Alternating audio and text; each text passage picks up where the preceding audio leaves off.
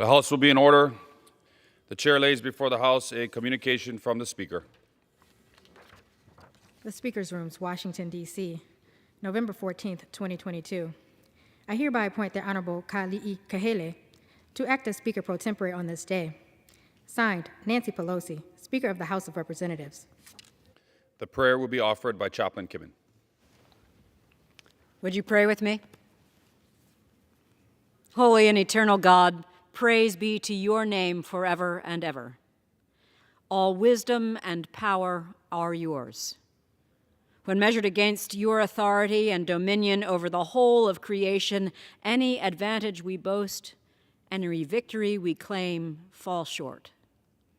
Humble us that we would acknowledge that all we have is yours, and any influence we wield is held accountable to your design.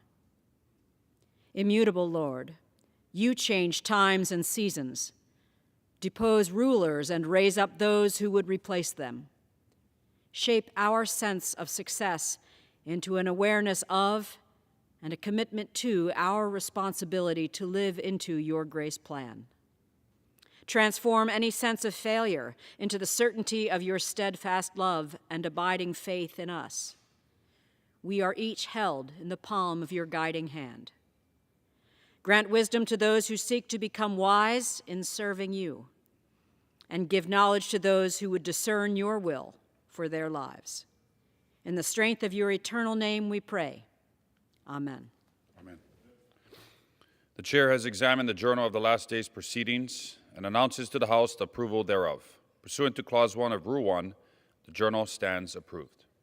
The Pledge of Allegiance will be led by the gentleman from California, Mr. McNerney.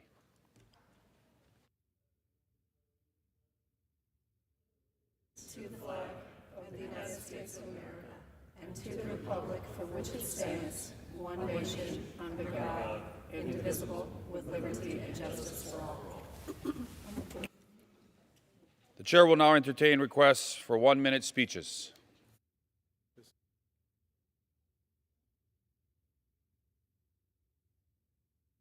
For what purpose does the gentleman from South Carolina seek recognition?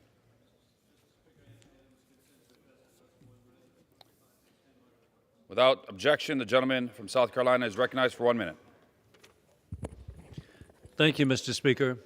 Biden and House Democrats inherited a strong economy from President Donald Trump that worked for American families. Unfortunately, under a federal government controlled by Democrats, inflation is at a 40-year high. Illegal aliens are crossing the southern border at record numbers, and strategic oil reserves are at the lowest level since 1984. Just to name a few of the serious challenges facing the country. Now, through the democratic process, voters supported a Republican majority led by Kevin McCarthy to the House of Representatives, which will promote positive change. House Republicans will immediately produce legislation reflecting the commitment to America.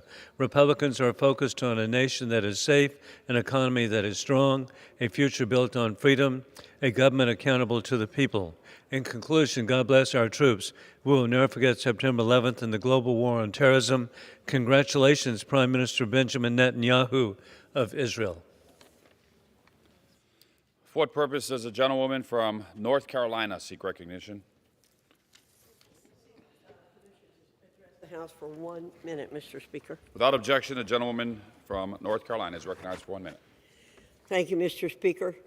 For a record-breaking 13th consecutive year, Old Dominion Freight Lines has been named the #1 national LTL carrier for quality. Mr. Speaker, this is a tremendous feat and one that underscores how this company has maintained a commitment to excellence since its inception in 1934. Not only is Old Dominion a force to be reckoned with in delivering freight, both domestically and internationally, but it is also an economic driver in North Carolina. Congratulations to Old Dominion and its countless dedicated employees. The work you do around the clock helps the world keep its promises. I yield back. For what purpose does the gentleman from North Carolina seek recognition? I wish to address the House for 1 minute and revise and extend my remarks. Without objection, gentleman from North Carolina is recognized for 1 minute. Thank you, Mr. Speaker. In 2015, I spoke here to pay tribute to the wonderful place in Gaston County, North Carolina, called Holy Angels. Then it was being recognized for its 60th year, fulfilling their mission of loving, living, and learning for the differently able. Today, I'm here to honor the leader of this organization, Regina Moody, who, after 40 years as president and CEO of Holy Angels, is retiring. I've known Dr. Moody for most of my life. In fact, prior to her work at Holy Angels, she was my principal at St. Michael's School in Gastonia, where she spent a lot of time with my two brothers in the principal's office. Dr. Moody has been a visionary leader for Holy Angels. Under her leadership, the organization has greatly expanded its level of full-time resident care, as well as physical therapy, day, and vocational programs. They also opened several local businesses to serve the community and give their residents occupational experience. I want to wish Dr. Moody and her family the very best as she begins a very well-deserved retirement.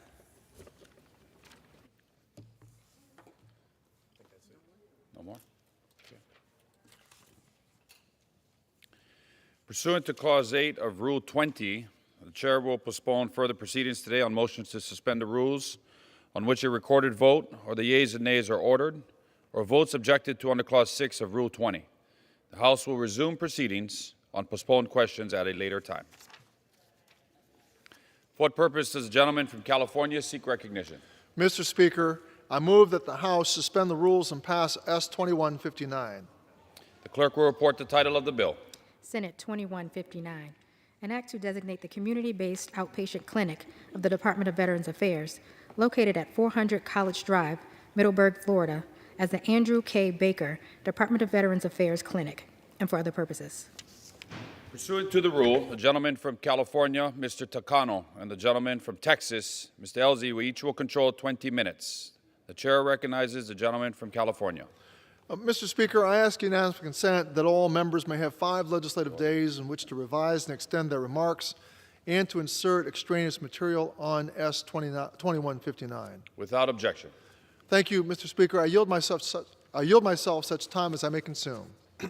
Gentleman is recognized.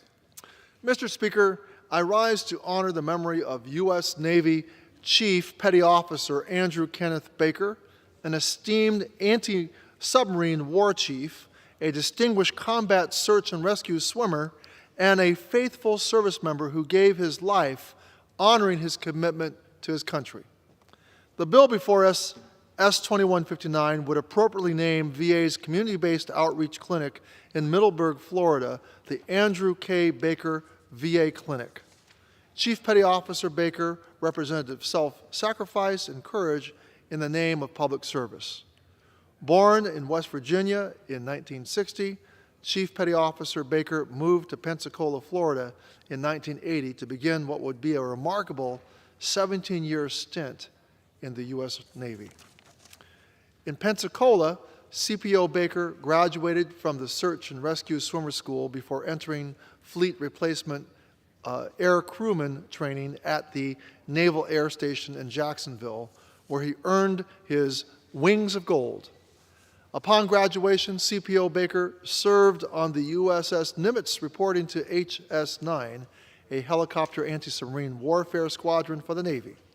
From there, he served on HS-3 as the training and operations chief for another anti-submarine warfare squadron safeguarding American interests over and under the seas. Tragically, on March 13, 1997, while serving aboard the USS John F. Kennedy, Chief Petty Officer Baker and 3 others perished when their H-60 Seahawk helicopter crashed at sea during a Navy SEAL training mission. Through his life, though his life was tragically cut short, in his 17 years of service, CPO Baker managed to cement a legacy of leadership, dedication, and steadfastness which will reverberate for generations to come. Indeed, today, Chief Petty Officer Baker is survived by his wife Tina and their son, who himself has completed 6 tours in Iraq, carrying on his father's legacy as a decorated patriot. And during his lifetime of service, Chief Petty Officer Baker won various honors, including the Navy Commendation Medal, the Navy Achievement Medal, and the American Defense Service Medal, among others. Today, I hope we will come together to honor Chief Petty Officer Baker one more time by renaming the VA's community-based outreach clinic in Middleburg, Florida, the Andrew K. Baker VA Clinic. As an institution dedicated to supporting those who served, it is fitting that this VA clinic bear the name of a Navy chief who placed service to others above all else. With this legislation, we will take an important step in commemorating one service member's courage and bravery as we continue to honor all those who have served our country. S-2159 has letters of support from the several veteran service organizations, including the American Legion, VFW, and Disabled American Veterans. I ask for unanimous consent that these letters be included in the record. Without objection. Mr. Speaker, I thank Representative Kamek and the Florida delegation for their work on this bill, and I urge all my colleagues to support it. And I reserve the balance of my time. Gentleman reserves. Gentleman from Texas is recognized. Thank you, Mr. Speaker, and aloha. Mr. Speaker, I yield myself as much time as I may consume. Gentleman is recognized. Aloha. Thank you. Mr. Speaker, I rise today in support of S-2159, a bill to rename the Department of Veterans Affairs Community-Based Outpatient Clinic in Middleburg, Florida, the Andrew K. Baker VA Clinic. Chief Petty Officer Baker was a respected naval air crewman, anti-submarine warfare chief, and combat rescue swimmer. He served on the USS Carl Vinson, CVN 70, and USS Coral Sea as a ship serviceman. He was a graduate of Search and Rescue Swimmer School in Pensacola and Fleet Replacement Air Crewman training at Naval Air Station Jax. While assigned to Helicopter Anti-Submarine Squadron 3, or HS-3, he served as the Training and Operations Chief. Tragically, he lost his life while on a training mission off the coast of North Carolina in 1997, along with 3 of his fellow crewmen when their H-60 Seahawk crashed into the sea.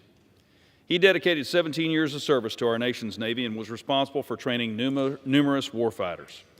In the aftermath of this training accident, the Navy reviewed many of its training policies, and Chief Baker continues his legacy by potentially saving future aircrewmen lives. Naming this clinic after Chief Baker will serve as an inspiration and a tribute to his service. And with that, I reserve the balance of my time. Gentleman from Texas reserves. Gentleman from Mr. California Speaker, recognized. I have no further speakers. I'm prepared to close, and I reserve. Gentleman reserves. Gentleman from Texas is recognized. Mr. Speaker, I now yield 5 minutes to the gentlewoman from Florida. Gentlewoman from Florida, aloha, is recognized. Thank you, Mr. Speaker. I rise today in overwhelming support for the passage of S-2159, or H.R. 1960, a bill designating the Florida Veterans Clinic in Middleburg, Florida, the Andrew K. Baker Department of Veterans Affairs. First, I would like to thank the entire Florida delegation for their support of this legislation, the entire Clay County community, the local elected officials who participated in this process, and all of the many veterans who call Clay County home. Of course, my biggest thanks goes to Miss Tina Baker, the widow of Chief Andrew K. Baker. Without a doubt, today's legislation would not be here for a vote without my colleague from Florida, Senator Marco Rubio, who ushered this legislation through the Senate chamber earlier this year. Thank you, Senator Rubio. This bill honors anti-submarine warfare chief Andrew Kenneth Baker of Middleburg, Florida. Tragically, he lost his life in service to our great nation. On March 13th, 1997, Chief Baker's H-60 Seahawk crashed at sea during a SEAL training exercise. The mix of rough seas, the pitch of a frigate, and visual disorientation caused by the night vision goggles they were all wearing and fatigue were all factors in the accident. As a result of his death, the Navy launched a formal review of its training policies and has since made drastic changes with regard to night vision training. His widow, Tina, not wanting her husband's death to be in vain, has worked hard to make sure his memory and service didn't get lost in time and paperwork. Today, we have the chance to make sure that her husband is remembered forever. Chief Baker served on the USS Carl Vinson and the USS Coral Sea as the ship's serviceman and completed training in search and rescue swimmer school at Pensacola and fleet replacement air crewman training at NAS Jax, where he earned his Wings of Gold. Chief Baker then reported to HS-9, serving on the USS Nimitz, then in the HS-3, where he was assigned as the training and operations chief. At home in Middleburg, Chief Baker was an avid fisherman, always scouring the waters of Black Creek and the St. Johns River as much as he could. He coached his son's Little League and served as the troop leader for the local Cub Scouts. He was a devoted husband to his wife Tina and sons Andrew and Jacob. And as a personal point of privilege, I would like to say that this clinic has been a large part of my professional life for the past decade. Back in 2015, as the Deputy Chief of Staff serving this district, our team worked hard to secure the appropriations funding for this clinic. Once we succeeded in getting this project funded, finding the building that met the required specs was an entirely new and frustrating battle. After multiple failed attempts to secure a building, we finally succeeded. This clinic has been a blessing to my beloved Clay County and to the veterans who call her home. With today's legislation as the final task outstanding, I can say with confidence to Chief Baker's widow, Tina, now he will always be remembered. I urge unanimous passage of this legislation and look forward to being signed into law to honor this incredible service member and his family. Thank you. I yield back. Gentleman from Texas is recognized. Mr. Speaker, I'm prepared to close. Gentleman is recognized. Thank you, Mr. Speaker. I encourage my colleagues to support this bill, and I yield back the balance of my time. Gentleman from Texas yields back. Mr. Speaker, I congratulate the gentlewoman on this accomplishment, and I congratulate her also on her hard work in securing funding for the community-based outreach clinic. I know how much of a difference they make, and I also want to take this moment to call attention to the fact that the achievement, the bipartisan achievement of funding so many community-based outreach clinics in the Honor in Our Pact Act was transformational for this country, transformational for America's veterans. And so I urge all of my colleagues to join me in passing S2159. And with that, I yield back the balance of my time. Gentleman yields back. The question is, will the House suspend the rules and pass Senate 2159? Those in favor say aye. Those opposed, no. In the opinion of the chair, 2/3 being in the affirmative, the rules are suspended, the bill is passed, and without objection, the motion to reconsider is laid on the table. For what purpose does the gentleman from California seek recognition? Mr. Speaker, I move that the House suspend the rules and pass H.R.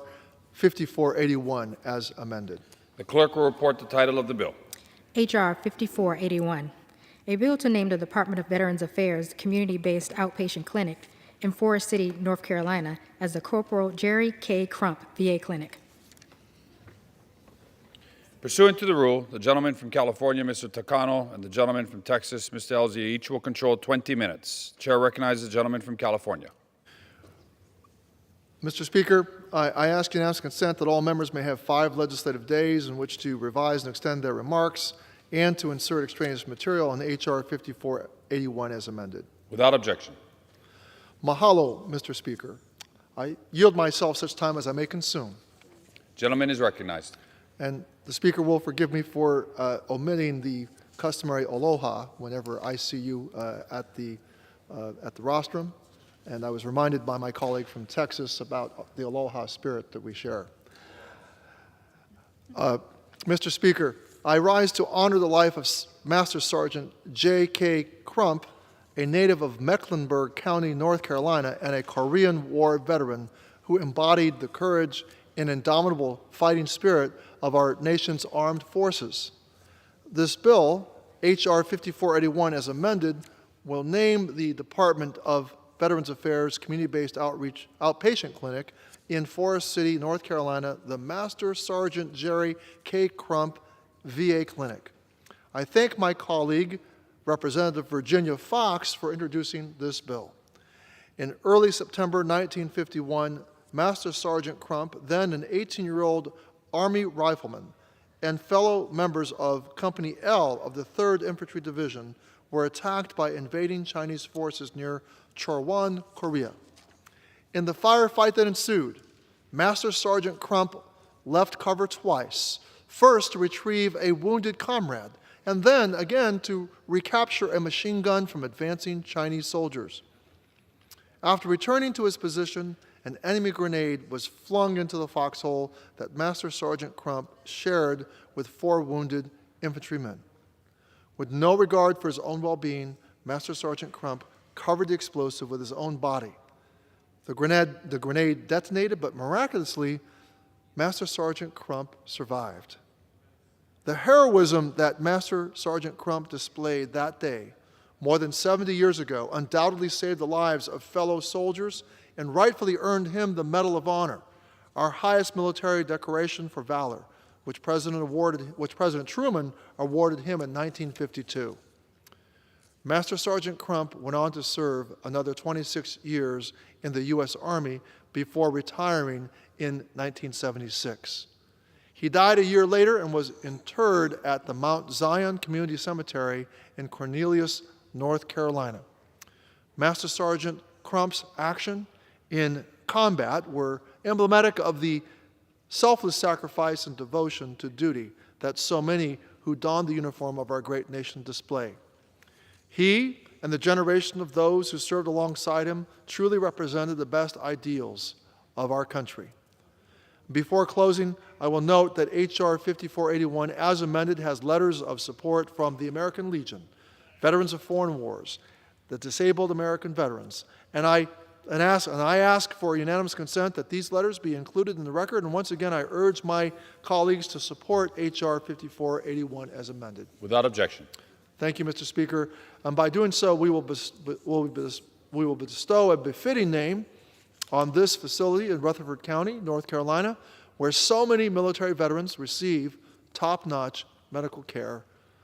Mr. Speaker, I reserve the balance of my time. Gentleman reserves. Gentleman from Texas is recognized. Thank you, Mr. Speaker. I yield myself as much time as I may consume. Gentleman is recognized. Thank you, Mr. Speaker. I rise today in support of H.R. 5481, as amended, a bill to name the Department of Veterans Affairs Community-Based Outpatient Clinic in Forest City, North Carolina, as the Master Sergeant Jerry K. Crump VA Clinic. Master Sergeant Crump was a soldier in the U.S. Army during the Korean War, where he received the Medal of Honor and the Purple Heart for his heroic actions in September 1951. Master Sergeant Crump rose above and beyond the call of duty in combat. One night, a numerically superior enemy force launched an assault against his unit's positions on Hill 284. In danger of being overrun, he repeatedly put himself in danger, effectively firing on enemy combatants, killing several of them. He then noticed 2 enemy soldiers on the verge of capturing an American machine gun. He charged at them with his bayonet, killing both and regaining control of the weapon. Upon returning to his firing position, an enemy grenade landed in his bunker. He proceeded to jump on it and absorb the blast, saving his fellow soldiers. His actions inspired his men so much that they rallied and conducted a successful counterattack. It is for those heroic actions that Master Sergeant Crump was presented both the Purple Heart and the Medal of Honor. He miraculously survived the war and lived another 26 years. But tragically, he died in a car accident in 1977 at age 43 in Lincoln County, North Carolina. It is only fitting that this clinic be named after its hometown hero. It will serve as an inspiration, just like Master Sergeant Crump, for many generations to come. And with that, I reserve the balance of my time. Gentleman reserves. Gentleman from California is recognized. Mr. Speaker, I'm very sorry that our good friend Virginia Fox is not here, but I want to thank Ranking Member Fox for bringing to our attention the amazing story of this American hero. And I know the gentleman from Texas shares the growing emotion that I feel as we recognize these American heroes. It's truly remarkable. I have no further speakers. I'm prepared to close. Gentleman reserves. Gentleman from Texas is recognized. Mr. Speaker, I'm prepared to close and reserve the balance of my time. Gentleman reserves. Oh, gentleman from Texas is recognized. Go ahead. What's that? Thank you, Mr. Speaker. I encourage my colleagues to support this bill, and I yield back the balance of my time. Gentleman yields back. Mr. Speaker, I likewise urge all my colleagues to join me in passing H.R. 5481 as amended, and I yield back the balance of my time. The question is, will the House suspend the rules and pass the bill, H.R. 5481, as amended? Those in favor say aye. Those opposed, no. In the opinion of the chair, 2/3 being in the affirmative, the rules are suspended. The bill is passed, and without objection, the motion to reconsider is laid on the table. And without objection, the title is amended. Gentleman from California is recognized. Oh, I'm sorry. For what purpose does the gentleman from California seek recognition? Mr. Speaker, I move that the House suspend the rules and pass H.R. 6722. Okay, the clerk will report the title of the bill. H.R. 6722, a bill to designate the Department of Veterans Affairs Community-Based Outpatient Clinic in French Cap, California as the Richard A. Pittman VA Clinic. Pursuant to the rule, the gentleman from California, Mr. Takano, and the gentleman from Texas, Mr. Elzey, will each control 20 minutes. The chair recognizes the gentleman from California. Mr. Speaker, I ask unanimous consent that all members may have 5 legislative days in which to revise and extend their remarks and to insert extraneous material in H.R. 6722. Without objection. Mr. Speaker, I yield my such time as I may consume. Gentleman is recognized. Mr. Speaker, I rise to recognize the life of a remarkable Californian, Master Sergeant Richard Allen Pittman, by naming VA's brand new state-of-the-art outpatient clinic in French Camp, California, the Richard A. Pittman VA Clinic. I thank my friend and colleague, Representative Jerry McNerney of California, for leading this legislation, which will appropriately pay tribute to Master Sergeant Pittman, a Marine who served his nation with honor and distinction and after the Vietnam War. A native of the San Joaquin Valley, Master Sergeant Pittman was born in French Camp, California in 1945 and graduated from Franklin High School in nearby Stockton in 1964. Declared legally blind in one eye, Master Sergeant Pittman was considered medically unfit for combat by the Army, Navy, Air Force, and Marines, but he did not let that deter him. Set on serving in the military, Master Sergeant Pittman somehow bluffed a vision test and enlisted in the Marine Corps Reserve in 1965. He was soon deployed to Vietnam, and on July 24, 1966, as his unit moved along a narrow jungle path near the demilitarized zone, Marines ahead of him came under heavy fire. Master Sergeant Pittman immediately leapt into action, grabbing a machine gun and several belts of ammunition as he rushed to his comrades' defense. Facing a frontal assault by dozens of North Vietnamese troops, Master Sergeant Pittman boldly repelled the enemy attack by using a combination of weapons he had at his disposal. His actions that day no doubt saved the lives of several wounded Marines, and for this conspicuous gallantry and intrepidity at the risk of his life, Master Sergeant Pittman was awarded the Medal of Honor by President Johnson in 1968. He was discharged from the service that year, but Master Sergeant Pittman chose to re-enlist. He went on to serve another 18 years in the Marines before retiring in 1988. He died in 2016 at the age of 71. In addition to the Medal of Honor, the U.S. Armed Forces' highest decoration for valor, Master Sergeant Pittman also received the National Defense Service Medal, the Vietnam Service Medal with 2 Bronze Stars, and the Republic of Vietnam Campaign Medal. These distinctions, like the naming of this VA clinic, are just symbols, however. The true measure of Master Sergeant Pittman's character was revealed to the world on that day, on that July day in 1966, and is evident in the lives of the Marines that he saved. I am humbled to be able to honor Master Sergeant Pittman's service, and I am proud to count him among the brave and dutiful servicemen and women who have fought for centuries in defense of the American ideals we hold so dear. H.R. 6722 rightfully has letters of support from the California Departments of the American Legion, Veterans of Foreign Wars, and Disabled American Veterans. Mr. Speaker, I request unanimous consent that these letters be included in the record. Without objection. I also want to thank again Representative McNerney for championing this legislation and for his hard work in helping to make this new VA clinic in the San Joaquin Valley a reality. It will serve Stockton area veterans well for decades to come. And with that, Mr. Speaker, I urge all my colleagues to join me in supporting H.R. 6722, and I reserve the balance of my time. Gentleman reserves. The gentleman from Texas is recognized. Thank you, Mr. Speaker. I yield myself as much time as I may consume. Gentleman is recognized. Thank you, Mr. Speaker. I rise today in support of H.R. 6722, a bill to designate the Department of Veteran Affairs community-based outpatient clinic in French Camp, California, as the Richard A. Pittman VA Clinic. Richard Pittman was born on May 26, 1945 in French Camp, California. At age 20, he joined the Marines. A year later, in July of 1966, Lance Corporal Pittman's unit was moving on the trail in the jungles of Vietnam when the unit ahead of his came under heavy enemy fire. Upon hearing this, Lance Corporal Pittman took his machine gun, along with several belts of ammo, and ran toward the sound of gunfire in true Marine Corps fashion. He came under intense enemy fire, but managed to continue advancing toward the Marine unit that was under attack.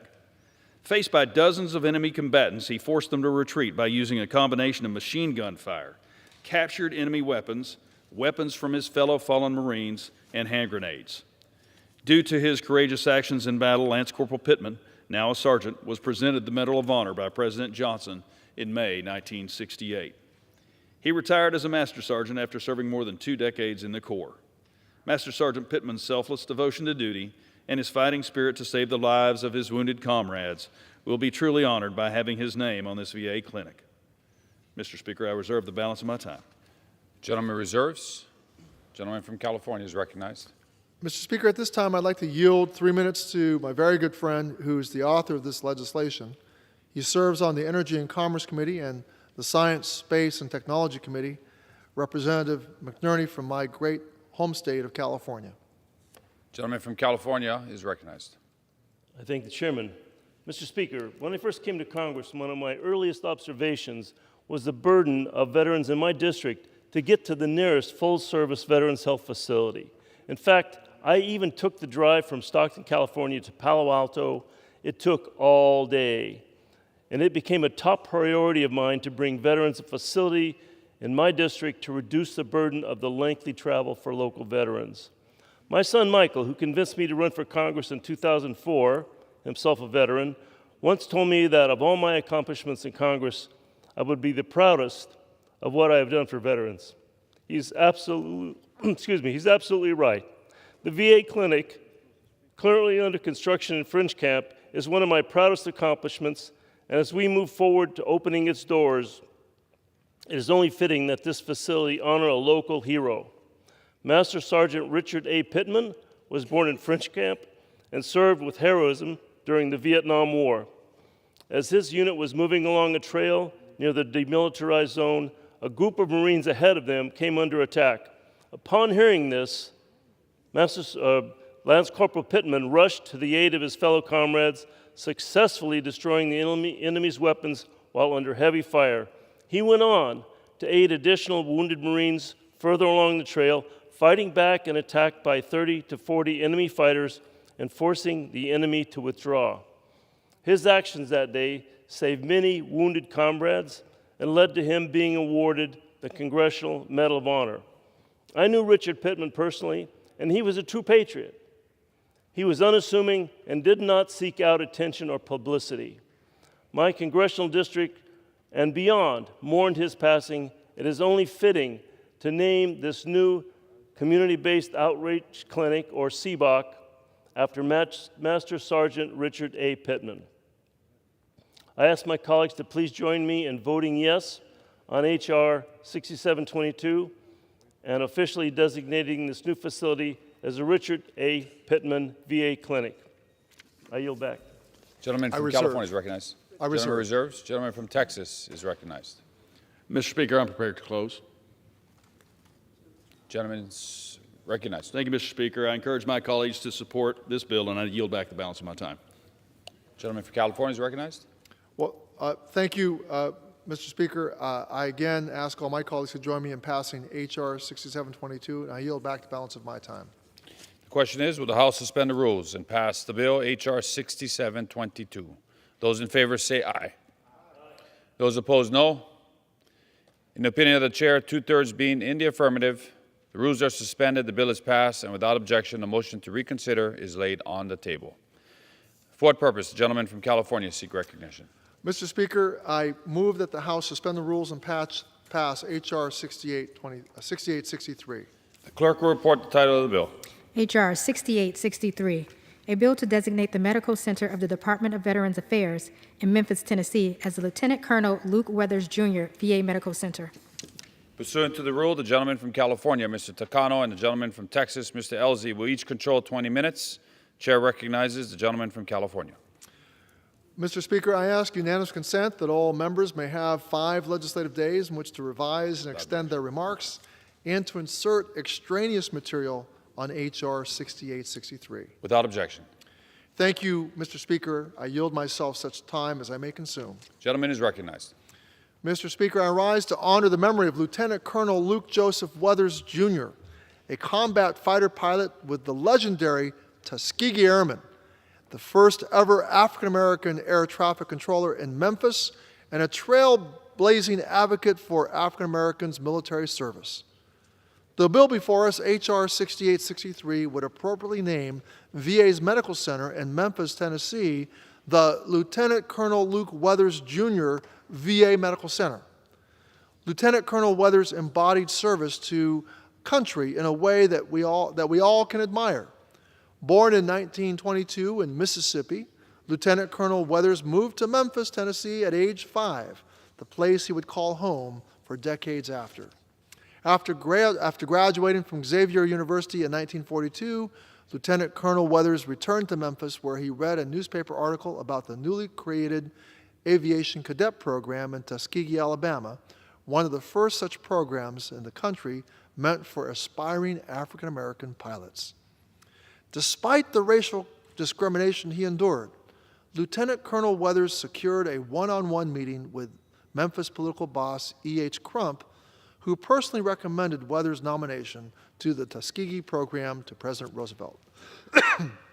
From there, Lieutenant Colonel Weathers began his distinguished military service fighting as a combat pilot among the legendary Red Tails during World War II.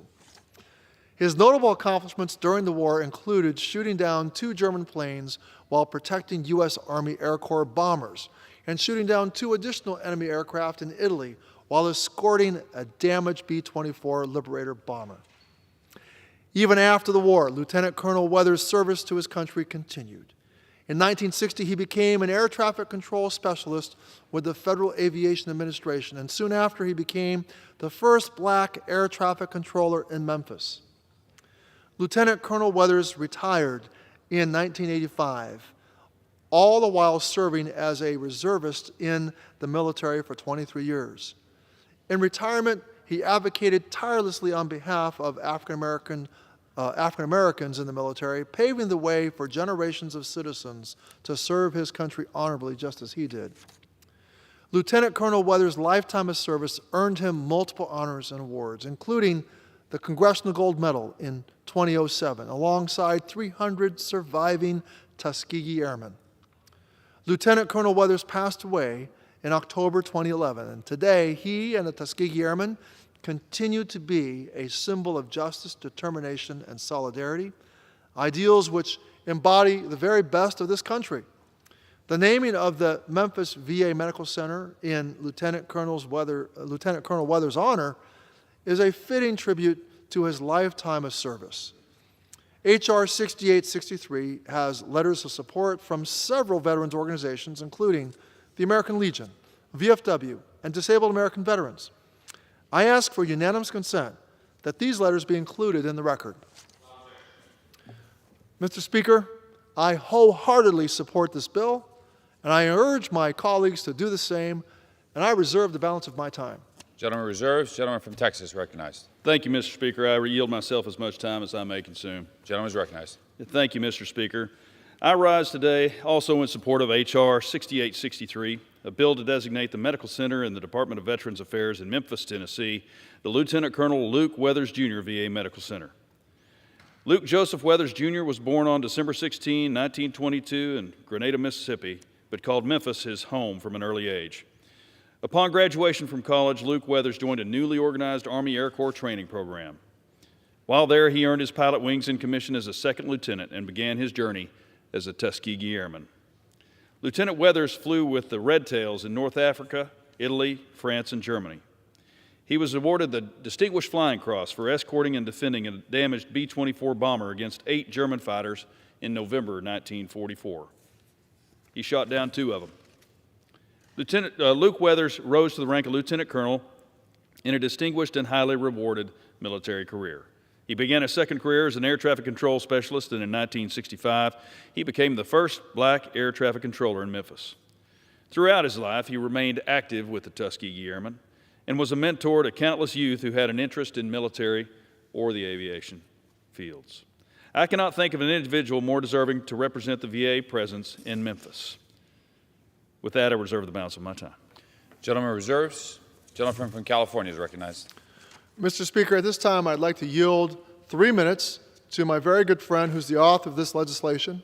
He serves on the Judiciary Committee as chairman of the Constitution, Civil Rights, and Civil Liberties Subcommittee.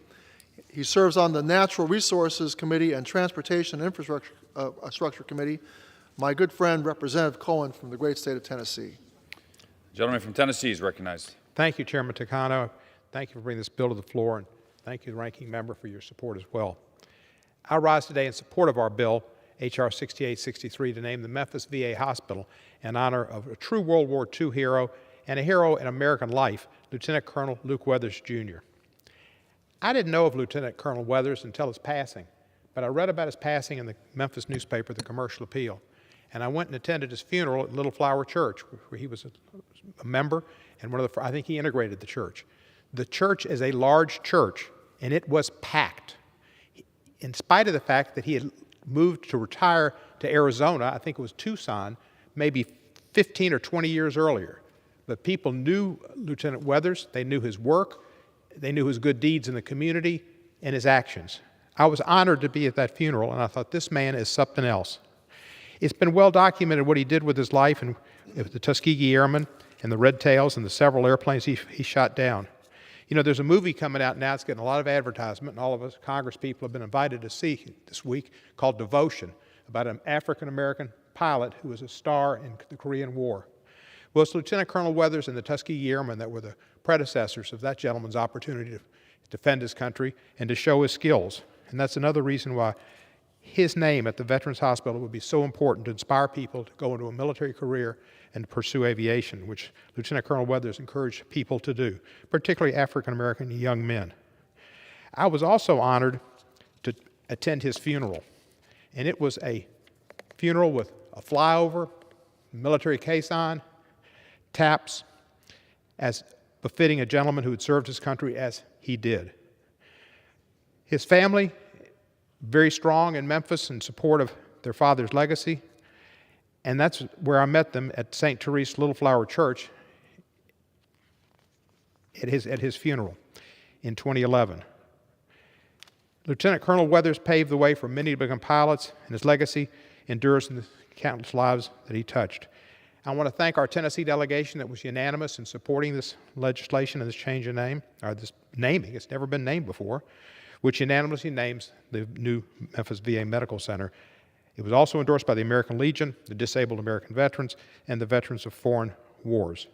And I thank Chairman Takano, Ranking Member Bost, and members of the House Veterans Affairs Committee for advancing the bill through the committee and bringing it to the floor today, and I thank Mr. Hoyer for his help with that too. We've done a good thing today to honor a true American hero. I think fondly of him. I had instructed a plaque to be created and installed at the Memphis airport, recognizing his service in the Federal Aviation Administration and integrating that facility. I'm honored that I'll be a part of keeping his memory alive forever. I yield back the balance of my time. Gentleman from California is recognized. Mr. Speaker, I reserve. I have no further speakers. I'm prepared to close, but I reserve. Gentleman reserves, and the gentleman from Texas is Mr. recognized. Speaker, I'm prepared to close. Gentleman is recognized. Thank you, Mr. Speaker. I encourage my colleagues to support this bill, and I yield back the balance of my time. Gentleman from Texas yields. Gentleman from California is recognized. Mr. Speaker, let me just say that I am honored to be associated with the passage of this bill to honor Lieutenant Colonel Weathers, that I have the distinction of representing the University of California, Riverside, where resides the Tuskegee Airmen Archives. And I'm reminded by your presence on the dais, Mr. Speaker, and the presence of the gentleman from Texas, that you are both veterans, and that serving our veterans and remembering our veterans is not about two colors. It's not about red or blue, but it's about red, white, and blue, and that all colors of America have fought for the three colors, and they bled one color. And it's important for us to remember the poignancy of our segregated fighting units of World War II, the last war in which we had segregated fighting units, and mark the progress that this country has made and that we must continue to make. And so it is fitting that I call on all my colleagues to join me in passing H.R. 6863, and with that, I yield back the balance of my time. The question is, will the House suspend the rules and pass the bill H.R. 6863? Those in favor say aye. Aye. Those opposed, no. In the opinion of the chair, 2/3 being in the affirmative, the rules are suspended, the bill is passed, and without objection, the motion to reconsider is laid on the table. For what purpose does the gentleman from California seek recognition? Mr. Speaker, I move that the House suspend the rules and pass H.R. 7903 as amended. The clerk will report the title of the bill. H.R. 7903, a bill to designate the Department of Veterans Affairs community-based outpatient clinic in Canton, Michigan, as the Major General Oliver W. Dillard VA outpatient clinic. Pursuant to the rule, the gentleman from California, Mr. Takano, the gentleman from Texas, Mr. Elzy, will each control 20 minutes. The chair recognizes the gentleman from California. Mr. Speaker, I ask unanimous consent that all members may have 5 legislative days in which to revise and extend their remarks and to insert extraneous material on H.R. 7903 as amended.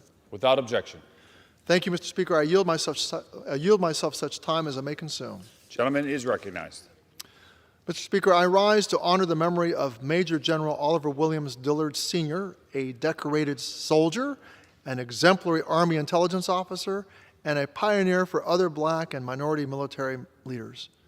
I thank my colleague, Representative Haley Stevens, for introducing this bill, H.R. 7903, as amended, which will designate the VA outpatient clinic in Canton, Michigan, as the Major General Oliver W. Dillard VA Clinic. Originally from Margaret, Alabama, deep in the Jim Crow South, Major General Dillard enrolled at the Tuskegee Institute at age 15, shortly after the famed Tuskegee Airmen program was established. He was a proud ROTC cadet and student instructor at Tuskegee, and an exceptional student as well. Major General Dillard postponed his academic studies, however, after being drafted into the U.S. military in 1945. He completed basic training at Fort McClellan, Alabama, and was sent to Bavaria, Germany, where he served as an administrative specialist in the Army's 349th Field Artillery Group during World War II. Following the war, Major General Dillard chose to remain in the Army. He completed officer candidate school and was assigned to the all-black 365th Infantry Regiment at Fort Dix, New Jersey. He served admirably throughout 5 campaigns in the Korean War and graduated from the Army Command and General Staff College at Fort Leavenworth in 1958 as one of only 3 black officers in his class. Major General Dillard later assisted a UN peacekeeping mission in Monrovia, Liberia, before returning to the United States and working as a senior intelligence officer in Washington, D.C. In 1964, he became the first black officer to attend the Army's prestigious National War College and was selected to command a battalion of the 5th Combat Support Training Brigade at Fort Dix. He served honorably with the U.S. Military Assistance Command during the Vietnam War, and upon his return, he was promoted to Brigadier General, making him just the 5th black flag officer in the U.S. Army history. Major General Pittman went on to serve posts at Fort McPherson, Georgia, Fort Hood, Texas, and Heidelberg, Germany, before retiring from the Army after a 34-year career in 1980. He remained committed to advancing opportunities for black and minority officers in his retirement and was a steadfast advocate for equality within all branches of the armed forces, supporting the overturning of the military's Don't Ask, Don't Tell policy for LGBTQ service members before it was officially repealed in 2011.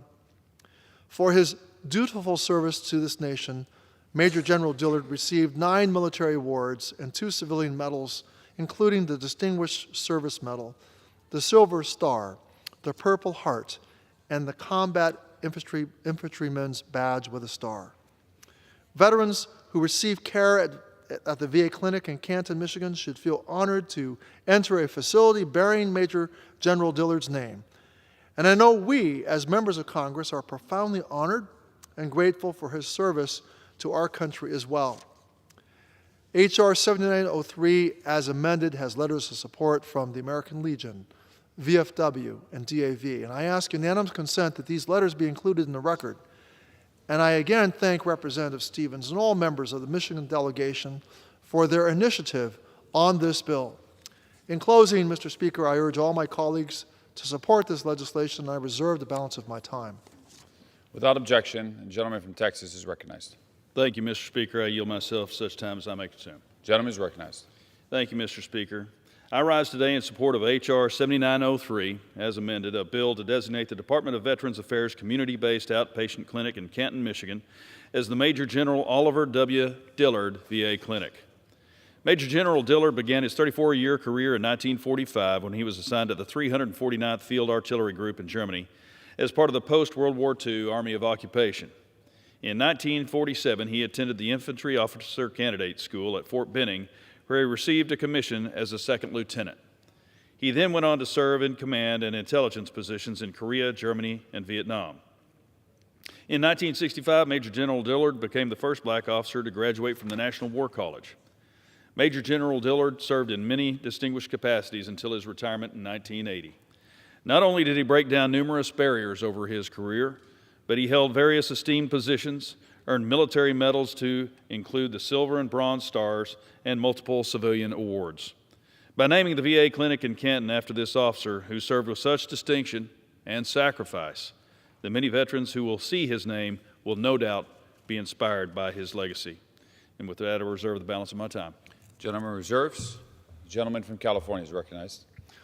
Mr. Speaker, at this time, I'd like to yield 3 minutes to my very good friend who serves on the Energy and Commerce Committee and the Natural Resources Committee, the gentlewoman from Michigan, Representative Dingell. Gentlewoman from Michigan is recognized. Thank you, Mr. Speaker, and thank you to the very distinguished chair of the Veterans Committee who understands so many of these issues.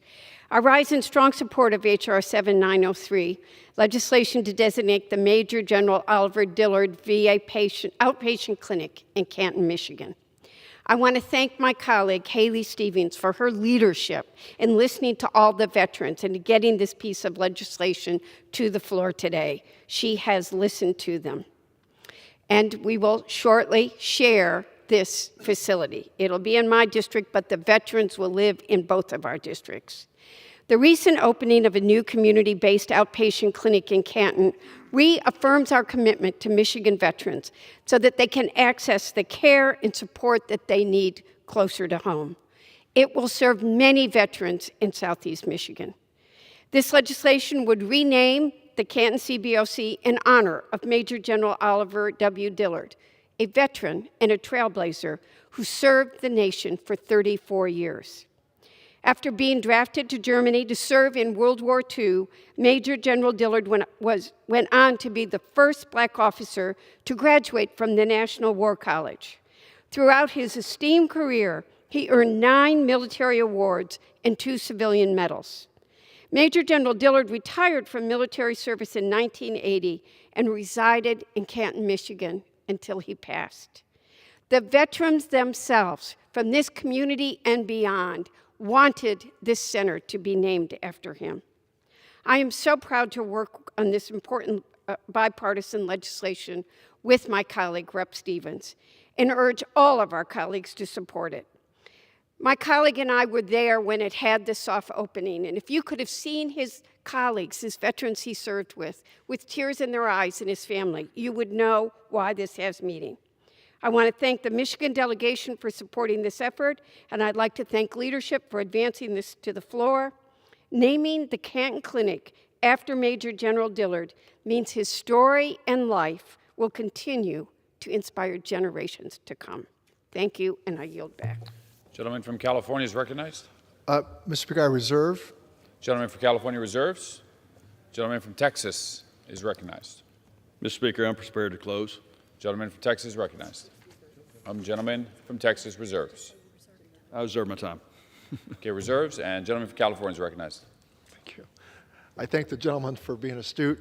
At this time, I'd like to yield 3 minutes to another good friend, a very good friend, who is the author of this legislation. She serves on the Education and Labor Committee, on which I also serve, and as the chairwoman of the Research Technology Subcommittee on the Science, Space, and Technology Committee, the gentlewoman from Michigan, Representative Stevens. Gentlewoman from Michigan is recognized. Thank you, Mr. Speaker. It is an honor to stand before you today to pay tribute to the heroes who have gone before us and the heroes who walk among us, our veterans. It is also an honor to be here with my legislation under the great leadership of the chairman of the Veterans Affairs Committee, who leads us so well here in the Congress. I rise in support of my bill to designate the Department of Veterans Affairs community-based outpatient clinic in Canton, Michigan, as the Major General Oliver W. Dillard VA Clinic. Major General Dillard is a trailblazer who exemplifies what it means to be an exceptional serviceman. He began his 34-year military career in 1945 when he was assigned to the 349th Field Artillery Group in Germany as part of the World War II Army of Occupation. Following his time in Europe, he attended the Infantry Officer Candidate School at Fort Benning, where he received a commission as Second Lieutenant of Infantry. In following years, he continued to climb the ladder. In 1958, General Dillard graduated from the Army Command and General Staff College, where he was one of only 3 black officers in his class. In 1965, Major General Dillard made history by becoming the first black officer to graduate from the National War College. He later served in command and intelligence positions in Korea, Germany, and Vietnam. A most remarkable career. This includes as the first black general officer in the Office of Assistant Chief of Staff of Intelligence, as Deputy Chief of Staff to the U.S. Army Forces Command, and as Deputy Chief of Staff of Intelligence for the U.S. Armed Forces in Europe. During his extraordinary 34 years of service, Major General Dillard received 9 military awards and 2 civilian medals, including the Distinguished Service Medal, the Silver Star, the Purple Heart, and the Combat Infantry's Badge with Star. He retired from military service in 1980 and later passed away in 2015 in Canton, Michigan, where this VA outpatient clinic will reside and where his son, Oliver, still resides. Earlier this year, I had the privilege of touring this facility alongside the Dillard family with my incredible colleague and champion for this legislation, Congresswoman Debbie Dingell, who will be representing Canton in this upcoming Congress. The naming of the Canton VA Clinic is just a small token of our appreciation and recognition to Major General Dillard for his exemplary service, leadership, and sacrifice to our nation. I know that this VA clinic will serve as a proud commemoration of the man who dedicated his life to serving others and as an inspiration to those who will continue to hear his name. I want to thank both the Dillard family, in specific his son Oliver, and certainly Congresswoman Dingell for their work and input on this legislation. I would also like to thank the Canton Township Supervisor Anne Marie Graham Hudak for her leadership in getting the VA outpatient clinic to its current place. I also want to thank our entire Michigan delegation, as well as the Michigan American Legion, the Michigan Disabled American Veterans, and the Michigan Veterans of Foreign Wars for their support in this bill. I thank my colleagues for the consideration of this bill. Gentleman from Mr. California. Speaker, I reserve. Gentleman Prepared- reserves. Go ahead. And gentleman from Texas recognized. Mr. Speaker, I'm prepared to close. Gentleman from Texas recognized. Thank you, Mr. Speaker. I'm going to go off script for a moment here and just say that the more I hear about these veterans that we're honoring here today are just incredible, and I want to know more about Major General Dillard, Bronze Star, Silver Star, Purple Heart.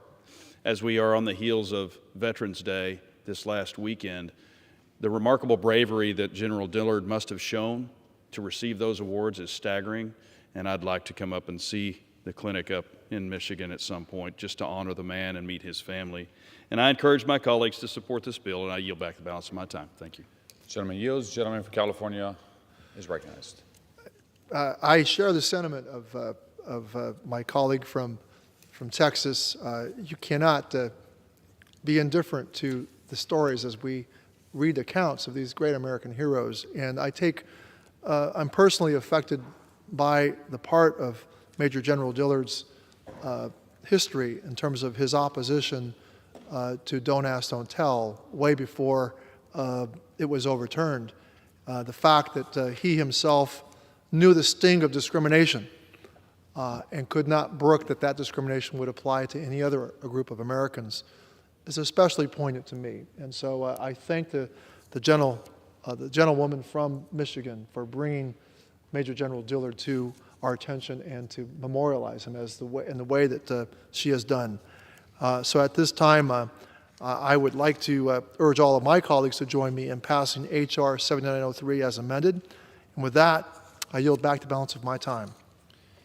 The question is, will the House suspend the rules and pass the bill H.R. 7903 as amended? Those in favor say aye. Those opposed, no. In the opinion of the chair, 2/3 being in the affirmative, the rules are suspended, the bill is passed, and without objection, the motion to reconsider is laid on the table. Without objection, the title is amended. For what purpose does the gentleman from California seek recognition? Mr. Speaker, I move that the House suspend the rules and pass H.R. 7925 as amended. The clerk will report the title of the bill. H.R. 7925, a bill to designate the outpatient clinic of the Department of Veterans Affairs in Palm Desert, California, as the Cy Kaplan Veterans Center. Pursuant to the rule, the gentleman from California, Mr. Takano, and the gentleman from Texas, Mr. Elzy, will each control 20 minutes. The chair recognizes the gentleman from California. Mr. Speaker, I ask unanimous consent that all members may have 5 legislative days in which to revise and extend their remarks and to insert extraneous material on H.R. 7925 as amended. Without objection. Thank you, Mr. Speaker. I yield myself such time as I may consume. Gentleman from California is recognized. Mr. Speaker, I rise to celebrate the life of Technical Sergeant Seymour Cy Kaplan, a wounded warrior, a World War II veteran, and a decades-long advocate for other veterans living in the Coachella Valley of Southern California. I thank my colleague, a fellow Californian and member of the Veterans Affairs Committee, Dr. Raul Ruiz, for his work on this bill, which will designate a brand new VA outpatient clinic in Palm Desert, California, the Cy Kaplan VA Clinic. The state-of-the-art Palm Desert Clinic provides primary care, behavioral health services, and preventive medicine to thousands of veterans in the Inland Empire as part of VA's Loma Linda healthcare system. Sergeant Kaplan enlisted in the military in 1942 and served overseas as a combat engineer in North Africa, Italy, and France. He fought under General Patton in the Battle of the Bulge and helped assure Allied victory in the Second World War. And in 1945, he was seriously wounded by an enemy mortar attack during a bridge-building mission in Czechoslovakia. For his heroism, Sergeant Kaplan earned 3 battle stars and 2 Purple Hearts and returned home 100% disabled. His injuries did not impede Sergeant Kaplan's unwavering commitment to our nation's veterans, however. For 25 years, he served as commander of Disabled American Veterans Chapter 78 in the Coachella Valley. In this role, Sergeant Kaplan assisted countless veterans, helping ease their transition back to civilian life and providing them with a tight-knit sense of community. His passion, leadership, and sense of purpose were evident to all those who knew him. Following a lifetime of service, Sergeant Kaplan passed away in April 2019, not long after celebrating his 95th birthday. His legacy continues, however, in the grateful community of those whose lives he touched. And I'm happy to know that for generations of veterans to come, this VA facility will honor Sergeant Kaplan's memory. H.R. 7925, as amended, has been endorsed by the American Legion, DAV, and Veterans of Foreign Wars. I ask for unanimous consent that these letters be included in the record. And I again thank Dr. Ruiz and all of our fellow members of the California delegation for their support of this bill. Mr. Speaker, I urge all my colleagues to support this legislation, and I reserve the balance of my time. Without objection, the gentleman reserves. Gentleman from Texas is recognized. Thank you, Mr. Speaker. I yield myself such time as I may consume. Gentleman from Texas is recognized. Thank you, sir. Mr. Speaker, I rise today in support of H.R. 7925 as amended, a bill to designate the outpatient clinic of the Department of Veterans Affairs in Palm Desert, California as the Cy Kaplan Veterans Center. Cy Kaplan enlisted in the Army at age 18.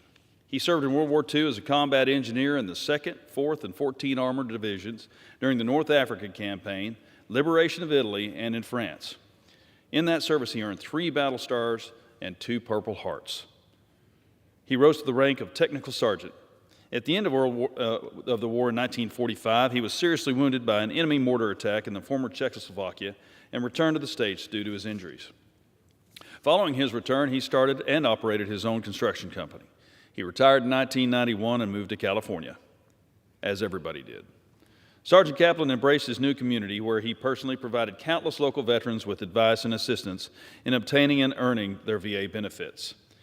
He served as the commander of the Disabled American Veterans Chapter 78 in Coachella Valley for many years. And of course, he played an instrumental role in establishing the VA clinic in Palm Desert. Sergeant Kaplan dedicated his life to service and, most importantly, to helping his fellow veterans. Having his name on this VA clinic will continue his legacy of inspiration. With that, I reserve the balance of my time. Gentleman from Texas reserves. Gentleman from California is recognized. Mr. Speaker, I have no further speakers. I'm prepared to close, and I reserve. Gentleman from California reserves. Gentleman from Texas recognized. Gentleman from Texas recognized. Mr. Speaker, I encourage my colleagues to support this bill. I yield back the balance of my time. Gentleman from Texas yields. Gentleman from California is recognized. Thank you, Mr. Speaker. I ask all my colleagues to join me in passing H.R. 7925 as amended, and with that, I yield back the balance of my time. The question is, will the House suspend the rules and pass the bill H.R. 7925 as amended? Those in favor say aye. Those opposed, no. In the opinion of the chair, 2/3 being in the affirmative, the rules are suspended, the bill is passed, and without objection, a motion to reconsider is laid on the table. For what purpose does the gentleman from California seek recognition? Mr. Speaker, I move that the House suspend the rules and pass S. 3369. The clerk will report the title of the bill. Senate 3369, an act to designate the medical center of the Department of Veterans Affairs in metropolitan Atlanta, Georgia, as the Joseph Maxwell Cleland Atlanta Department of Veterans Affairs Medical Center. Pursuant to the rule, the gentleman from California, Mr. Takano, and the gentleman from Texas, Mr. Elzy, will each control 20 minutes. Chair recognizes the gentleman from California. Mr. Speaker, I ask unanimous consent that all members may have 5 legislative days in which to revise and extend their remarks and to insert extraneous material on S. 3369. Without objection. Thank you, Mr. Speaker. I yield myself such time as I may consume. Gentleman from California is recognized. Mr. Speaker, I rise to offer my support for S. 3369, a bill that will appropriately rename the Atlanta VA Medical Center in Decatur, Georgia, in honor of Joseph Maxwell Cleland, an Army veteran an American statesman, and a distinguished public servant for more than 50 years. Senator Cleland, who died a year ago this month, long displayed a commitment to assisting disabled American veterans. And so it is fitting that part of his legacy, part of his enduring legacy, includes the naming of this facility, which provides care to so many Georgia men and women who raised their hands and answered the call to serve. I thank Senator Raphael Warnock for championing this legislation, which unanimously passed the Senate this summer. And I also want to acknowledge the work of my colleague, Representative Nikema Williams, for introducing a House companion to the bill. Senator Cleland was born in Atlanta in 1942 and raised a couple of hours away in Lithonia, Georgia. He was an exemplary student at Lithonia High School and went on to study American history at Stetson University in Central Florida and Emory University in Atlanta. Senator Cleland received a military commission through Stetson's ROTC program. He volunteered for service in the Vietnam War in 1967 and was promoted to Army captain. On April 8, 1968, with a month left on his tour, Senator Cleland and other members of the 2nd Battalion, 12th Cavalry Regiment were dropped by helicopter on a hillside near Quezon, outside Quezon, to set up a radio relay station. Senator Cleland reached down to pick up a grenade he thought had fallen from his flak jacket when the grenade exploded, causing several injuries to his lower body. Both of Senator Cleland's legs and his right forearm were amputated, and the senator, then just 25 years old, used a wheelchair for the rest of his life. For his meritorious service and gallantry in action, Senator Cleland was awarded the Bronze and Silver Stars. Upon his return to the U.S., Senator Cleland was elected to the Georgia Senate, becoming the youngest member and only Vietnam veteran in that body. In 1976, he was appointed to the staff of the U.S. Senate Veterans Affairs Committee, where he investigated hospitals in the Veterans Administration healthcare system and their treatment of wounded U.S. service members returning from Vietnam. The following year, at age 34, President Carter tapped Senator Cleland to head the Veterans Administration, making him the youngest administrator in VA history and the first Vietnam veteran to serve in this role. As VA administrator, Senator Cleland was instrumental in creating the Vet Center program, which decades later still provides a wide range of counseling services to veterans who experience trauma, loss, grief, and pain as a result of their military service. In doing so, Senator Cleland saved and improved the lives of an untold number of veterans. He advanced the conversation around the unseen wounds of war and helped reduce the stigma that all too often surrounds a veteran who seeks needed mental health care. Following 12 years of service as Georgia's Secretary of State, Senator Cleland was elected to the United States Senate in 1996. As a member of the Senate Armed Service Committee, Senator Cleland continued to be a forceful advocate for veterans and sought to improve military recruitment and retention, pay and compensation, and pension and health benefits. He played a critical role in the effort to allow former service members to pass unused GI Bill benefits on to their dependent children, an initiative that has given generations of veteran families the opportunity to receive an affordable education. Following his electoral defeat in 2002, Senator Cleland was appointed to the 9/11 Commission but resigned shortly thereafter and was critical of the George W. Bush administration's lack of transparency regarding key documents and government witnesses the Commission requested.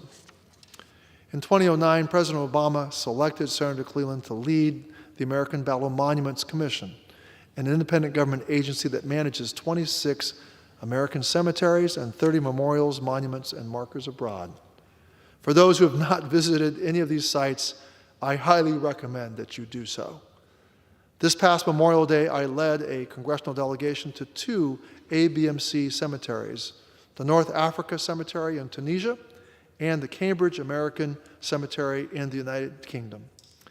These sites serve as a solemn reminder of those who made the ultimate sacrifice to our nation during the First and Second World Wars and they truly uphold the words of General John J. Pershing, commander of the American Expeditionary Forces in World War I, and the first chairman of the ABMC, who promised that through these monuments, quote, time will not dim the glory of their deeds, unquote. It is my hope that the same will be true in naming this hospital one of the largest in the VA healthcare system in Senator Cleland's memory. S-3369 has been strongly endorsed by the American Legion, Veterans of Foreign Wars, and disabled American veterans, and I implore all my colleagues to pass this bill today without further delay. Mr. Speaker, I want to again thank Senator Warnock and Representative Williams for proposing this legislation and for their tireless work on behalf of our nation's veterans. And with that, I reserve the balance of my time. Gentleman reserves. Gentleman from Texas recognized. Thank you, Mr. Speaker. I yield myself such time as I may consume. Gentleman from Texas recognized. Thank you, Mr. Speaker. I rise today in support of S-3369, a bill to name the Department of Veterans Affairs Medical Center in Atlanta, Georgia, as the Max Cleland VA Medical Center. Joseph Maxwell Max Cleland was born in 1942 in Atlanta, Georgia. Throughout his storied career, he always returned to his native state. Immediately after college, Max Cleland received his second lieutenant's commission in the Army. He volunteered for duty in the Vietnam War in serving with the 1st Cav. He volunteered for duty in the Vietnam War. In 1968, during the battle at Khe Sanh, then Captain Cleland, upon landing on a nearby hill to set up a radio relay station, was gravely injured by an accidental blast of a team member's grenade. He eventually lost both legs and his right arm.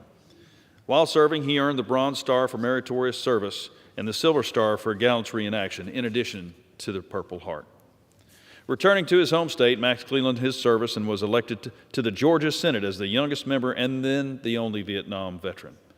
He became known as a staunch advocate for increasing public access for handicapped individuals as well as his fellow veterans. In 1977, Max Cleland was appointed by President Jimmy Carter to lead the Veterans Administration, the first Vietnam veteran to lead the agency. He was instrumental in transforming the way the Veterans Administration recognized and treated post-traumatic stress in veterans suffering from the invisible wounds of war. After that assignment, he served as the Secretary of State for Georgia for 14 years, and then he was elected to the United States Senate representing Georgia. In this position and in numerous subsequent assignments, he never forgot his fellow brothers and sisters in arms. He made it his life's work to champion military personnel matters and to honor the fallen at military cemeteries and monuments overseas and veteran cemeteries at home. In spite of his many physical challenges, Max received numerous honors and awards over the course of his long and distinguished career. His spirit served as an inspiration, and that same spirit will continue to inspire excellence at the Atlanta VA Medical Center, which will proudly bear his name. I yield back. Gentleman reserves. Balance of his time. Gentleman from California, here is recognized. Mr. Speaker, at this time I'd like to yield 3 minutes to my very good friend who serves as a subcommittee chair on the Appropriations Committee, a cardinal, and also a former member of the House Veterans Affairs Committee, the gentleman from Georgia, Chairman Sanford Bishop. Gentleman from Georgia is recognized. Thank you. I thank the chairman for yielding. This is a wonderful opportunity for me to come and to congratulate the chair, my colleague, Senator Warnock, and my colleague, Mr. Kima Williams, for the naming of the VA Medical Center in Atlanta, the Joseph Maxwell Cleland Atlanta Department of Veterans Affairs Medical Center. Senator Cleland and I were friends.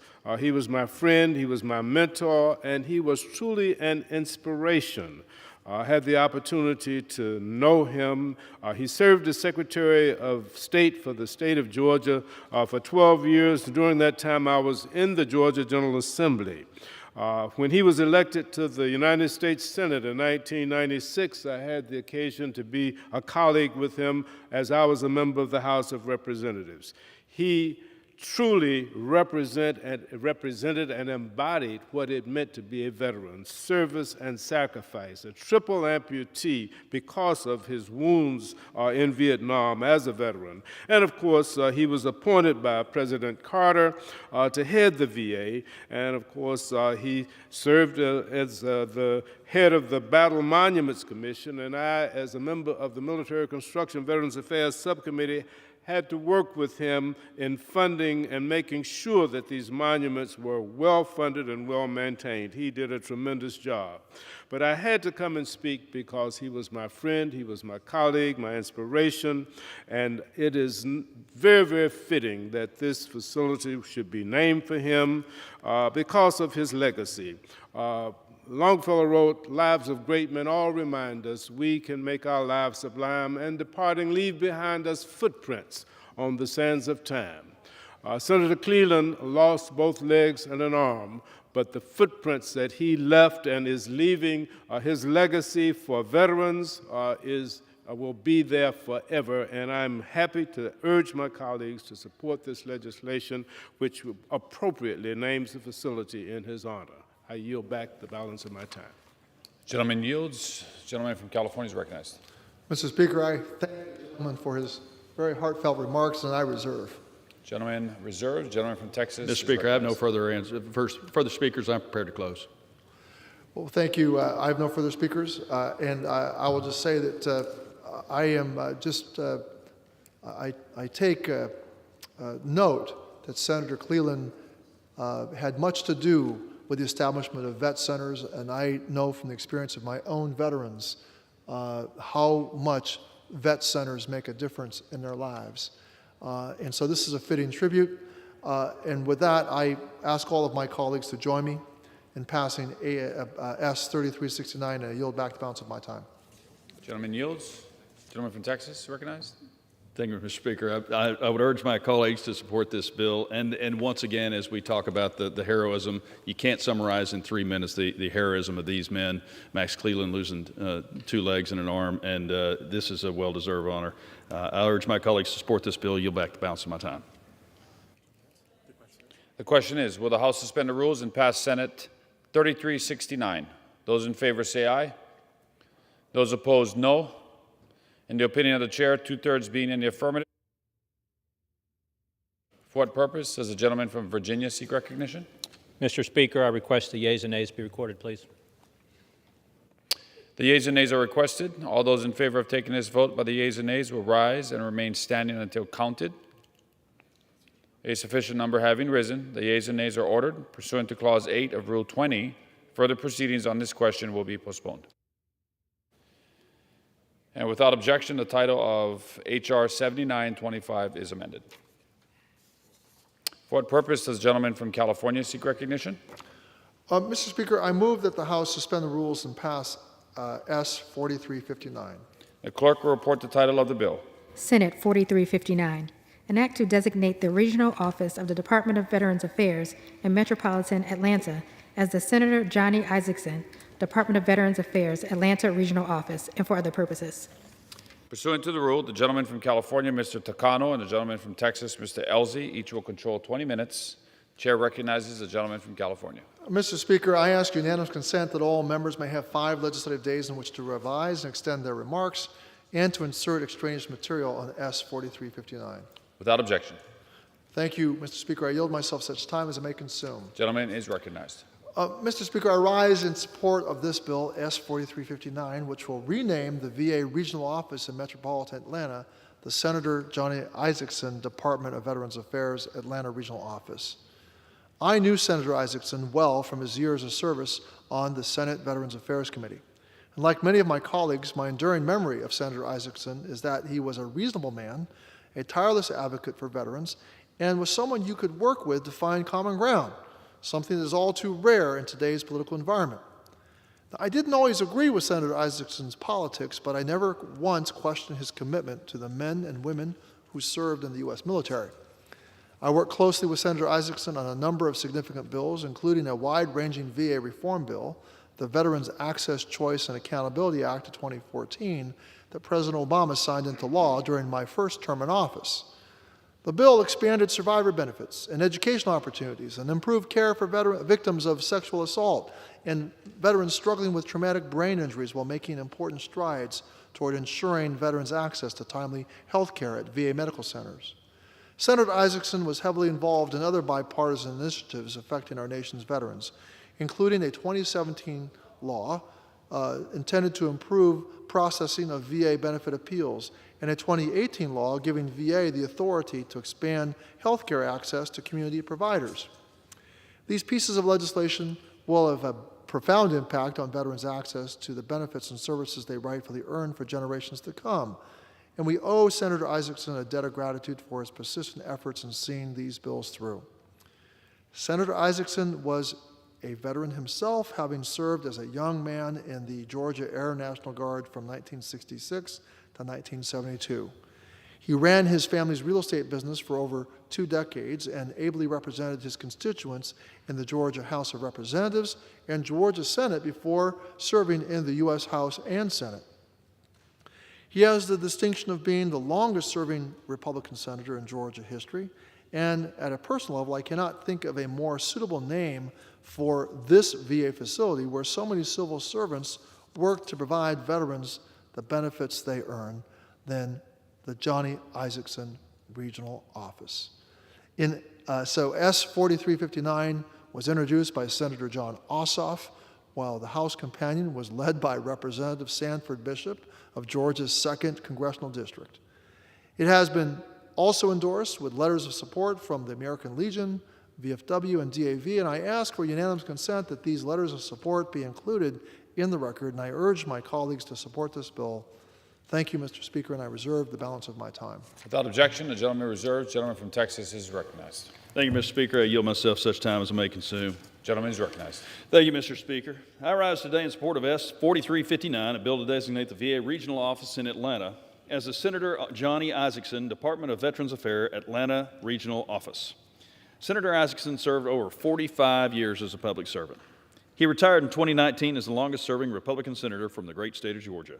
Senator Isaacson is remembered for his contributions to the veteran community and to his home state. His successful career of public service began when he joined the Georgia Air National Guard. After separating from the National Guard, he brought his invaluable experience to the Georgia General Assembly and to the U.S. Congress. Senator Isaacson was a dedicated advocate for our nation's veterans, serving as chairman for the Senate Veterans Affairs Committee for 3 Congresses. Under his chairmanship, our friends in the Senate VA Committee spearheaded the enactment of critical legislation such as the VA Mission Act, the Forever GI Bill, the Veterans Appeals Improvement and Modernization Act, and the VA Accountability and Whistleblower Protection Act. Senator Isaacson is remembered fondly by his colleagues as the embodiment of a compassionate servant leadership. He had a reputation as a bipartisan member who was willing to reach across the aisle for the good of his constituents. I can think of no better way to honor Senator Isaacson's legacy to both the citizens of Georgia and the veteran community than by naming the Atlanta RO after him. I urge all of my colleagues to support this bill, and with that, reserve the balance of my time. Gentleman reserves. Gentleman from California is recognized.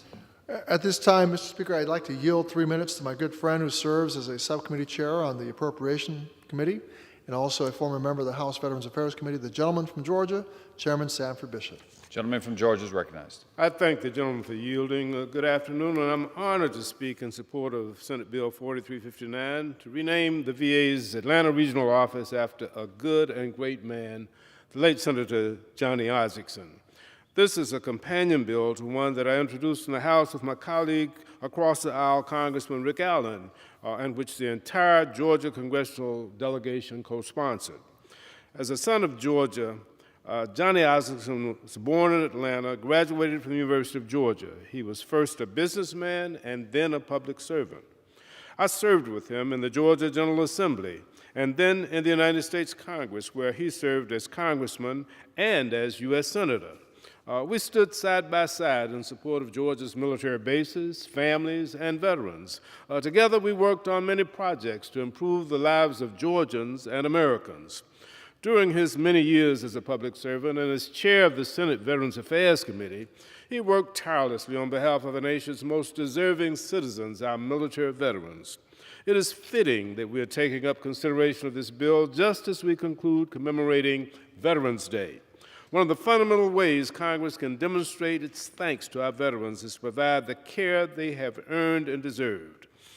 Renaming the VA facility in Atlanta after Senator Isaacson is a fitting recognition of his service to our country and his lifelong work ensuring that Congress upholds America's commitment to its veterans.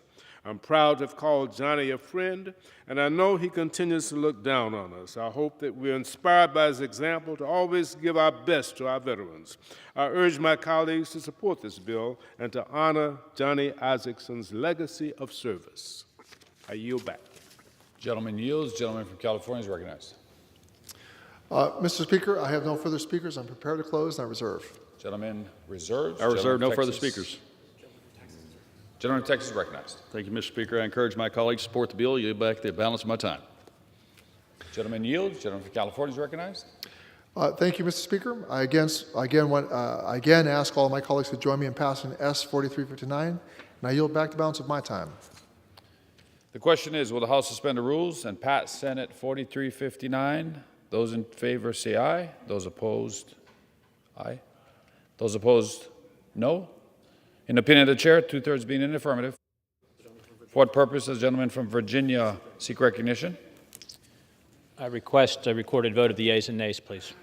The yeas and nays are requested. All those in favor of taking this vote by the yeas and nays will rise and remain standing until counted. A sufficient number having risen, the yeas and nays are ordered. Pursuant to Clause 8 of Rule 20, further proceedings on this question will be postponed. For what purpose does the gentleman from California seek recognition? Mr. Speaker, I move that the House suspend rules and pass H.R. 5721 as amended. The clerk will report title of the bill. H.R. 5721, a bill to amend Title 38, United States Code, to improve research conducted within the Department of Veterans Affairs and for other purposes. Pursuant to the rule, the gentleman from California, Mr. Takano, and gentleman from Texas, Mr. Elzy, each will control 20 minutes. The chair recognizes the gentleman from California. Mr. Speaker, I ask unanimous consent that all members may have 5 legislative days in which to revise and extend their remarks and to insert extraneous material in H.R. 5721 as amended. Without objection. Thank you, Mr. Speaker. I yield myself such time as I may consume. Gentleman is recognized. Mr. Speaker, I rise today in support of H.R. 5721 as amended, the VA Infrastructure Powers Exceptional Research, or VIPER Act, as amended, which I introduced with Ranking Member Bost.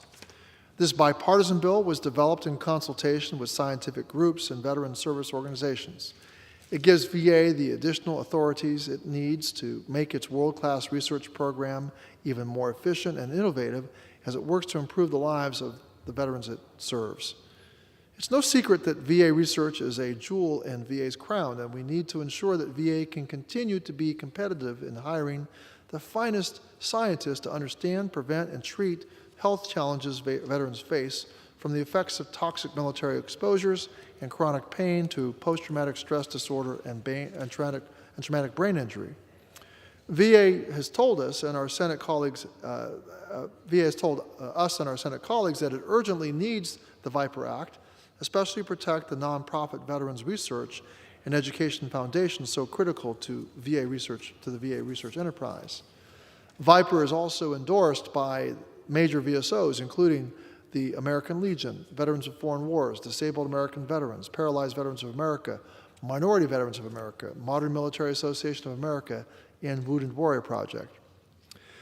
And it has the strong endorsement of scientific organizations that support the VA research program, including the American Association of Colleges in Osteopathic Medicine, American Foundation for Suicide Prevention, American Heart Association, American Psychiatric Association, American Physiological Association, American Thoracic Society, Association of American Medical Colleges, Association of VA Psychologist Leaders, Federation of American Societies for Experimental Biology, National Association of Veterans Research and Education Foundations, Nurses Organizations of Veterans Affairs, and Veterans Healthcare Policy Institute. I request unanimous consent to submit letters from 4 of these organizations for the record. Without objection. In one letter, deans from 20 medical schools note that without the legislative fix in VIPER, VA will have to, quote, interrupt hundreds of millions of dollars invested in life-saving biomedical research for America's veterans, end quote. We must pass this bill urge our colleagues, urge our Senate colleagues to pass it and get it to the President by the end of the year to give VA the authorities it needs to fix its research program issues now.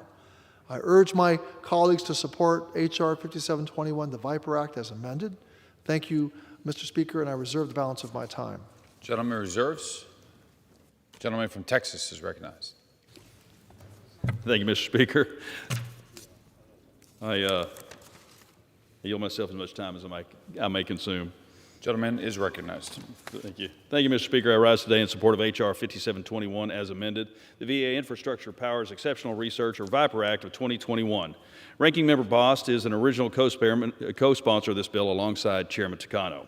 Research is one of the core statutory missions of the VA healthcare system. VA researchers have made a number of important discoveries and advancements that have benefited not only veterans but the entire world. Just recently, with the pandemic, VA researchers have done groundbreaking work utilizing vast stores of data to identify certain collateral health impacts on vulnerable populations. And they have made notable advancements in studying the characteristics of and potential treatments for what is termed long COVID. This bill will make it easier for VA to conduct the research that veterans require and yield advancement in science and medicine that will benefit everyone. The Viper Act would codify VA's Office of Research and Development. Viper would also better structure VA's ability to conduct research across the system. Finally, this bill will expand hiring authorities for certain classes of research occupations, including statisticians, economists, informaticists, and data scientists.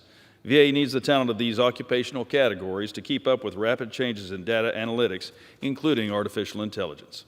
I'm proud of the bipartisan committee work that has been done to date on this bill, and I encourage all of my colleagues to support it. With that, I reserve the balance of my time. Gentleman reserves. Gentleman from California is recognized. Mr. Speaker, I have no further speakers. I'm prepared to close, and I reserve. Gentleman reserves. Gentleman from Texas. Speaker's prepared to close. Gentleman from Texas is recognized. I encourage my colleagues to support this bill. Yield back to the balance of my time. Gentleman from Texas yields. Gentleman from California is recognized. Mr. Speaker, I ask all my colleagues to join me in passing this important piece of legislation, H.R. 5721, as amended, and I yield back the balance of my time. The question is, will the House suspend the rules and pass the bill H.R. 5721 as amended? Those in favor say aye. Those opposed, no. In the opinion of the chair, two-thirds being in the affirmative, for what purpose does the gentleman from Virginia seek recognition? I request a recorded vote. The yeas and nays, please. The yeas and nays are requested. All those in favor of taking this vote by the yeas and nays will rise and remain standing until counted. A sufficient number having risen, the yeas and nays are ordered. Pursuant to Clause 8 of Rule 20, further proceedings on this question will be postponed. For what purpose does the gentleman from California seek recognition? Mr. Speaker, I move that the House suspend the rules and pass H.R. 7299 as amended. Clerk will report title of the bill. H.R. 7299, a bill to require the Secretary of Veterans Affairs to obtain an independent cybersecurity assessment of information systems of the Department of Veterans Affairs and for other purposes. Pursuant to the rule, the gentleman from California, Mr. Takano, and gentleman from Texas, Mr. Elzy, each will control 20 minutes. The chair recognizes the gentleman from California. Mr. Speaker, I ask unanimous consent that all members may have 5 legislative days in which to revise and extend their remarks and to insert extraneous material on H.R. 7299 as amended. Without objection. Mr. Speaker, I rise today to support H.R. 7299, the Strengthening VA Cybersecurity Act of 2022. The bill represents a bipartisan, bicameral effort to oversee the Department of Veterans Affairs cybersecurity efforts. This legislation requires an independent assessment of VA's cybersecurity readiness by a federally funded research and development center by a federally funded research and development center, or FFRDC. This bill is necessary because of the poor performance of VA in audits required by the Federal Information Security Modernization Act, also known as FISMA, and independent audits from the VA OIG on individual VA sites. The bill also seeks to address the issue of shadow IT, which has been a priority of the committee this Congress. If a VA does not know what is on its networks and can't identify assets being utilized outside of the Office of Information and Technology, then VA can't secure it. VA's repository of veterans' health information needs to be protected. We owe it to veterans to address these challenges now so that Congress and veterans can be assured that VA will secure their personal information. I urge all my colleagues to support H.R. 7299 as amended. Thank you, Mr. Speaker, and I reserve the balance of my time. Gentleman from California reserves. Gentleman from Texas is recognized. Thank you, Mr. Speaker. I yield myself such time as I may consume. Gentleman is recognized. Thank you, Mr. Speaker. I rise today in support of H.R. 7299 as amended, the Strengthening VA Cybersecurity Act of 2022. The VA is the second largest federal agency, and it handles 9 million veterans' personal information. The department is a big target for cyber criminals, and the Veterans Affairs Committee is responsible for making sure their data is being protected. Unfortunately, it can be hard to assess how well VA is truly performing on cybersecurity and how successfully the money invested translates into better security for veterans' information. This bill would require a third-party cybersecurity audit of VA to fill in the gaps left by the existing audits. While necessary, those audits tend to be compliance exercises. In contrast, this legislation requires a hard look at actual VA systems and real-world vulnerabilities. The bill also requires VA to submit a detailed plan to remediate whatever weaknesses the third-party auditor finds. Hostile nations and cyber criminals are working around the clock to exploit any vulnerability in our networks or systems, especially with health records. We must stay one step ahead of them. I appreciate Mr. Mervan's work on this important issue, and I reserve the balance of my time. Gentleman reserves. Gentleman from California is recognized. Thank you, Mr. Speaker. I have no further speakers, and I'm prepared to close. Gentleman reserves. Gentleman from Texas. Reserve, no speakers, prepared to close. Gentleman from Texas recognized. I encourage my colleagues to support the bill. Yield back the balance of my time. Gentleman from Texas yields. Gentleman from California is recognized. Mr. Speaker, I urge all of my colleagues to support H.R. 7299 as amended, I yield back the balance of my time. The question is, will the House suspend the rules and pass the bill H.R. 7299 as amended? Those in favor say aye. Those opposed, no. In the opinion of the chair, two-thirds being in the affirmative. What purpose does the gentleman from Montana seek recognition? Thank you, Mr. Speaker. I request the yeas and nays, please. The yeas and nays are requested. All those in favor of taking this vote by the yeas and nays will rise and remain standing until counted. A sufficient number having risen, the yeas and nays are ordered. Pursuant to Clause 8 of Rule 20, further proceedings on this question will be postponed. For what purpose does the gentleman from California seek recognition? Mr. Speaker, I move that the House suspend the rules and pass H.R. 7277 as amended. Clerk, report title of the bill. H.R. 7277, a bill to improve the methods by which the Secretary of Veterans Affairs identifies healthcare providers that are not eligible to participate in the Veterans Community Care Program. Pursuant to the rule, the gentleman from California, Mr. Takano, and the gentleman from Texas, Mr. Elzy, each will control 20 minutes. The chair recognizes the gentleman from California. Thank you, Mr. Speaker. I ask unanimous consent that all members may have 5 legislative days in which to revise and extend their remarks and to insert extraneous material on H.R. 7277 as amended. Without objection. Thank you, Mr. Speaker. I yield myself such time as I may consume. Gentleman from California is recognized. Mr. Speaker, I rise in support of H.R. 7277, the Improving Oversight of Veterans Community Care Providers Act as amended, a bill that will take important steps toward ensuring that healthcare providers meet the eligibility requirements and standards of VA's community care program. I thank Representative Chris Pappas, Chair of the Veterans Affairs Committee, Subcommittee on Oversight and Investigations, for his work on this bipartisan bill. I was disturbed by a recent Government Accountability Office report requested by Chairman Pappas and Ranking Member Tracy Mann, which identified approximately 1,600 healthcare providers who were deceased, ineligible to work with the federal government, or who had revoked and suspended medical licenses, yet were still listed as active providers in VA's community care networks. While the number of ineligible providers was a small fraction of the roughly 1.2 million active providers in VA's community care networks, they still represented a potential threat to veteran health and safety and a risk for financial fraud. Congressman Pappas's bill would require VA to implement GAO's recommendations to ensure veterans and taxpayers are not put at risk. The bill will modify standard operating procedures at the VA Health Administration and require continuous matching of providers' information against several data sources in order to verify eligibility, such as the list of excluded individuals and entities that the Department of Health and Human Services, Office of Inspector General maintains, the National Practitioner Data Bank, and the monthly deactivation file of the Centers for Medicare and Medicaid Services. This will go a long way toward ensuring that physicians and other providers in VA's community care networks meet the basic and necessary standards such as proper and current licensing requirements.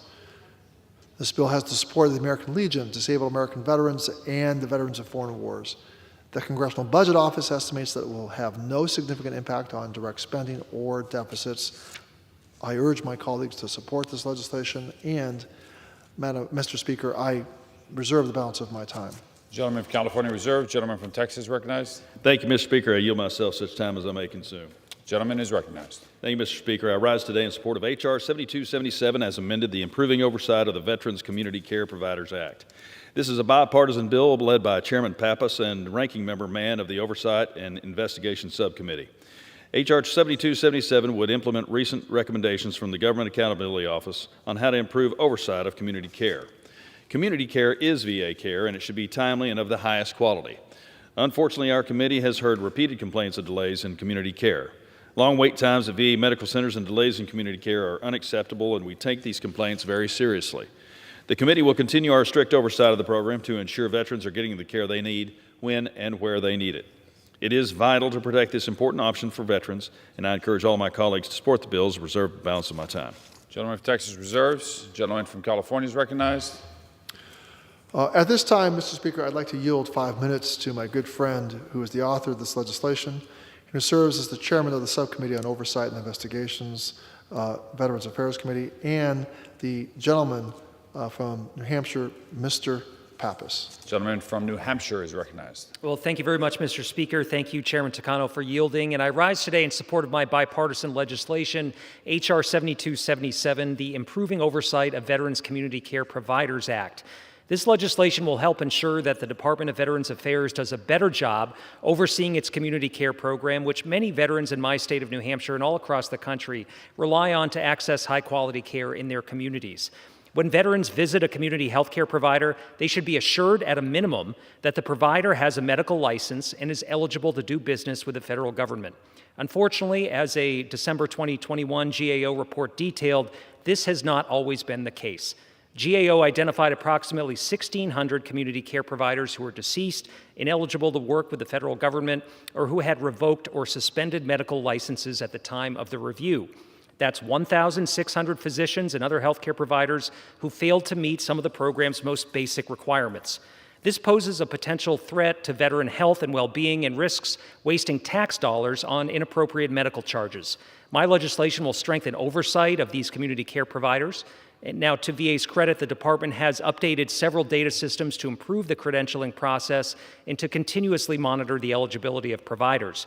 But progress has been too slow, and this legislation is needed to hold the department fully accountable. This bill will require VA to implement a detailed plan with required milestones for identifying healthcare providers who are no longer eligible to participate in the community care program. Under the plan, VA will automatically check whether providers are designated as ineligible on other critical lists managed by the Department of Health and Human Services and CMS. VA will also be required to analyze the efficacy of allowing community care providers to self-certify their eligibility to participate in the program. We need VA to adopt a more complete method for credentialing providers that has ample checks and balances. I want to thank Ranking Member Tracy Mann for working with me on this bipartisan legislation, which has also been endorsed by VFW, the American Legion, and Disabled American Veterans. Once enacted, it will give much-needed protection to veterans to ensure they have high-quality health care they earn through their service to our nation, without fear that they may be receiving care from an ineligible provider. So I urge all colleagues to support this legislation today, and I yield back the balance of my time. Gentleman yields. Gentleman from California is recognized. Mr. Speaker, I have no further speakers. Actually, Mr. Speaker, I reserve. Gentleman reserves. No further speakers ready to close, Mr. Speaker. Gentleman from Texas recognized. Thank you, Mr. Speaker. I encourage my colleagues to support this bill. Yield back the balance of my time. Gentleman from Texas yields. Gentleman from California is recognized. Mr. Speaker, I have no further speakers. I'm prepared to close. I urge all of my colleagues to join me in passing this important piece of legislation, H.R. 7277, as amended, and I yield back the balance of my time. The question is, will the House suspend the rules and pass the bill H.R. 7277 as amended? Those in favor say aye. Those opposed, no. In the opinion of the chair, 2/3 being in affirmative. Does the gentleman from Montana seek recognition? Thank you, Mr. Speaker. I request the yeas and nays, please. The yeas and nays are requested. All those in favor of taking this vote by the yeas and nays will rise or remain standing until counted. A sufficient number having risen, the yeas and nays are ordered. Pursuant to Clause 8 of Rule 20, further proceedings on this question will be postponed. For what purpose does the gentleman from California seek recognition? Mr. Speaker, I move that the House suspend the rules and pass H.R. 2250 as amended. Clerk will report title of the bill. H.R. 2250, a bill to amend Title 38, United States Code, to improve the management of information technology projects and investments in the Department of Veterans Affairs and for other purposes. Pursuant to the rule, the gentleman from California, Mr. Takano, the gentleman from Texas, Mr. Elzy, each will control 20 minutes. The chair recognizes the gentleman from California.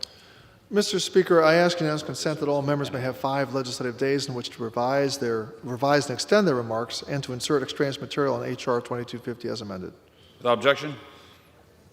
Mr. Speaker, I yield myself such time as I may consume. Gentleman from California is recognized. Mr. Speaker, the Department of Veterans Affairs Information Technology Reform Act requires VA to report on the cost, schedule, and performance information for major information technology programs. A major information technology project is a project that exceeds $500 million in total life cycle costs. H.R. 2250 as amended also requires VA to ensure that each major IT project is managed by an interdisciplinary team. The bill is necessary due to the numerous issues that VA has had with technology modernization and management of its major IT programs. This bill provides Congress with key information to conduct proper oversight over those programs. Mr. Speaker, I wholeheartedly support this bill, and I urge all my colleagues to do the same. I reserve the balance of my time. Gentleman from California reserves. Gentleman from Texas is recognized. Thank you, Mr. Speaker. I yield myself such time as I may consume. Gentleman from Texas is recognized. Thank you, Mr. Speaker. I rise today in support of H.R. 2250 as amended, the VA Information Technology Reform Act of 2022. Mr. Rosendale, Mr. Mervan, and Mr. Banks have worked on this legislation in the Technology Modernization Subcommittee for over 2 years. The VA relies on information technology to deliver nearly every service and benefit to our nation's veterans. But it's no secret there have been many struggles with IT projects that fail to deliver. Cost and schedule overruns and poor performance are routine. This bipartisan legislation creates new accountability standards for VA to plan, initiate, and manage large IT projects. Congress has to be informed in advance before any money is spent, and the VA has to create a baseline to measure each project's performance against. The legislation also reforms how VA budgets for IT and increases transparency into the department's activities and needs. I commend Mr. Rosendale for being a watchdog on this important and difficult issue. I reserve the balance of my time. Gentleman from Texas reserves. Gentleman from California is recognized. Mr. Speaker, I have no further speakers. I'm prepared to close, and I reserve. Gentleman from California reserves. Gentleman from Texas is recognized. Mr. Speaker, now yield 2 minutes to the gentleman from Montana. Gentleman from Montana is recognized. Thank you, Mr. Speaker. I rise today in support of my legislation, H.R. 2250, the VA Information Technology Reform Act of 2022. When I began serving on the Veterans Affairs Committee, I was horrified to discover that Congress is shoveling roughly $9 billion a year into VA information technology with disappointing results and very little useful information about how it's even being spent. The VA's annual IT operations budget is nearly $5.8 billion. The disastrous Electronic Health Record Modernization Program received $2.6 billion last year alone, and several $100 million more dollars go to other IT programs annually. To be sure, every year VA produces hundreds of pages of budget documents about IT, but when I examine them, I found very little relevance to what is actually happening and zero accountability. That is why I introduced H.R. 2250, the VA IT Reform Act. It would require VA to report on major IT projects, cost estimates, schedules, and performance goals before they begin any money and before any money is spent on them. If the project is approved, that information would then become a baseline that progress is measured against annually. If we had already been getting all of this information, several of the VA big-ticket IT projects would have been canceled, and some would never have been started at all. Instead, we're working to contain the damage from the EHR while still piecing together how it even began. At the same time, VA is now on its second attempt to modernize its supply chain and its third attempt to replace its financial systems. My legislation would also reform how VA budgets for IT. It would require the department to rank each requested project in terms of costs, risks, and benefits, and present each office's IT needs in plain language, not the indecipherable categories that now exist. Finally, my bill would make the VA Chief Information Officer responsible for the Financial Services Center's IT's activities and make troves of information from the Office of Management and Budget about the VA IT programs available to Congress. Once Congress has all of this information, it's our responsibility to oversee the spending decisions VA is making. Every IT project has to improve the services and benefits our veterans receive, or it should not receive a single dollar more of taxpayer money. I want to thank Mr. Mervan.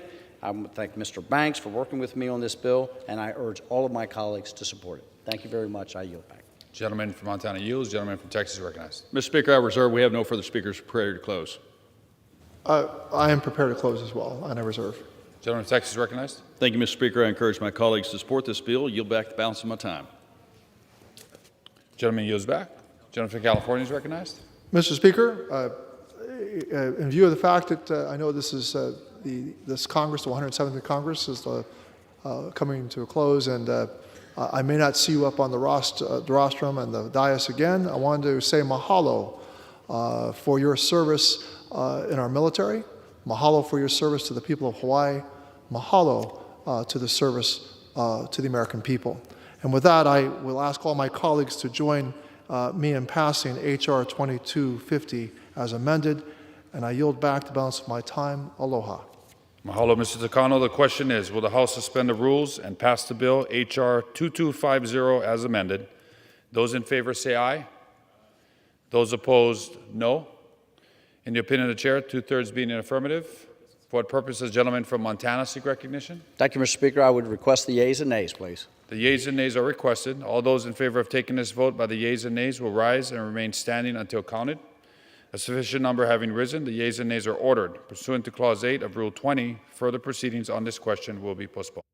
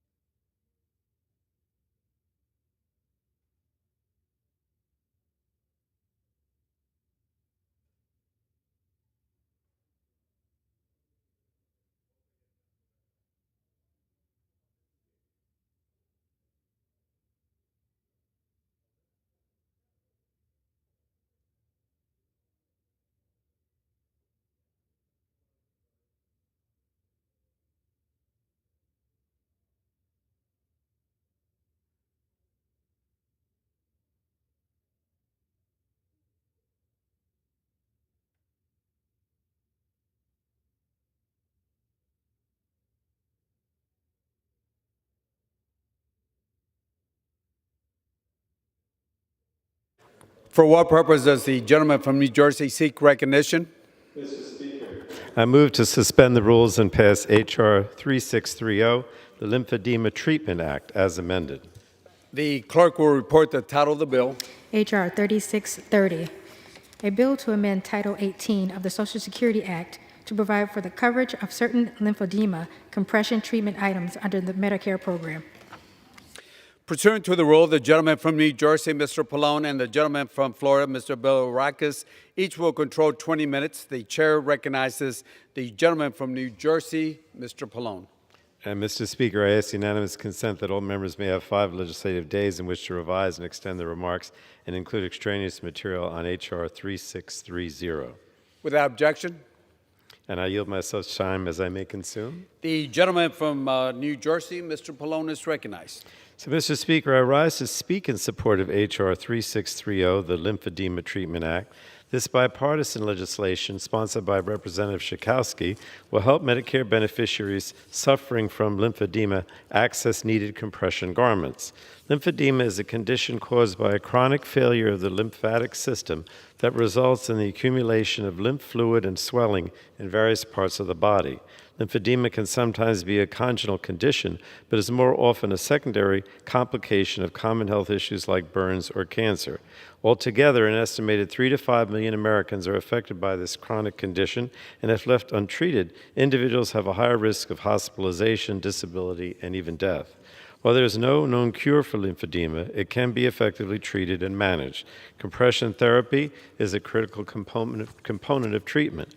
While Medicare covers some lymphedema treatments like compression pumps, Medicare does not cover the compression garments needed for ongoing lymphedema management because it lacks the legislative authority to cover these items. The Lymphedema Treatment Act will close the unintended gap in coverage that prevents Medicare beneficiaries from accessing medically necessary prescribed compression garments. And I thank Representative Schakowsky for her longtime advocacy on this issue and the over 350 bipartisan members who have signed on in support of this legislation.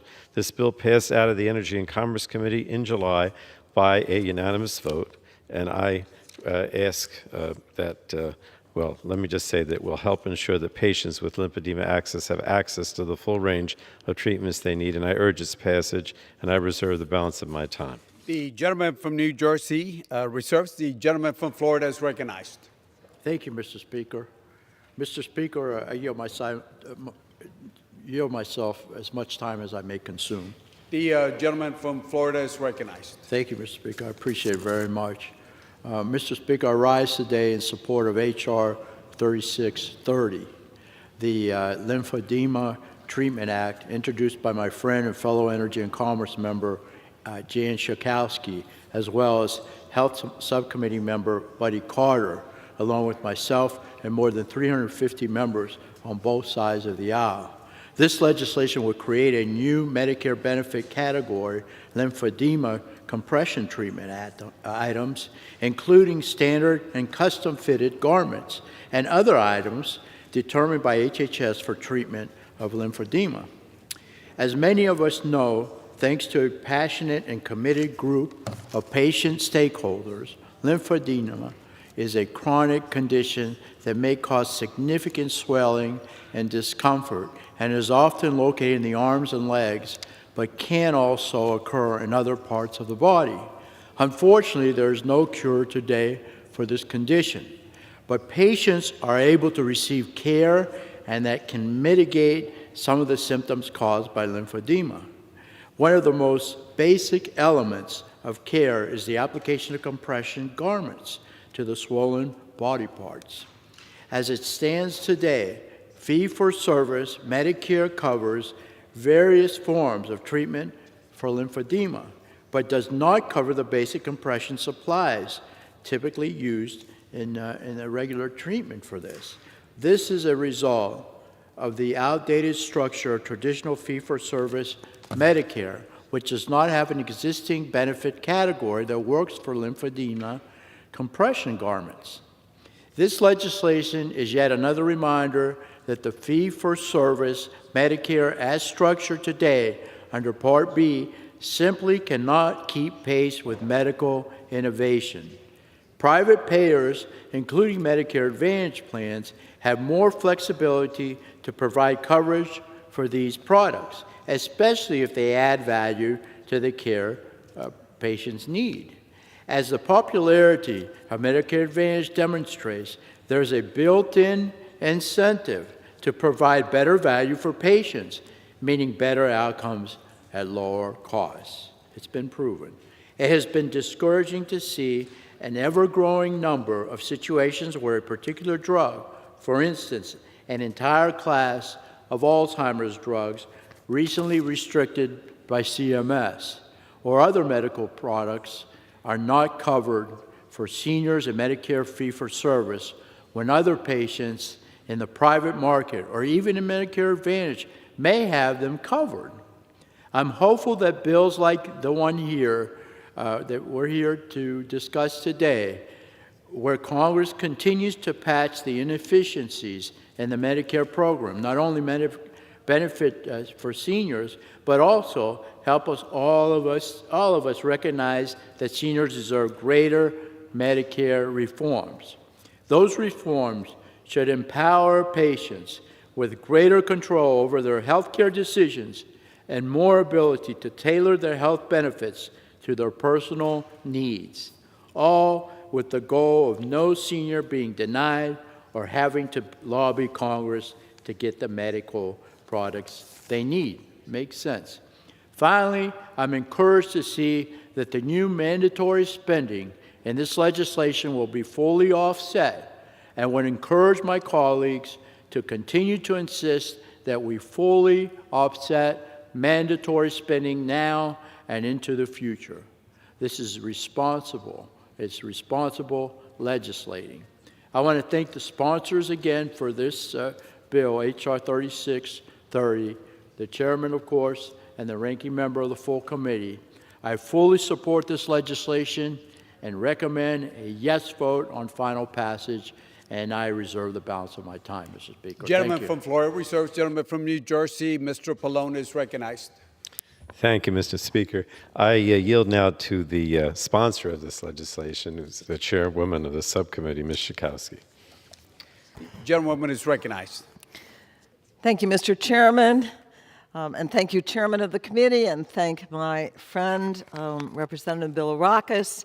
And I am just so happy today that we see the Lymphedema Treatment Act on the floor today, and I want to thank my colleague on the Republican side,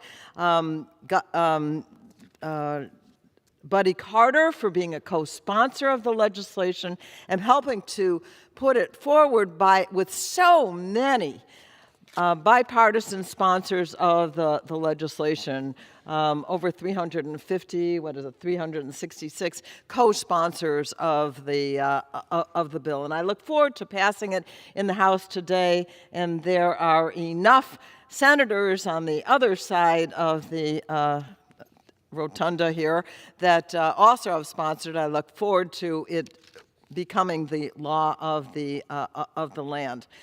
So I want to thank you to all of the advocates who work so hard, including Heather Ferguson, who is the executive director of the Lymphedema Advocacy Group, and all the people that she worked with to help make this pass. There was also Heather is the mother of a son that has lymphedema. And again, I want to thank all of the constituents who worked so hard to make this happen. So here's what it is about lymphedema. It is not only painful and debilitating, it is also incurable.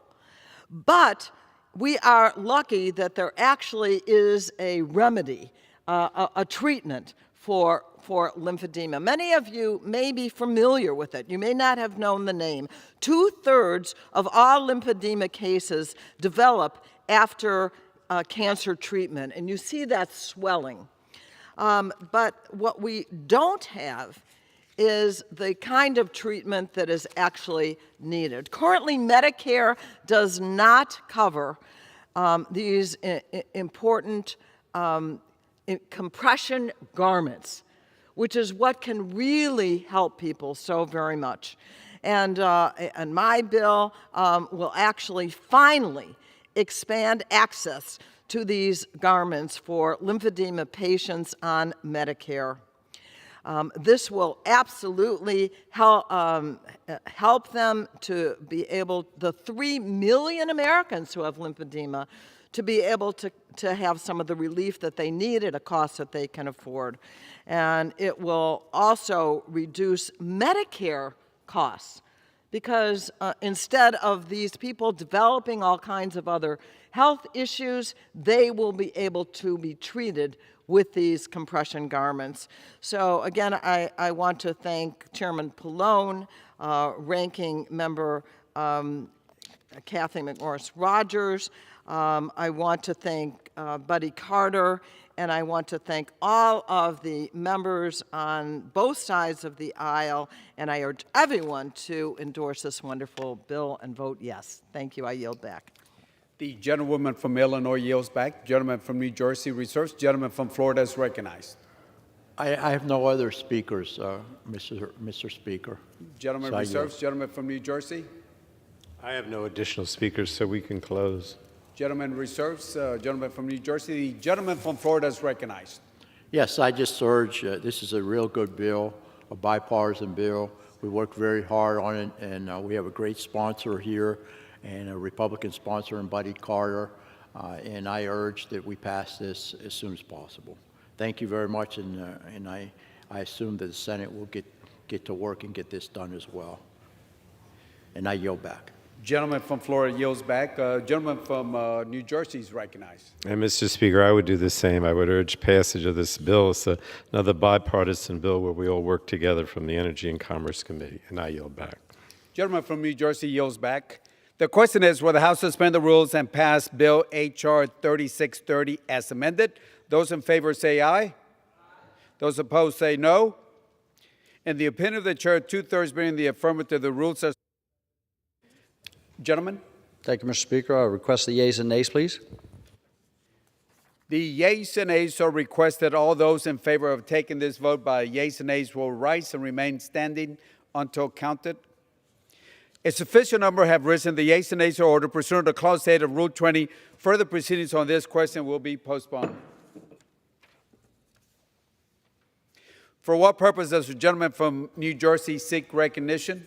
Mr. Speaker, I move to suspend the rules and pass H.R. 4275, the Ensuring Phone and Internet Access Through Lifeline and Affordable Connectivity Program Act, as amended. The clerk will report the title of the bill. Union Calendar Number 396, H.R. 4275, a bill to provide for certain reports on enrollment in the Lifeline program and for other purposes. Pursuant to the rule, the gentleman from New Jersey, Mr. Pallone, and the gentleman from Florida, Mr. Bilirakis, each will control 20 minutes. The chair now recognizes the gentleman from New Jersey, Mr. Pallone. Mr. Speaker, I yield myself such time as I may consume. Gentleman's recognized. Mr. Speaker, I rise in strong support of H.R. 4275, the Ensuring Phone and Internet Access Through Lifeline and Affordable Connectivity Program Act of 2022. Congress has long recognized the critical importance of ensuring that everyone in this country can access basic communications tools.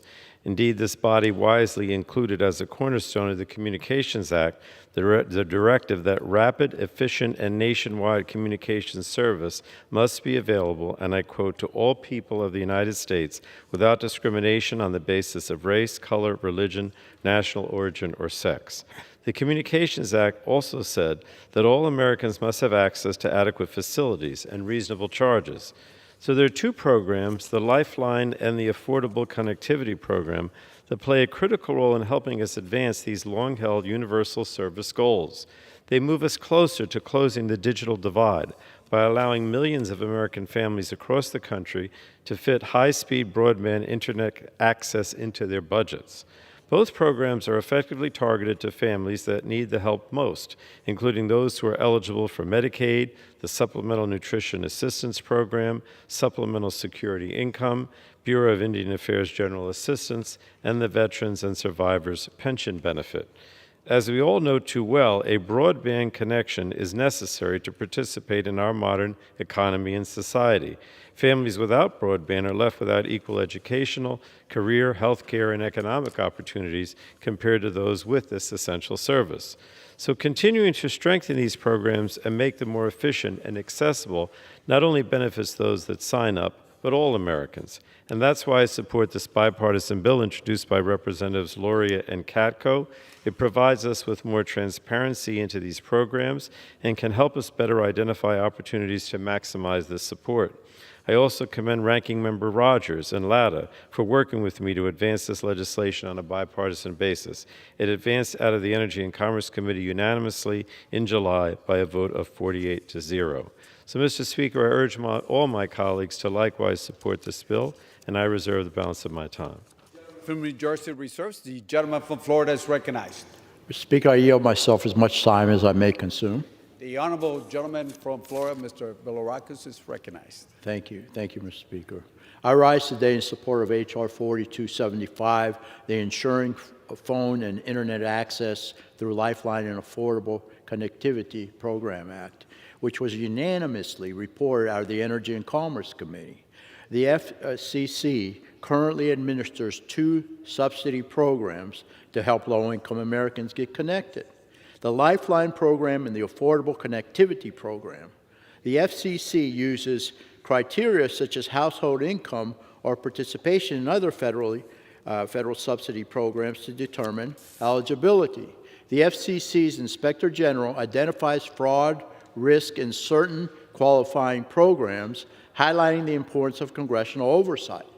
H.R. 4275 will help provide Congress with important information regarding how low-income Americans qualify for these programs as we continue our oversight duties.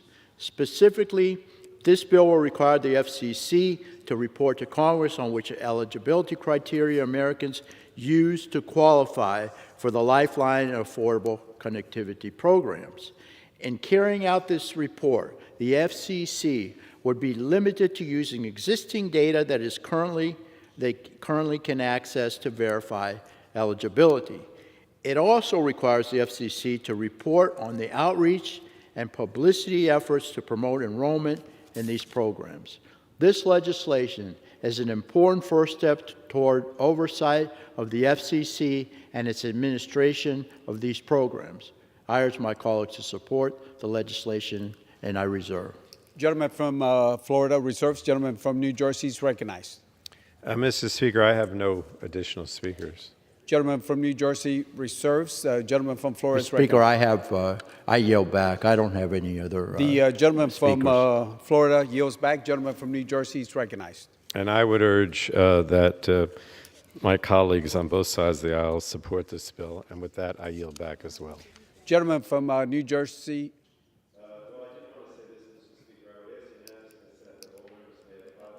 Days in which to revise and extend the remarks and include extraneous material on H.R. 4275. And with that, I yield back. Without objection, and the gentleman from New Jersey yields back. The question is, will the House suspend the rules and pass the bill H.R. 4275 as amended? Those in favor say aye. Those opposed say no. In the opinion of the chair, 2/3 being the affirmative. Gentleman from Montana. Thank you, Mr. Speaker. I request the yeas and nays, please. The yeas and nays are requested. All those in favor of taking this vote by the yeas and nays will rise and remain standing until counted. A sufficient number have risen. The yeas and nays are ordered. Pursuant to Clause 8 of Rule 20, further proceedings on this question will be postponed.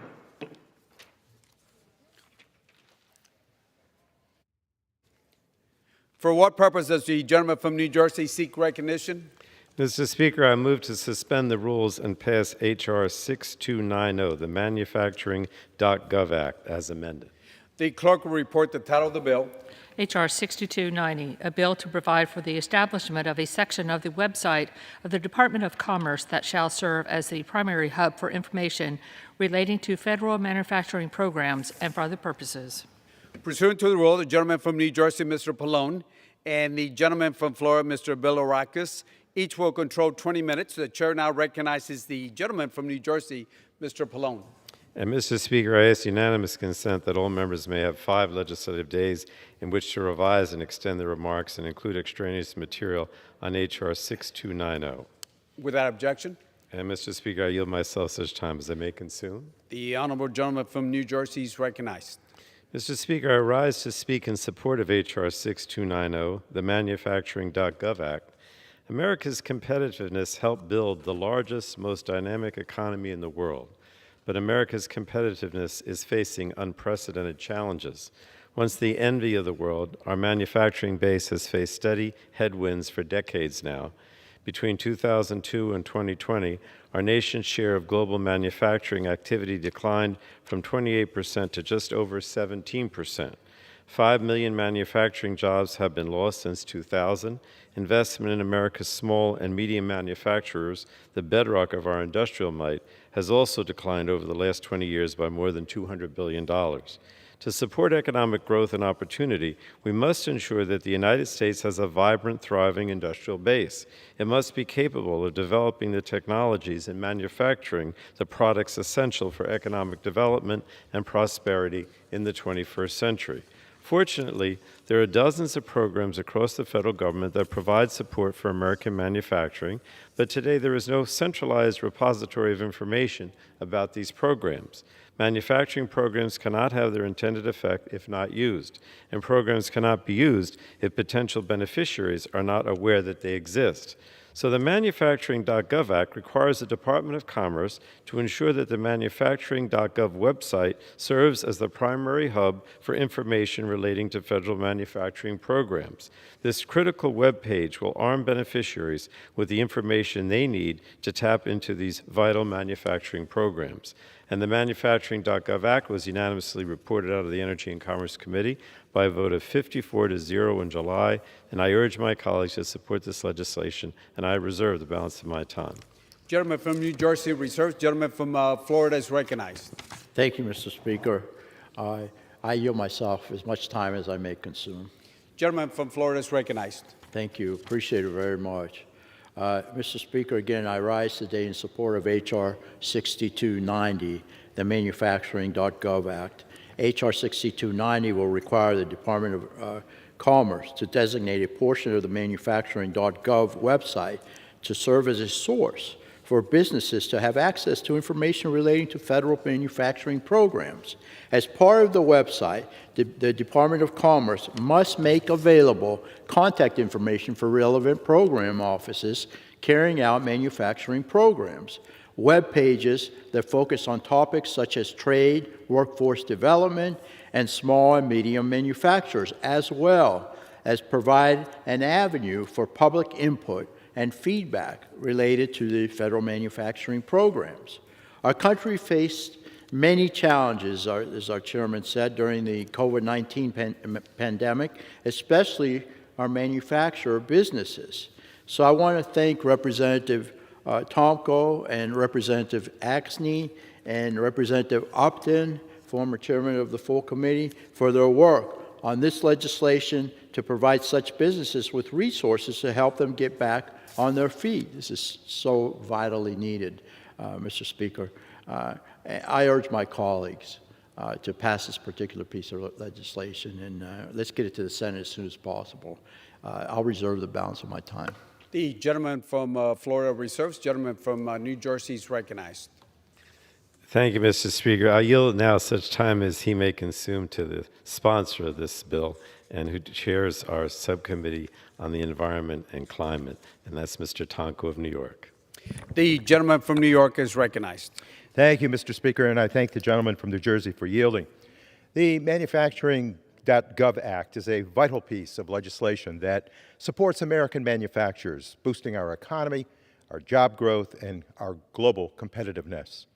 The COVID crisis has strained our supply chains and limited factory production abilities, overwhelmingly hurting the middle-class workers who drive our nation's economy and our industry.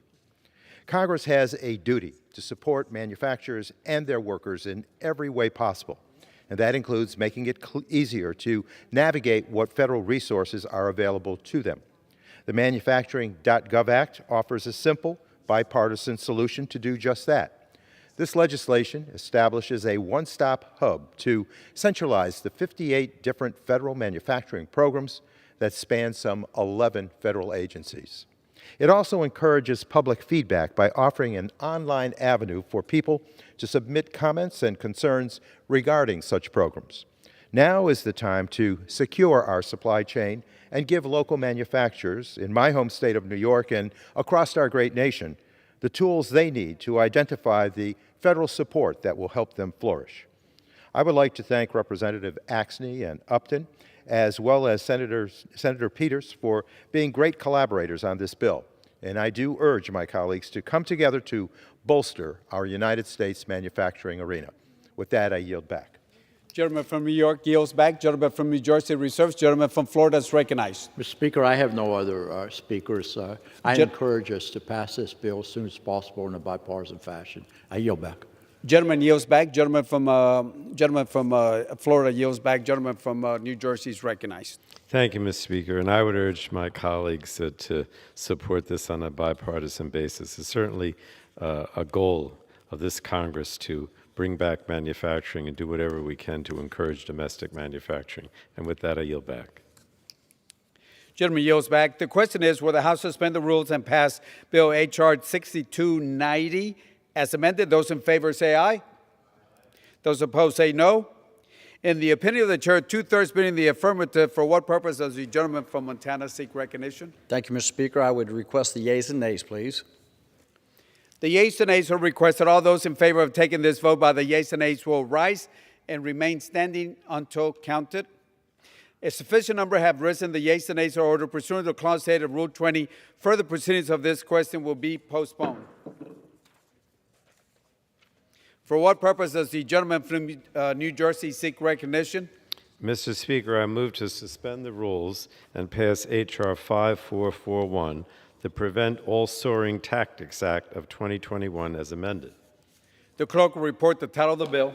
H.R. 5441, a bill to amend the Horse Protection Act to designate additional unlawful acts under the Act, strengthen penalties for violations of the Act, improve Department of Agricultural enforcement of the Act, and for other purposes. Pursuant to the rule, the gentleman from New Jersey, Mr. Pallone, and the gentleman from Florida, Mr. Bilirakis, each will control 20 minutes. The chair now recognizes the gentleman from New Jersey, Mr. Pallone. And Mr. Speaker, I ask unanimous consent that all members may have 5 legislative days in which to revise and extend their remarks and include extraneous material on H.R. 5441. Without objection, so ordered. And Mr. Speaker, I yield myself such time as I may consume. The gentleman from New Jersey, Mr. Pallone, is recognized. Mr. Speaker, I rise to speak in support of H.R. 5441, the Prevent All Soaring Tactics Act of 2021. This important bill will protect horses from cruel and inhumane practices. It's necessary because today there are gaps in our animal welfare laws that have left these innocent animals vulnerable to abuse. Despite a national ban, the abusive and barbaric practice of soring continues. Soring is a process of applying an irritating or blistering agent to the limb of a horse to accentuate the horse's gait, which may cause a horse to move with exaggerated high steps. In the 1950s and 60s, some exhibitors used soring to improve the performances of show horses. To end this abuse, Congress passed the Horse Protection Act in 1970 to prohibit soring at horse shows, horse sales, and other horse exhibitions. But unfortunately, despite this prohibition, soring continues today. The U.S. Department of Agriculture Inspector General found that the USDA's program for inspecting horses for soring does not adequately prevent abuse.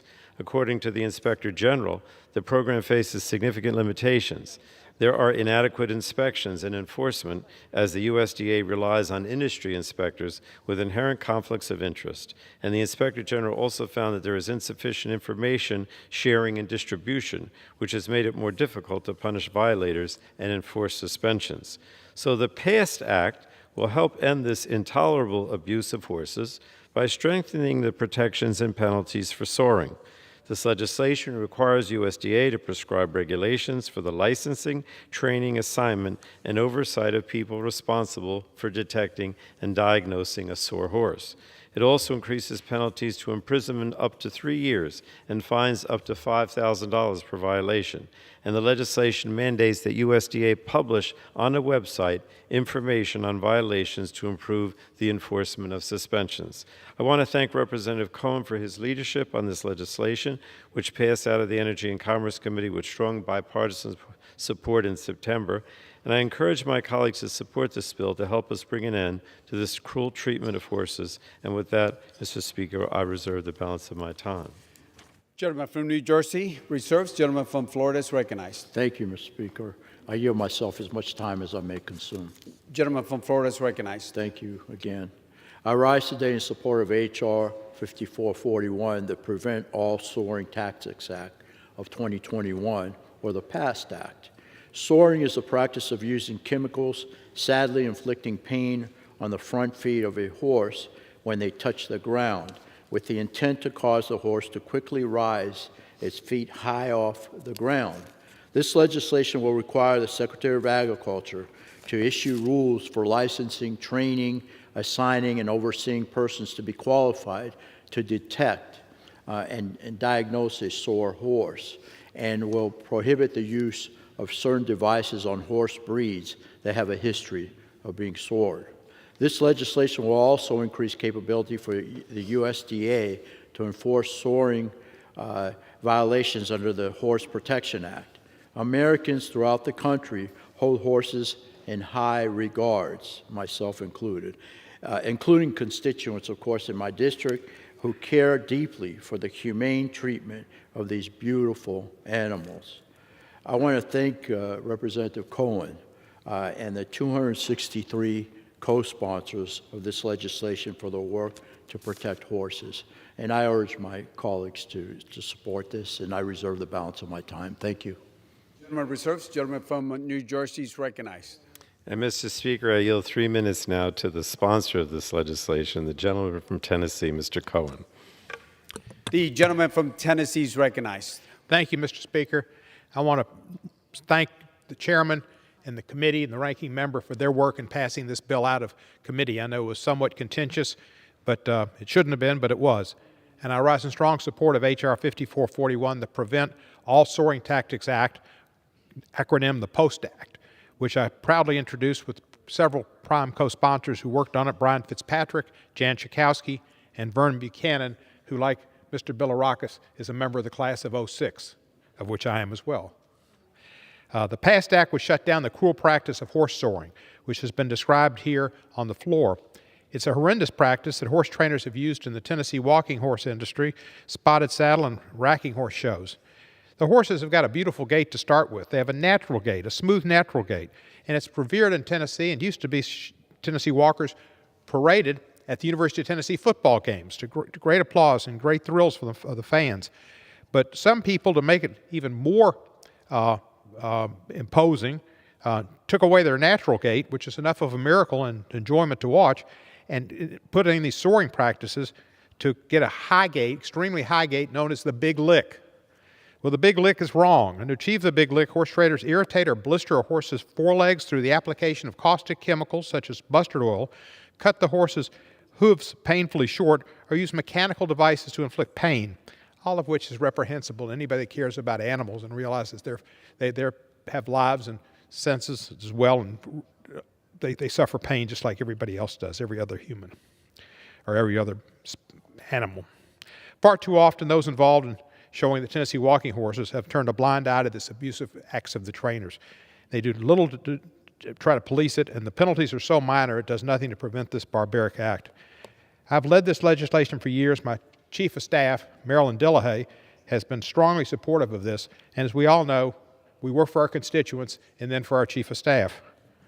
The PAST Act would codify key elements of the Horse Protection Act rule that the USDA finalized in January 2017 by eliminating the failed system of industry self-policing and prohibited the use of devices that are integral to this soaring practice in the big lick, strengthen penalties and increase consequences for individuals caught soaring a horse. I've thanked Congress Chairman Pallone and Chairman Schakowsky for their support and work on this bill. I'd also like to particularly thank Priscilla Presley, Elvis's widow. Priscilla and Elvis had Tennessee walkers at Graceland. They loved their Tennessee walking horses, which had a natural gait, and Priscilla has lobbied on this for many years and come to many activities encouraging the passage of this act. Priscilla Presley is a pretty amazing human being, and this is one of the areas where she's surpassed being just a spouse of the rock and roll legend Elvis Presley and being a star in her own right in many ways. I thank the 263 bipartisan members who co-sponsored the bill and hundreds of stakeholders groups and individuals who have led their support, including the Humane Society, the American Horse Council, the U.S. Equestrian Federation, American Veterinary Medical Association, American Association of Equine Practitioners, the state veterinary organizations of all 50 states, national sheriffs, and the Office of Social Protection. This plague of soaring has marred the Tennessee walking horse industry and related breeds for more than 6 decades. I'm proud to lead the fight to end it. We're going to end it, and thank you very much. I yield back the balance of my time. Gentleman yields back. Gentleman from New Jersey reserves. Gentleman from Florida is recognized. Thank you, Mr. Speaker. I yield 4 minutes to the gentleman from Tennessee, Mr. Rose, the great state of Tennessee. The gentleman from Tennessee is recognized for 4 minutes. Mr. Speaker, I thank the gentleman for allowing me time to speak on this bill today. And Mr. Speaker, I ask unanimous consent to submit a letter for the record from the Tennessee Farm Bureau and Kentucky Farm Bureau Federations opposing H.R. 5441. Without objection. Mr. Speaker, today I rise in opposition to H.R. 5441, the PAST Act. As an 8th-generation farmer in Tennessee, and the grand tradition of Tennessee walking horses is among my earliest and fondest memories. We take great pride in the fact that Tennessee Walking Horses National Celebration draws neighbors and tourists alike each year to Shelbyville, Tennessee for our world-class showcase. However, over the years, this grand tradition has on occasion been marred by a few bad actors looking to gain a competitive edge at the unfair expense of the hundreds of other walking horse exhibitors who do things right, and at the grossly unacceptable expense of the horses themselves that suffer from the cruel and unconscionable technique known in the industry as soaring. Those who soar our Tennessee walking horses compromise the integrity of the competition, put a stain on what has long been a wonderful family-oriented tradition, and by far, most importantly, subject our prized Tennessee walking horses to harm and suffering. I can assure you that we in Tennessee stand strongly against this vile technique. My strong disgust to soaring is actually why I rise today in opposition to the PAST Act. This bill is not the best solution to end this cruel practice.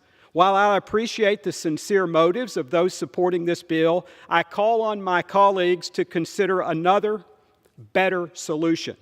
I am a proud original co-sponsor of H.R. 6341, the Protecting Horses from Soaring Act of 2021, authored by my friend and colleague from Tennessee, Congressman Scott Desjarlais.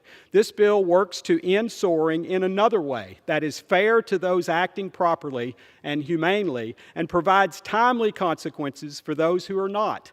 Inspections must be objective, but the PAST Act does not correct the subjective process currently used. My colleague's bill, H.R. 6341, creates a framework for consistent, scientific, and objective inspections. The bill also prevents conflicts of interest and suspends horses from shows if they are found to be sore. Industry-wide, the current compliance rate is between 96 and 99%, which is an increase from the 92 to 95% compliance rate the industry had when we debated this bill last Congress. This is a 4% increase in less than 3 years. These compliance rates are based on USDA standards. Overall, the walking horse industry has a USDA compliance rate higher than even the food industry achieves. With that record, the rate of catching bad actors at this point is, of course, extremely low.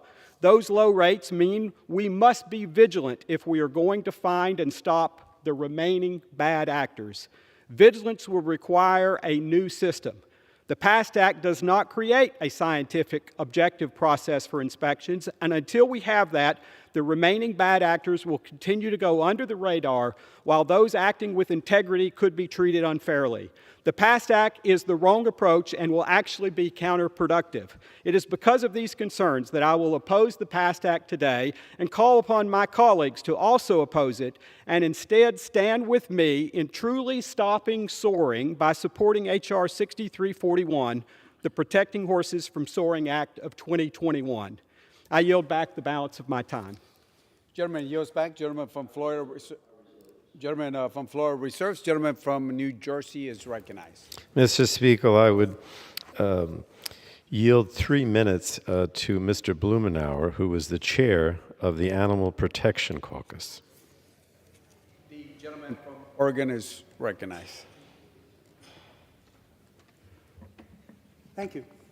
I appreciate the gentleman's courtesy in allowing me to speak on this. I appreciate the leadership of Mr. Cohen. This is the culmination, hopefully, of years of struggle to try and end this barbaric practice. There are those who apologize or are apologists for the industry. It shouldn't take this long, and the repeated efforts with hundreds of co-sponsors, Congress after Congress after Congress. It's my privilege to work with Mr. Whitford from Kentucky, Ted Yoho, Kurt Schrader, our colleague from Oregon, and lately the leadership of Mr. Cohen, raising the banner and moving forward. We should have zero tolerance for this barbaric practice. Forcing horses to be tortured, looking at the devices that they used to train them to have that distinctive gait, concrete shoes. We've had hearing after hearing here on Capitol Hill, and whenever we have an opportunity for people to be exposed to the abuses of this industry and see these barbaric practices, people marvel that we haven't been able to stop it. Part of the problem is the self-regulation of the industry, and that there isn't a sense of urgency to stop torturing these animals. Mr. Speaker, I have been pleased to work repeatedly with colleagues on a bipartisan basis to stop it. I don't know what the compliance rate is, whether it's 97, 96, 90. The fact is we're talking about hundreds of horses being tortured, and for no good reason. I strongly support the legislation from my colleague and the vast coalition that has been put in place to end this barbaric practice. Some of the champions that have been involved in the past, like the Humane Society, have been there repeatedly, working to get the support, get the co-sponsors, get it passed. But despite overwhelming support, despite a terrible record in protecting horses, it's taken far too long. I am hopeful that this Congress will finally put an end to the barbaric practice, stop temporizing, stop apologizing for those that abuse horses, and end this horrific practice once and for all. Thank you, and I yield back. Gentleman from Oregon yields back. Gentleman from New Jersey reserves. Gentleman from Florida is recognized. Mr. Speaker, I yield 2 minutes to the gentleman from the great state of Kentucky, Mr. Comer. The gentleman from Kentucky is recognized. Thank you, Mr. Speaker, and I thank the gentleman. I rise in opposition to the PAST Act. This legislation attempts to eliminate the walking horse industry, which is prominent in my congressional district. The vast majority of the Tennessee walking horse industry is located in Tennessee and Kentucky. The Tennessee walking horse is the most inspected horse in the world under current law, with both pre-show and post-competition inspections performed by both USDA inspectors and horse industry organization inspectors.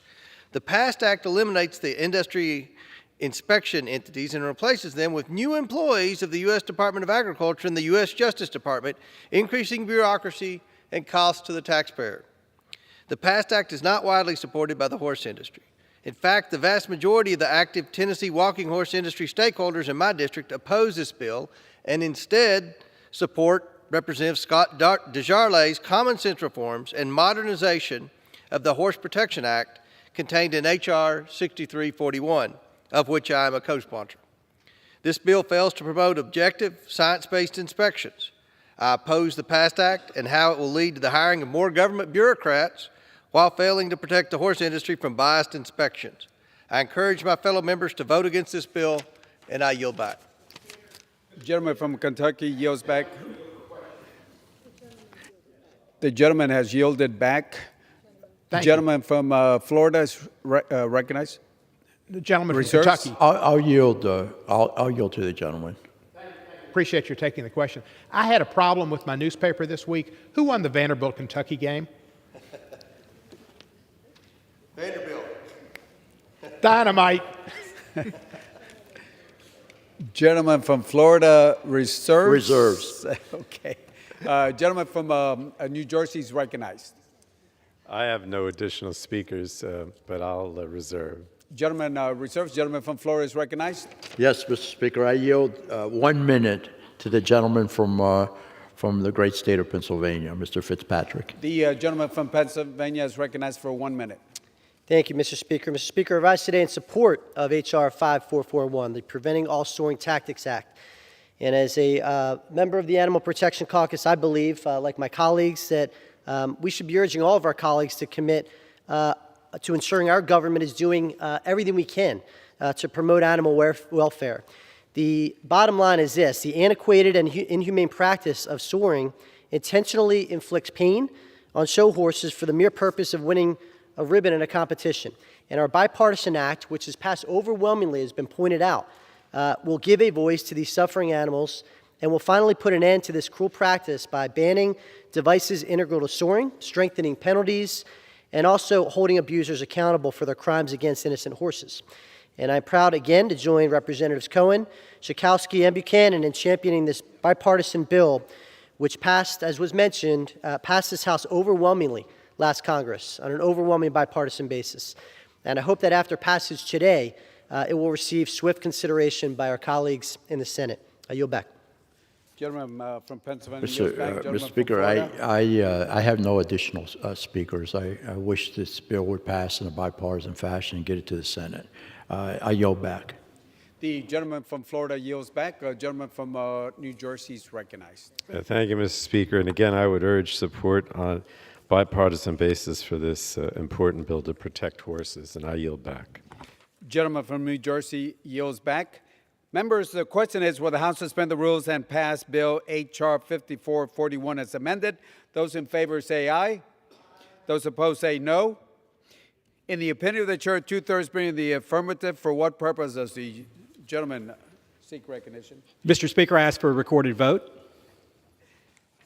The gentleman from Tennessee seeks the yeas and nays are requested. All those in favor of taking this vote by the yeas and nays will rise and remain standing until counted. A sufficient number having risen, the yeas and nays are ordered. Pursuant to Clause 8 of Rule 20, further proceedings on this question will be postponed. For what purpose does the gentleman from New Jersey seek recognition? Mr. Speaker, I move to suspend the rules and pass H.R. 5502, the Integrity, Notification, and Fairness in Online Retail Marketplaces for Consumers Act as amended. The clerk will report the title of the bill. H.R. 5502, a bill to require online marketplaces to verify certain information regarding high-volume third-party sellers of consumer products on such online marketplaces and to disclose to consumers certain contact and other information regarding such high-volume third-party sellers. Pursuant to the rule, the gentleman from New Jersey, Mr. Pallone, the gentleman from Florida, Mr. Bilirakis, each will control 20 minutes. The chair now recognizes the gentleman from New Jersey.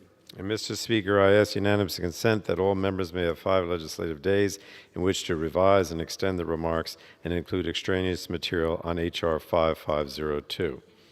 Without objection, And Mr. Speaker, I yield myself such time as I may consume. the honorable gentleman from New Jersey, Mr. Pallone, is recognized. Thank you, Mr. Speaker. I rise to speak in support of H.R. 5502, the Integrity, Notification, and Fairness in Online Retail Marketplaces for Consumers Act, also known as the Informed Consumers Act. In the 21st century, e-commerce is no longer a luxury but a necessity for millions of Americans seeking to purchase household essentials. And for thousands of businesses across the country, e-commerce sites serve as a vital platform connecting American producers to consumers worldwide. Regrettably, online marketplaces have become pervasive sources of counterfeit, defective, and unsafe goods. The Government Accountability Office found that 20 of 47 items it purchased from third-party sellers on popular consumer websites were counterfeit. 16% of counterfeit products seized in fiscal year 2018 posed a direct risk to health, safety, and security, and such frauds steal market share from legitimate businesses and can cause severe reputational damage to the companies and products they impersonate. The Informed Consumers Act will help curb the deluge of counterfeit, defective, and unsafe products on e-commerce sites. The bill requires these sites to display critical information about high-volume sellers, including contact information, business tax ID numbers, and working email addresses and phone numbers. Such transparency will help prevent those fake and unsafe goods from getting into our homes and empower consumers and businesses to seek recourse. So I commend Consumer Protection and Commerce Subcommittee Chair Schakowsky and Ranking Member Bilirakis for coming together on this bill. It passed out of the Energy and Commerce Committee by voice vote last November. I urge my colleagues to help protect consumers by supporting this bill, and I reserve the balance of my time. Gentleman from New Jersey reserves. Gentleman from Florida is recognized. Yeah, I yield myself as much time as I may consume, Mr. Speaker. I appreciate it very much. The honorable gentleman from Florida is recognized. Thank you.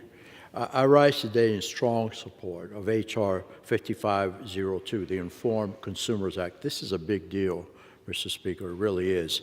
And we worked really hard to get consensus on this particular bill in the Energy and Commerce Committee. I want to commend the full chairman of the committee and, of course, the ranking member, Kathy McMorris Rogers, and of course the chairman of the subcommittee, my colleague Jen Schakowsky. She's the lead sponsor of the bill, and I'm the Republican sponsor of the bill. So great accomplishment.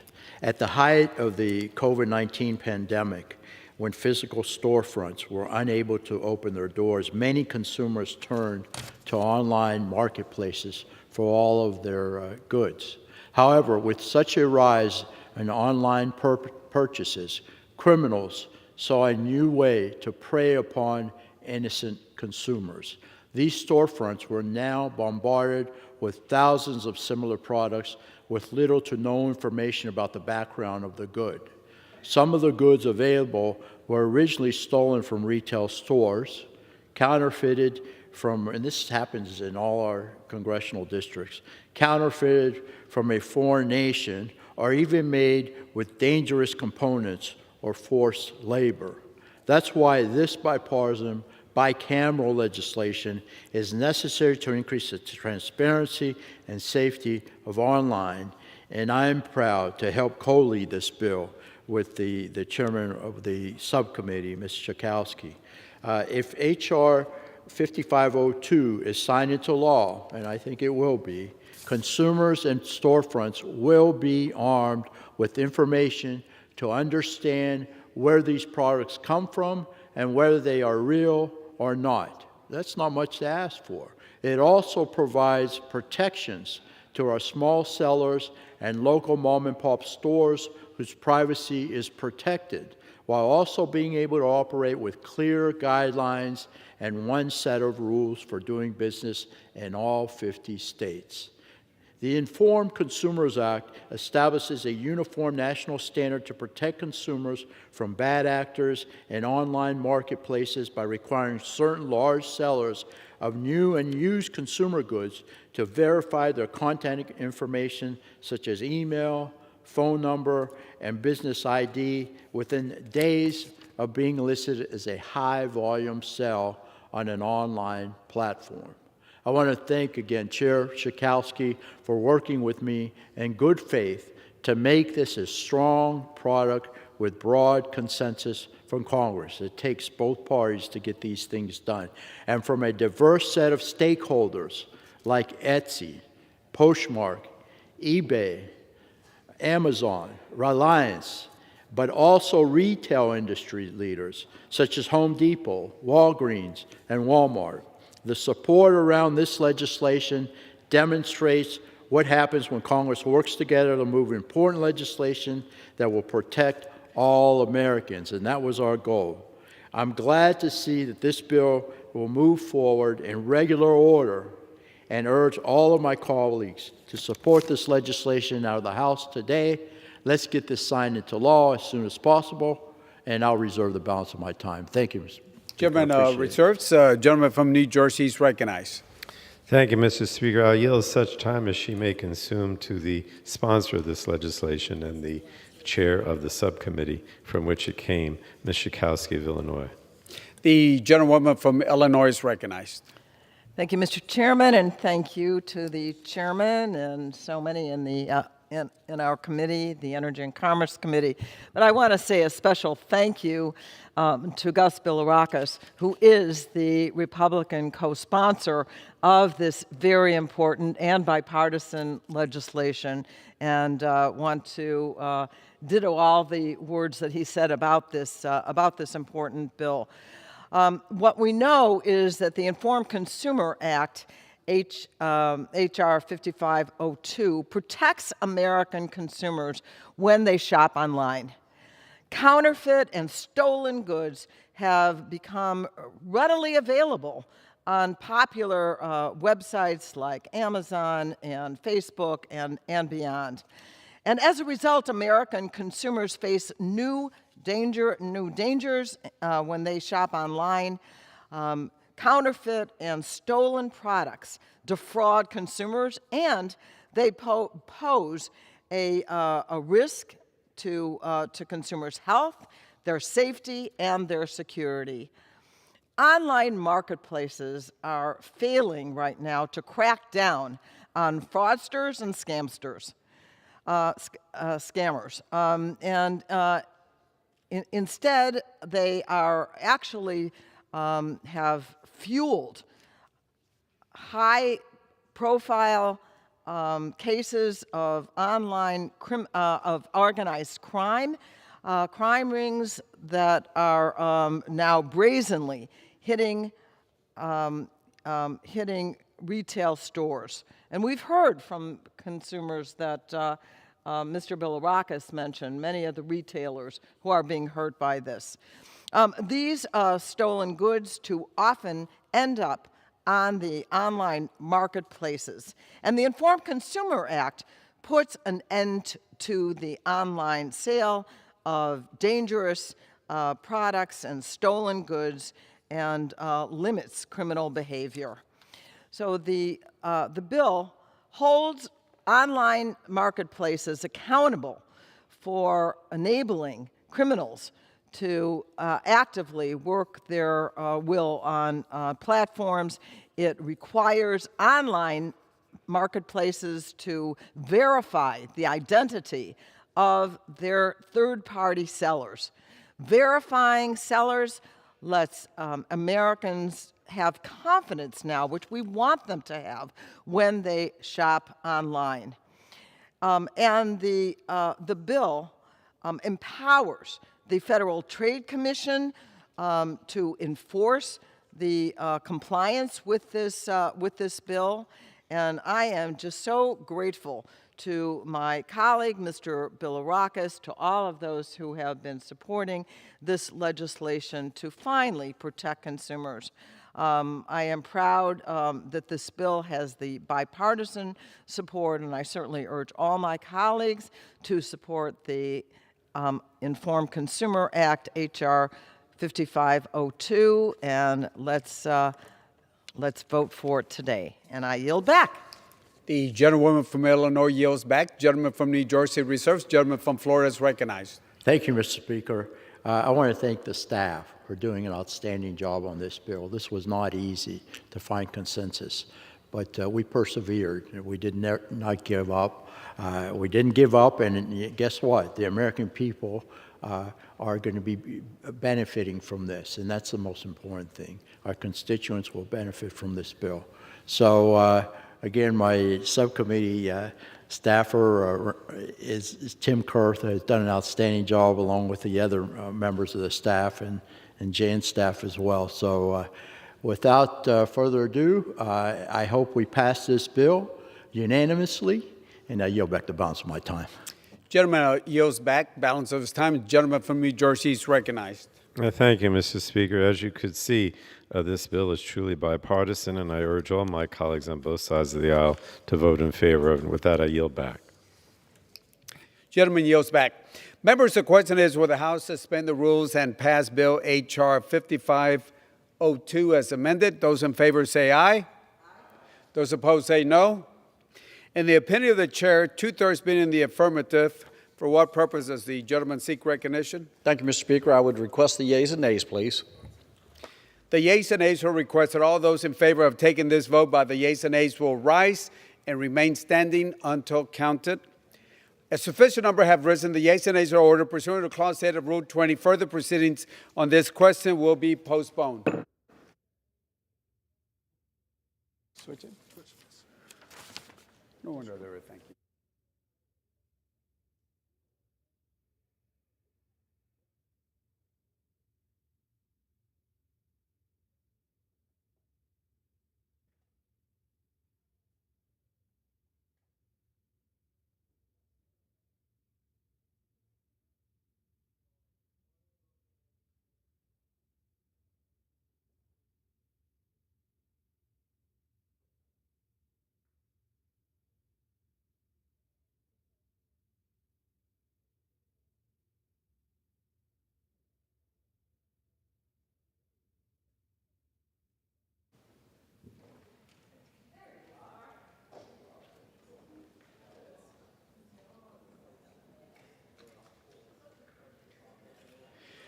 For what purpose does the gentlewoman from New York seek recognition? To address the House. And I move the House suspend the rules and agree to the bill S-533. The clerk will report the title of the bill. Senate 533, an act to require a guidance clarity statement on certain agency guidance and for other purposes. Pursuant to the rule, the gentlewoman from New York, Ms. Maloney, and the gentleman from Pennsylvania, Mr. Keller, each will control 20 minutes. The chair now recognizes the gentlewoman from New York, Ms. Maloney. I ask unanimous consent that all members have 5 legislative days in which to revise and extend their remarks and include extraneous material on this measure. Without objection, I yield myself as much time as I may consume. the honorable woman from New York, Ms. Maloney, is recognized. Thank you, Mr. Speaker. S-533 would require federal agencies to include a guidance clarity statement on the first page of guidance documents. Federal rules, regulations, and guidance are complex, even at the best of times.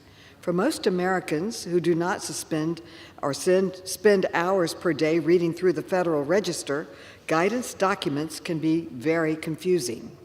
This simple good government bill will help clarify for the public that agency guidance is intended to help guide the implementation of federal regulations, not to act as additional legally binding rules. I want to thank Representative Lukemeyer and Ranking Member Comer for working with us to perfect this bill. This is a bipartisan bill which has passed the Senate by unanimous consent. I urge all of my colleagues to support this legislation so it can be sent to the President's desk, and I reserve the balance of my time. The gentlewoman from New York reserves. Gentleman from Pennsylvania is recognized. I yield myself such time as I may consume. The gentleman from Pennsylvania, Mr. Keller, is recognized. Thank you, Mr. Speaker. Agency guidance serves an important function in the federal regulatory system. Agency guidance helps regulated parties and the public understand how agencies will interpret the laws and administer their programs. However, agency guidance can be and has been abused. For example, agencies can use guidance documents to intimidate small businesses and individuals into compliance with agency views, sometimes under the threat of enforcement action. Small businesses and the American people often do not have the legal resources or necessary background to know if an agency statement is binding law. It is tough for the public to determine what agency statements are binding and what are not. Even federal agencies have a tough time understanding the difference. They have been known to try to start enforcement actions based simply on guidance. Agencies have also been known to attempt to issue binding rules by quietly slipping rule language into guidance documents. This clearly bypasses the administrative process Act's requirements that were put in place to protect regulated individuals and small businesses. The courts coined the term non-rule rule to describe this big government sleight of hand, and the courts have rightly struck down such rules that only appeared in the agency guidance. The Guidance Clarity Act offers a simple solution to these problems. It requires agency guidance documents to include the following explicit statement. The contents of this document do not have the force and effect of law and do not, of themselves, bind the public or the agency. This document is intended only to provide clarity to the public regarding existing requirements under the law or agency policies. With that stroke of the pen, gone will be the days in which agencies can use guidance documents to force small businesses and individuals to comply with non-binding agency views. Gone, too, will be the days of the agencies trying to issue non-rule rules that bypass the Administrative Procedure Act's requirements for legislative rules. I thank Senator Langford for his hard work to make this legislation the law of the land. We also thank the sponsor of the companion bill in the House, the ranking member of the Small Business Committee, Blaine Luetkemeyer, who has worked tirelessly on this bill since he first introduced it during the 115th Congress. Also, we thank House Oversight Committee Chairwoman Maloney, Ranking Member James Comer, and Senate Homeland Security and Governmental Affairs Chairman Gary Peters for their critical efforts to help make passage of this bill a bipartisan success. I urge my colleagues to support the bill, and I reserve the balance of my time. The gentleman from Pennsylvania reserves. Gentlewoman from New York is recognized. Mr. Speaker, if the gentleman from Pennsylvania has no further speakers, then I'm prepared to close now. Mr. Speaker, I would like to yield some time to the gentleman from Gentlewoman Missouri. from New York reserves. Gentleman from Pennsylvania is recognized. Mr. Speaker, I yield 3 minutes to the gentleman from Missouri, Mr. Blaine Luetkemeyer. The gentleman from Missouri is recognized for 3 minutes. Thank you, Mr. Speaker. I rise in support of S533, the Guidance Clarity Act, which is identical to my bill, H.R. 1508, that passed the House by voice vote on October 20th, 2021, almost 13 months ago. American small businesses have enough to worry about, especially in this economy. Inflation, supply chain issues, and labor shortages have made it exceedingly difficult to be a small business owner right now. These are people who don't have time to worry about keeping track of the latest government red tape, which is made more difficult by the conflation of agency guidance with regulations and laws. The purpose of guidance is to assist Americans in understanding rules and regulations and give them suggestions on how to adhere to them.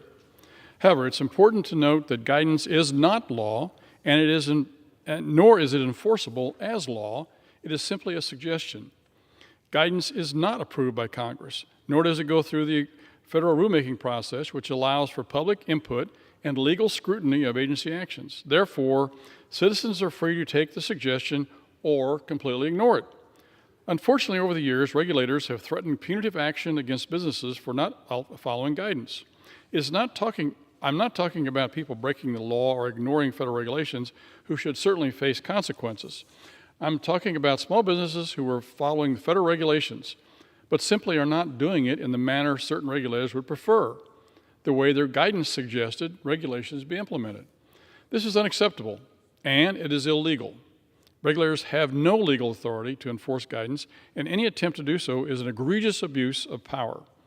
To make matters worse, thousands and thousands of guidance documents are constantly being produced. So instead of achieving their intended goal of providing clarity, they're making the waters even murkier. With some regulators enforcing guidance while others do not, small businesses and entrepreneurs are falling deeper into the regulatory maze of the federal government. The Guidance Clarity Act is a simple, straightforward solution. It ensures the first page of guidance documents includes a plain language statement declaring that guidance is not law, nor can it be legally enforced as law. This might seem like a small fix, but this critical statement clarifies for individuals, businesses, and regulators alike that guidance is meant to be helpful. It is a suggestion that can be put in place, or disregarded. It will help regulators do their jobs more efficiently, and small businesses who lack the resources to employ teams of expensive lawyers continue to strengthen our workforce and economy. I thank Chairman Maloney and Ranking Member Comer for bringing the Guidance Clarity Act to the floor. Also thank Senator Langford for getting the bill across the finish line in the Senate. This is a common sense solution that will help American small business owners, who are the drivers of our economy and embodiment of the American dream, do what they do best. With that, Mr. Speaker, I encourage my colleagues to vote in favor of the Guidance Clarity Act and yield the balance of my time. Gentleman yields back the balance of the time. Gentleman reserves. Mr. Speaker, I have no further speakers, and I'm prepared to close. Gentleman's recognized. Thank you, Mr. Speaker. Thanks to the Guidance Clarity Act, small business owners and individuals across the country will soon have the confidence that agency guidance, however helpful and clarifying it may be, is not legally binding. I urge my colleagues to support this necessary bipartisan legislation, and I yield back the balance of my time. The gentleman from Pennsylvania, Mr. Keller, yields back. Gentlewoman from New York is recognized. Mr. Speaker, I urge passage of S533 and yield back the balance of my time. The gentlewoman from New York yields back. Members, the question is, will the House suspend the rules and pass Senate Bill 533? Those in favor say aye. Those opposed say no. In the opinion of the chair, 2/3 being the affirmative, for what purpose does the gentleman from Montana seek recognition? Thank you, Mr. Speaker. I would request the yeas and nays, please.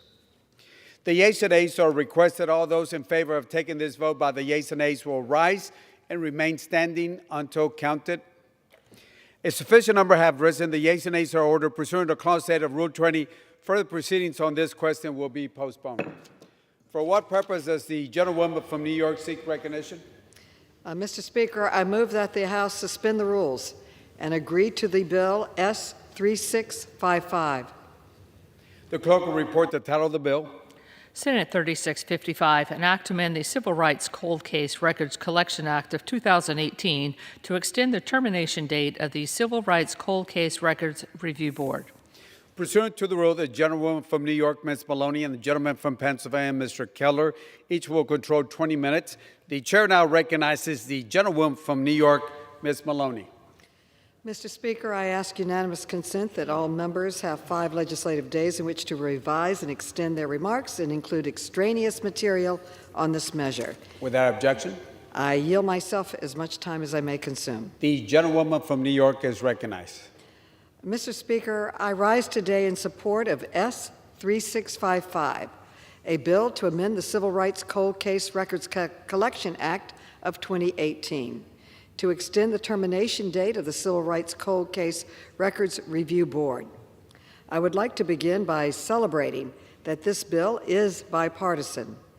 It is co-led by Senators John Ossoff and Ted Cruz, and a companion bill was introduced in the House by my colleague Bobby Rush of Illinois. The Civil Rights Cold Case Records Collection Act of 2018 requires public disclosure of cold case files from the civil rights era that are still in possession of federal agencies. The 2018 law also recreated a review board tasked to review any agency decisions to delay public disclosure of civil rights cold case files within their possession. As part of their examination, the review board will submit recommendations to the President, who has final decision-making authority over the public records disclosure. Under current law, the review board will be terminated by January 2024. This bill, S3655, revises the initial term of the board from 4 to 7 years with an optional extension year if needed. The extension is critical because the work of the review board has been delayed. The prior administration did not nominate members to the board when the bill was enacted in 2018. The current administration nominated board members in 2021, and all members were confirmed by February 2022. As a result of delays in nomination and confirmation of the review board members, S3655 provides the board additional time to complete its mission. This bill has bipartisan support. In addition, the National Archives supports this bill because the extensions will ensure that review board members have enough time to complete their assignments. I encourage my colleagues to join me in support of the Civil Rights Cold Case Investigations Support Act, and I reserve the balance of my time. The gentlewoman from New York reserves. Gentleman from Pennsylvania, Mr. Keller is recognized. Thank you. I yield myself such time as I may consume. Gentleman is recognized. Thank you, Mr. Speaker. In 2019, President Trump signed the Civil Rights Cold Case Investigations Support Act into law after it passed with broad bipartisan support in Congress. The act directed the National Archives and Records Administration to make a collection of previously sealed civil rights cold case records available for public scrutiny. It also required the archives to establish a process for federal agencies to transmit cold case records, older records from about 1940 to 1979, to the archives.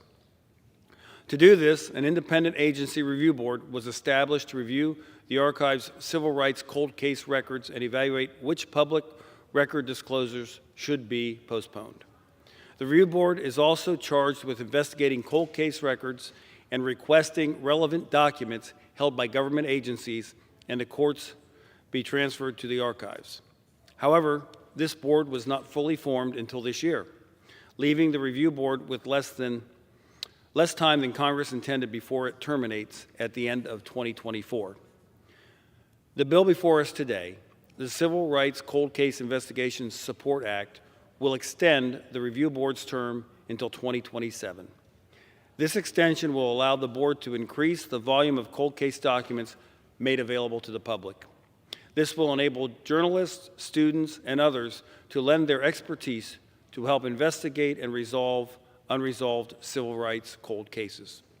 According to the Department of Justice, about 115 civil rights cases remain unsolved, and the older the cases become, the less likely they will ever be solved. The 2019 law was necessary to establish a specific process for addressing cold case records instead of having citizens rely on the Freedom of Information Act to directly request individual records from law enforcement agencies. The Freedom of Information Act is a valuable federal records transparency tool, but is not designed for enabling efficient access to open criminal cases. Every cold case that is solved as a result of this legislation will provide long-awaited answers to the surviving family members and the victims and bring about resolution to the local communities where these crimes occurred. S 3655 will ensure that the review board has the necessary time to complete its critical work. I would like to thank Senators Ted Cruz and John Ossoff for moving this bipartisan legislation through the Senate. We also would like to thank the House Oversight Committee Chairwoman Carolyn Maloney and Ranking Member James Comer for their support. I urge that my colleagues support this important bill, and I reserve the balance of my time. Gentleman reserves the balance of the time. Gentleman from New York is recognized. Mr. Speaker, I would like to recognize my distinguished colleague and friend, Representative Bobby Rush from the 1st District of Illinois. He is chairman of the Subcommittee on Energy with the Committee on Energy and Commerce and the House sponsor of the Civil Rights Cold Case Investigation Support Act of 2022. I recognize my colleague and friend for 3 minutes. The gentleman from Illinois, Mr. Rush, is recognized for 3 minutes. I certainly want to thank the chairman of the committee, my good friend, Congresswoman Maloney. Mr. Speaker, I rise today in support of S 3655, the Civil Rights Cold Case Investigation Support Act of 2022. This bill is a Senate companion to my bill, H.R. 6818, and I am pleased beyond measure to support its passage on the floor today.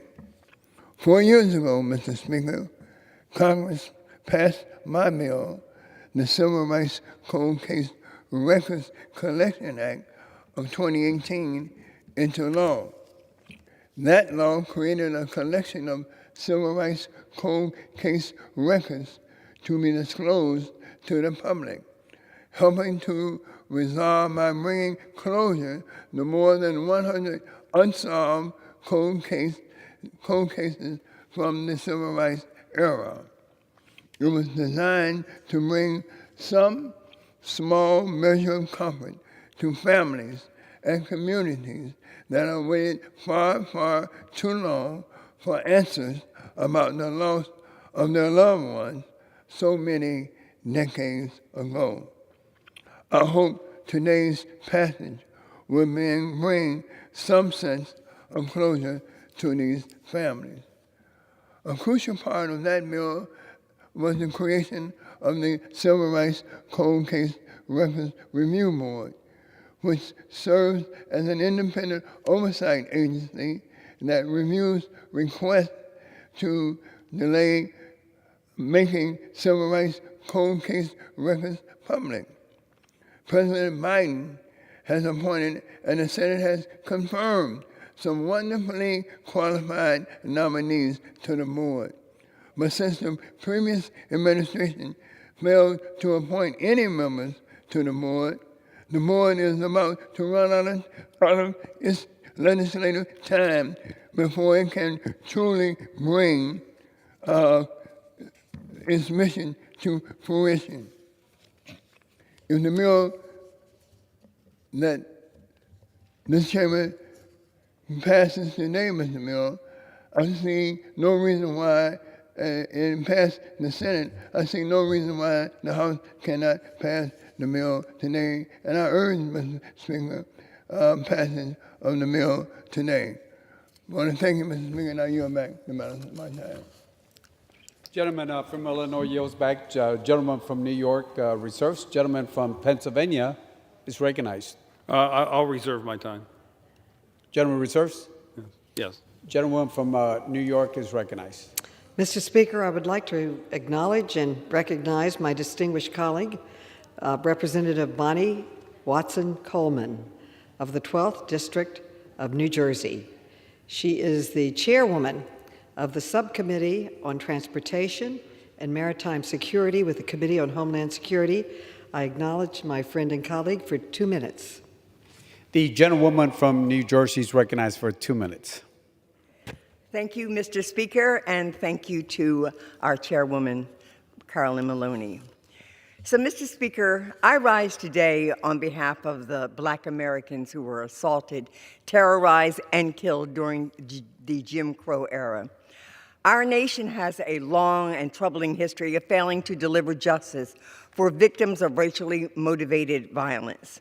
One could draw a direct line from the lynching of Emmett Till in 1955 to the killing of Trayvon Martin just 10 years ago. In neither case were the killers convicted.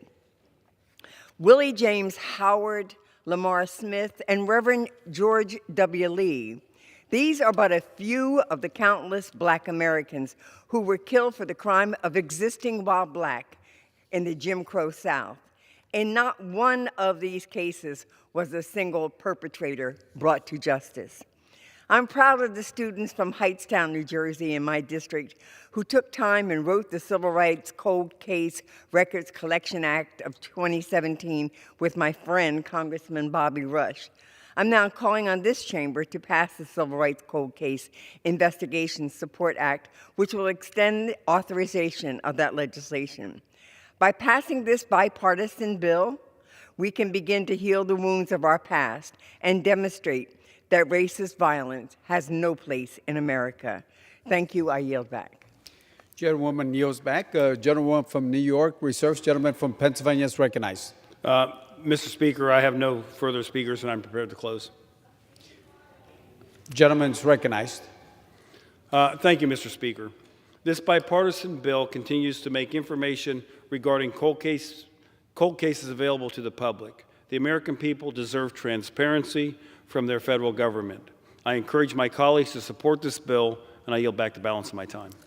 Gentleman from Pennsylvania, Mr. Keller, yields back. Gentlewoman from New York is recognized. Ms. Mr. Maloney. Speaker, I urge passage of S 3655 and yield back the balance of my time. Gentlewoman yields back. The question is, will the House suspend the rules and pass Senate Bill 3655? Those in favor say aye. Those opposed say no. In the opinion of the chair, 2/3 being the affirmative, the rules are suspended, the bill is passed, and without objection, the motion to reconsider is laid on the table.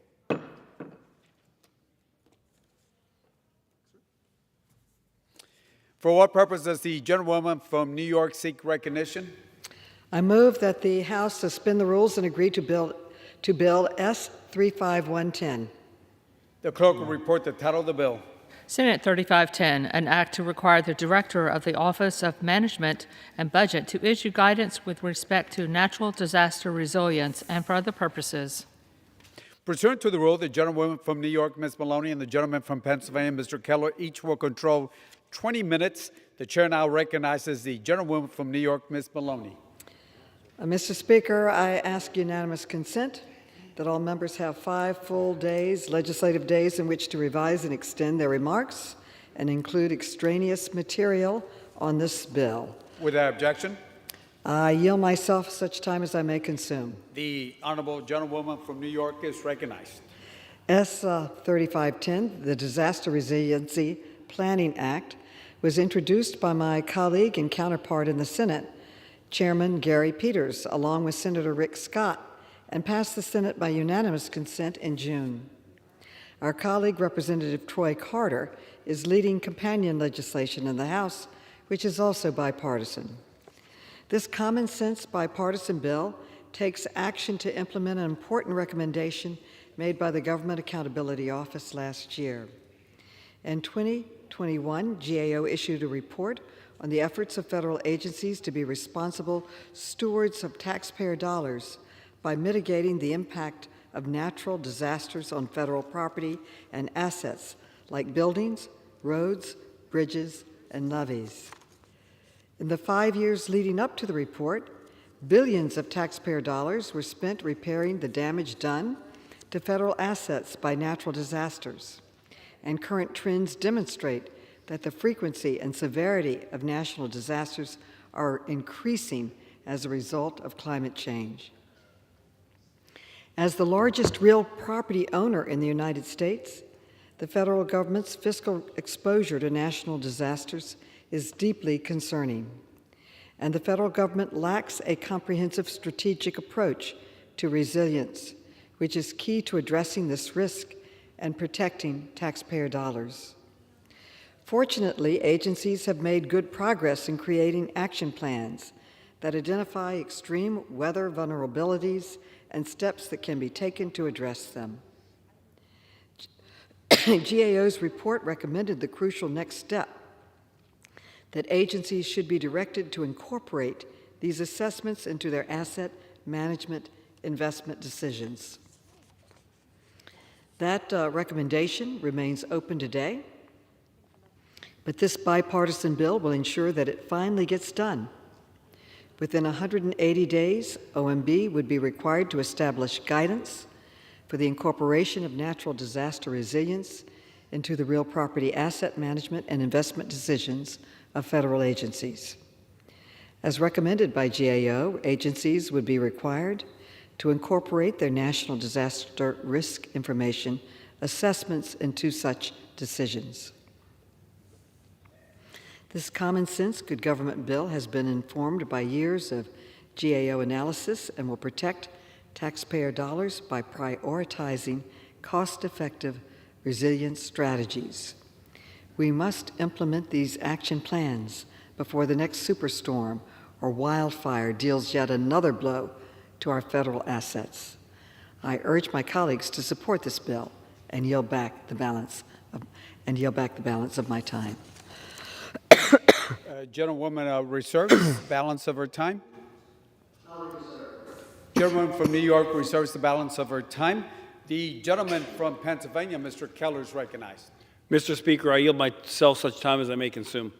The gentleman from Pennsylvania, Mr. Keller, is recognized. Thank you, Mr. Speaker.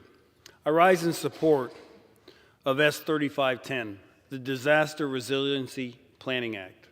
Hurricanes, tornadoes, floods, and wildfires cause significant damage across the country to federal real property assets. According to the Government Accountability Office, over the past 5 years, Congress has spent billions of dollars to repair federal assets damaged by natural disasters.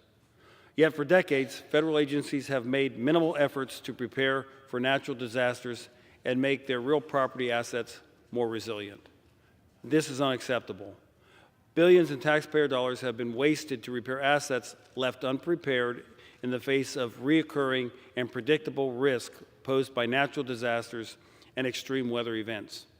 Natural disasters are a fact of life, and the U.S. government maintains a sprawling footprint of buildings and facilities across our great nation. We must recognize these realities. The Disaster Resilience Planning Act does this. It tasks the Office of Management and Budget with issuing guidance requiring federal agencies to incorporate natural disaster resilience planning into their real property asset management and investment decisions. This will help save taxpayer dollars and ensure federal agencies are acting in a fiscally responsible manner. I urge my colleagues to support this smart reform bill, and I reserve the balance of my time. The gentleman from Pennsylvania reserves. The gentlewoman from New York is recognized. Mr. Speaker, I have no additional speakers, and if the gentleman from Pennsylvania has no further speakers, then I am prepared to close. The gentlewoman reserves. The gentleman from Pennsylvania, Mr. Keller, is recognized. Mr. Speaker, I have no further speakers, and I'm prepared to close. Gentleman's recognized. Thank you, Mr. Speaker. This is a common sense, bipartisan bill that will save taxpayer dollars and ensure federal property recovers from natural disasters more quickly. I encourage my colleagues to support this bill and yield back the balance of my time. The gentleman yields back. Gentlewoman from New York is recognized. Mr. Speaker, I urge passage of S 3510 and yield back the balance of my time.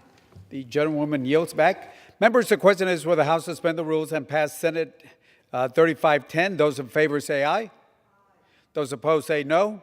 In the opinion of the chair, 2/3 being the affirmative, the rules are suspended. The bill is passed, and without objection, the motion to reconsider is laid on the table. For what purpose does the gentlewoman from New York seek recognition? Mr. Speaker, I move that the House suspend the rules and agree to the bill S 1941. The clerk will report the title of the bill. Senate 1941, an act to direct the Director of the Office of Management and Budget to standardize the use of core-based statistical area designations across federal programs to allow between 120 and 180 days for public comment on any proposed change to such designations and to report on the scientific basis and estimated impact to federal programs for any proposed change to such designations and for other purposes. Pursuant to the rule, the gentlewoman from New York, Ms. Maloney, and the gentleman from Pennsylvania, Mr. Keller, each will control 20 minutes. The chair now recognizes the gentlewoman from New York, Ms. Maloney. Mr. Speaker, I ask unanimous consent that all members may have 5 legislative days in which to revise and extend their remarks and include extraneous material on this measure. Without objection. Mr. Speaker, I yield myself such time as I may consume. Gentlewoman from New York is recognized. S 1941, the Metropolitan Areas Protection and Standardization, or MAPS Act, focuses on little-known process at the Office of Management and Budget that may seem arcane at first glance, but which has profound implications for the way the federal government serves the people of this nation. OMB maintains a set of standards to ensure consistency across the federal government and how agencies classify statistics by geographic area. These standards determine whether a county is considered metropolitan based on its proximity to an urban core. Although these standards are supposed to be used solely for statistical purposes, they are frequently used by federal agencies to distribute funding, benefits, and programs. Every 10 years, OMB considers recommendations from an interagency technical advisory committee with input from the public to ensure the continued relevance of the standards. The recommendations for 2020 standards initially included a proposal that for a county to qualify as metropolitan, it must be near an urban core with a population of 100,000, doubling the current threshold of 50,000 people. Because this threshold hasn't been changed since it first came into use in 1949, the proposed change would have converted 142 metropolitan statistical areas from the metropolitan designation to the non-metropolitan designation. According to the Brookings Institute, this would have impacted 19 million people and increased the share of America's population residing in non-metro counties from 14% to around 20%. There is currently no inventory of all federal programs that rely on this standard to distribute services, benefits, and funding, and no process for ensuring that agencies are equipped to review the impacts of potential changes on such programs. As a result, what should be purely statistical standards update actually has unknown and potentially profound ramifications for federal program administration, warranting further review. While the Standards Review Committee and OMB ultimately choose not to recommend or include this change in the final 2020 standards, examination of the recommendation made clear that Congress must ensure that these statistical standards can be updated without the risk of unintended consequences cascading across the federal programs and policies built around them. To accomplish this, the MAPS Act would clarify that changes to the standards would not automatically, for any non-statistical use, by a domestic assistance program. Changes for non-statistical uses could only take effect if the relevant agency determines that they support the purposes of the program and are in the public interest, and if such changes are affirmatively adopted through notice and comment rulemaking. The bill would also create an inventory of the current uses and impacts of the standards in distributing federal services, benefits, funding, creating transparency for both policymakers and the public. In short, the MAPS Act puts in place the safeguards needed to ensure that the federal government's bedrock statistical standards can be updated purely based on scientific criteria without the influence of non-statistical considerations. At the same time, it ensures that federal policies and programs continue to operate as intended and are updated with careful consideration of their unique goals and impacts. I urge my colleagues to support this responsible good government bill and reserve the balance of my time. The gentlewoman reserves. Gentleman from Pennsylvania is recognized. Mr. Speaker, I yield myself such time as I may consume. Gentleman from Pennsylvania, Mr. Keller is recognized. Thank you, Mr. Speaker. S. 1941, the Metropolitan Areas Protection and Standardization Act, or MAPS Act, is a technical but important bill.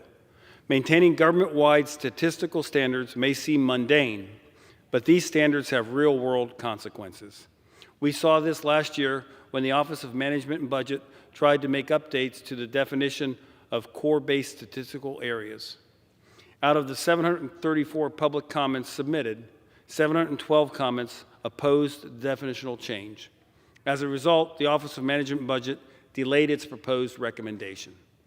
Municipalities and other organizations should not feel caught off guard by standards changes in the future.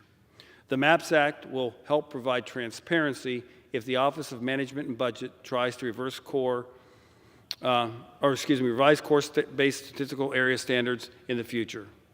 This bill will provide better visibility into how these statistical standards are used in federal domestic assistance programs to determine funding eligibility.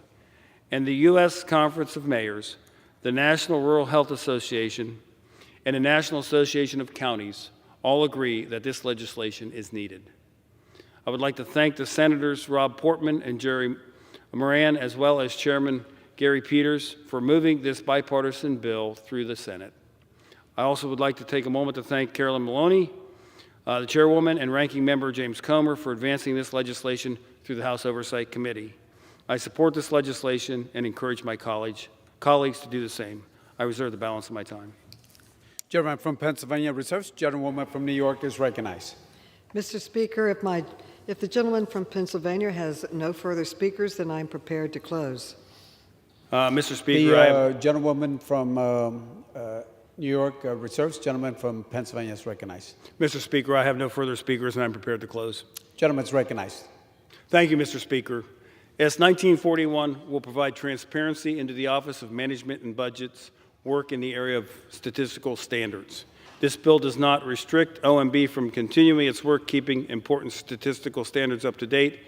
Instead, it provides transparency into future revisions of core-based statistical area standards.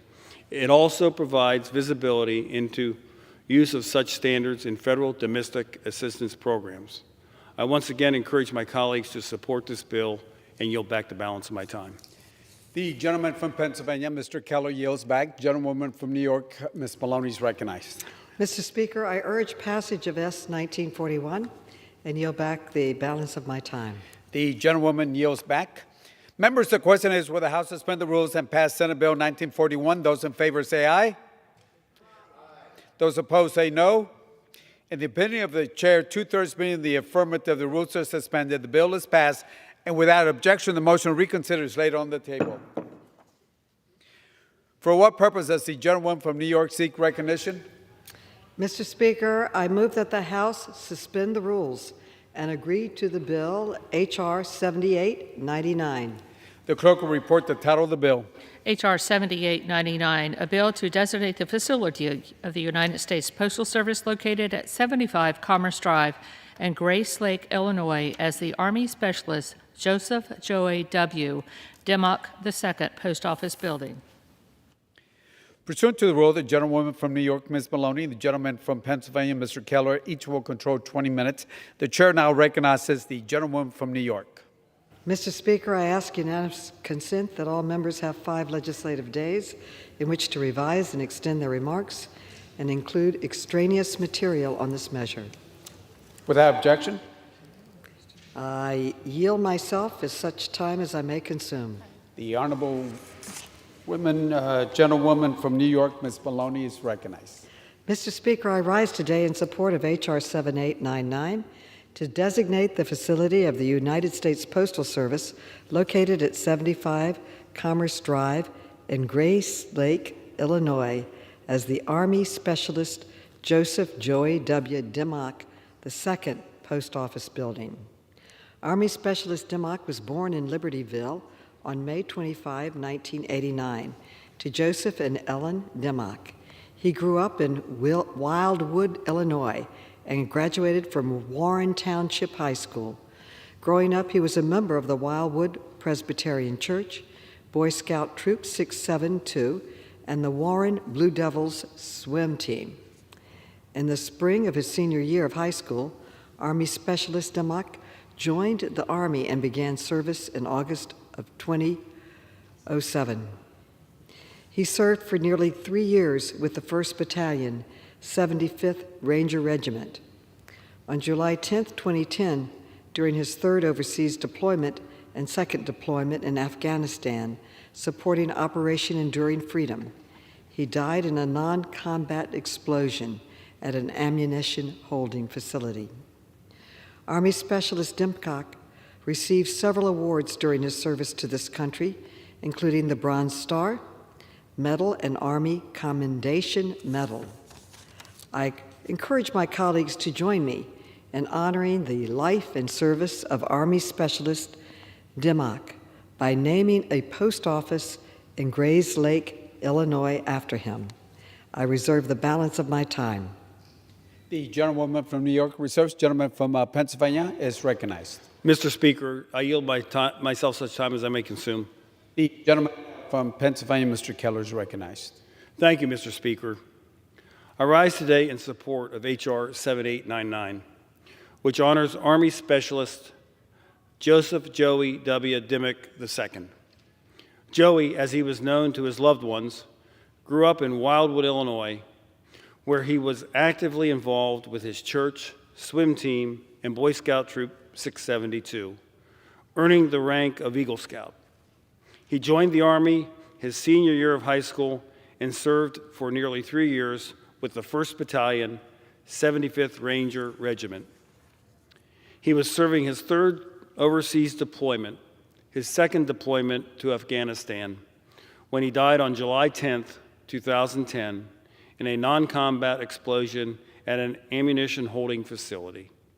For his time in service, he was posthumously awarded the Bronze Star Medal and Army Commendation Medal. Specialist Dimmock was a true American patriot that paid the ultimate price in service to a grateful nation. I encourage my colleagues to support this bill honoring his sacrifice and service. I reserve the balance of my time. The gentleman from Pennsylvania reserves. Gentlewoman from New York is recognized. Mr. Speaker, if the gentleman from Pennsylvania has no further speakers, then I am prepared to close. I reserve. Mr. Speaker, I have no further speakers, and I'm prepared to close. The gentlewoman from New York reserves. Gentleman from Pennsylvania is recognized. Thank you, Mr. Speaker. I encourage my colleagues to support this bill honoring an American war hero and yield back the balance of my time. The gentleman yields back balance of the time. Gentlewoman from New York is recognized. Mr. Speaker, I urge passage of H.R. 7899 and yield back the balance of my time. Gentlewoman from New York yields back. Members, the question is will the House suspend the rules and pass Bill H.R. 7899? Those in favor say aye. Aye. Those opposed say no. In the opinion of the chair, 2/3 being in the affirmative, the rules are suspended. The bill is passed, and without objection, the motion to reconsider is laid on the table. For what purpose does the gentlewoman from New York seek recognition? I move that the House suspend the rules and agree to the bill H.R. 6917. The clerk will report the title of the bill.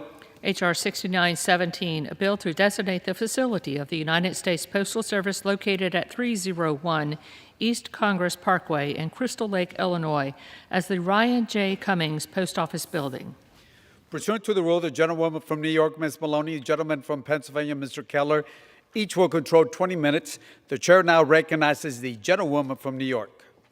Mr. Speaker, I ask unanimous consent that all members have 5 legislative days in which to revise and extend their remarks and include extraneous material on this measure. Without objection, I yield myself as much time as I may consume. Gentlewoman is recognized. Mr. Speaker, I rise today in support of H.R. 6917 to designate the facility of the United States Postal Service located at 301 East Congress Parkway in Crystal Lake, Illinois, as the Ryan J. Cummings Post Office Building. Marine Corporal Ryan John Cummings was born on April 6, 1984, and grew up to be a Cub Scout, honor student, wrestler, and a French horn player. On September 10, 2001, he enlisted in the U.S. Marine Corps and completed basic training in San Diego. He was then stationed at Camp Pendleton, California, in 1st Battalion, 1st Marine Division, ultimately earning the rank of corporal. Corporal Cummings earned many awards, including the Marine Corps Good Conduct Medal, the Global War on Terror Service Medal, the National Defense Service Medal, the Humanitarian Service Medal, the Iraq Campaign Medal, and the Purple Heart, among others. He was deployed 3 times in support of Operation Iraqi Freedom. He made the ultimate sacrifice on June 3, 2006, when he was killed. I encourage my colleagues to join me in honoring the life and service of Corporal Cummings by naming a post office in Crystal Lake, Illinois, after him, and I reserve the balance of my time. Gentlewoman reserves. Gentleman from Pennsylvania is recognized. Mr. Speaker, I yield myself such time as I may consume. Gentleman is recognized. Thank you, Mr. Speaker. I rise today in support of H.R. 6917, which would name a post office in Crystal Lake, Illinois, for Marine Corporal Ryan J. Cummings. Corporal Cummings was born in Cook County, Illinois, in 1984. Marine Corporal Cummings was set on becoming a Marine and, according to his family, signed up for duty on September 10, 2001, the night before the September 11th attacks on our nation. He was assigned to the 1st Battalion, 1st Marine Division Expeditionary Force based at Camp Pendleton. Sadly, he died from wounds sustained while conducting combat operations in Iraq on his 3rd deployment in support of Operation Iraqi Freedom. He was only 22 years old. Corporal Cummings was posthumously awarded a Purple Heart in recognition of having made the ultimate sacrifice in service to our grateful nation. I strongly encourage my colleagues to support this bill honoring a true American war hero. I reserve the balance of my time. Gentleman reserves. Gentleman from New York is recognized. Mr. Speaker, if the gentleman from Pennsylvania has no further speakers, then I am prepared to close, and I reserve. Mr. Speaker, I have no further speakers, and I'm prepared to close. Gentlewoman reserves. Gentleman from Pennsylvania is recognized. Thank you, Mr. Speaker. I encourage my colleagues to support this bill honoring Marine Corporal Ryan J. Cummings, a true American hero. Thank you, and I yield back the balance of my time. Gentleman yields back. Gentlewoman from New York is recognized. Mr. Speaker, I urge passage of 6917 and yield back the balance of my time. Gentlewoman of New York yields back. The question is, will the House suspend the rules and pass Bill H.R. 6917? Those in favor say aye. Those opposed say no. In the opinion of the chair, 2/3 being the affirmative, the rules are suspended.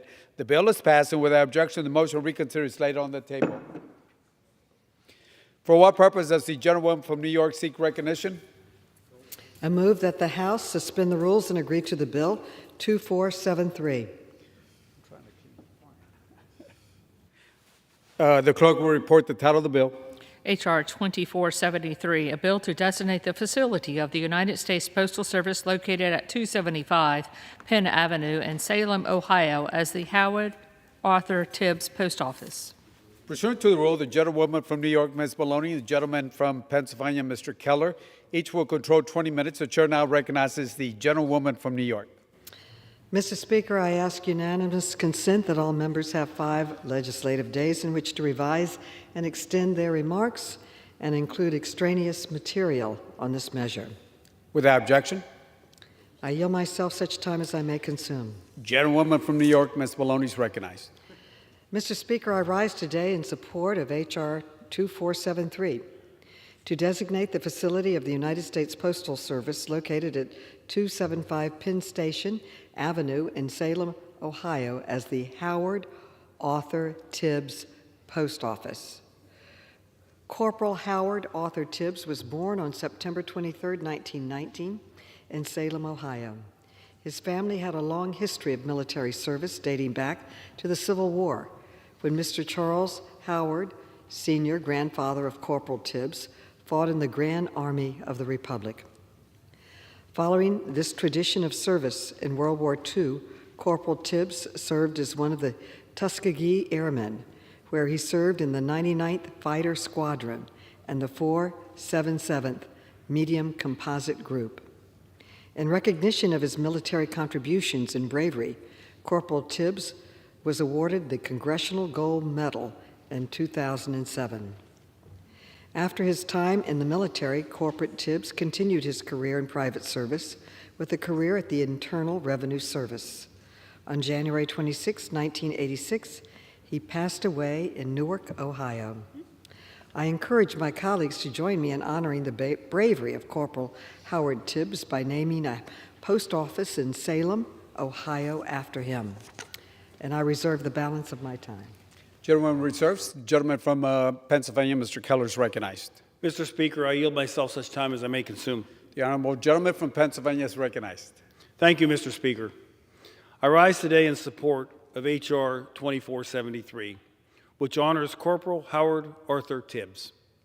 Corporal Tibbs was one of the storied Tuskegee Airmen and served in the 99th Fighter Squadron and the 477th Medium Composite Group in World War II. He was born and raised in Salem, Ohio, where his family had long resided. After his time in the military, he graduated from Youngstown College and enjoyed a long career with the Internal Revenue Service. In recognition of his bravery and contributions to this country, Corporal Tibbs was posthumously awarded the Congressional Gold Medal in 2007 after passing away on January 26 in 1986 in Newark, Ohio. I strongly encourage my colleagues to support this bill honoring an American veteran and a true hero. I reserve the balance of my time. Gentleman reserves. Gentleman from New York is recognized. Mr. Speaker, if the gentleman from Pennsylvania has no further speakers, then I am prepared to close. Mr. Speaker, I would like to yield 2 minutes to the gentleman from Ohio, Mr. Bill Johnson. The gentlewoman from New York reserves. Gentleman from Pennsylvania is recognized, and the gentleman is recognized for 2 minutes. Thank you, Mr. Speaker. I rise today to honor the legacy of Corporal Howard Arthur Tibbs, one of our nation's esteemed World War II Tuskegee Airmen and a Salem, Ohio native. Corporal Howard Tibbs was no stranger to military service. The Tibbs family's military history dates back to the Civil War, when Charles Henry Sr. of Salem, Ohio, the grandfather of Howard Tibbs, fought with the Ohio colored troops in the Grand Army of the Republic. In addition to dutifully serving our nation's military efforts, the Tibbs family has actively participated in other patriotic endeavors, including having helped to organize the local movement to guarantee the right to vote for women, and educating young people about the military, cultural, and political contributions of Black Americans. Corporal Howard Tibbs continued his family's legacy of duty, serving our nation when he joined the 99th Fighter Squadron and the 477th Medium Composite Group during World War II.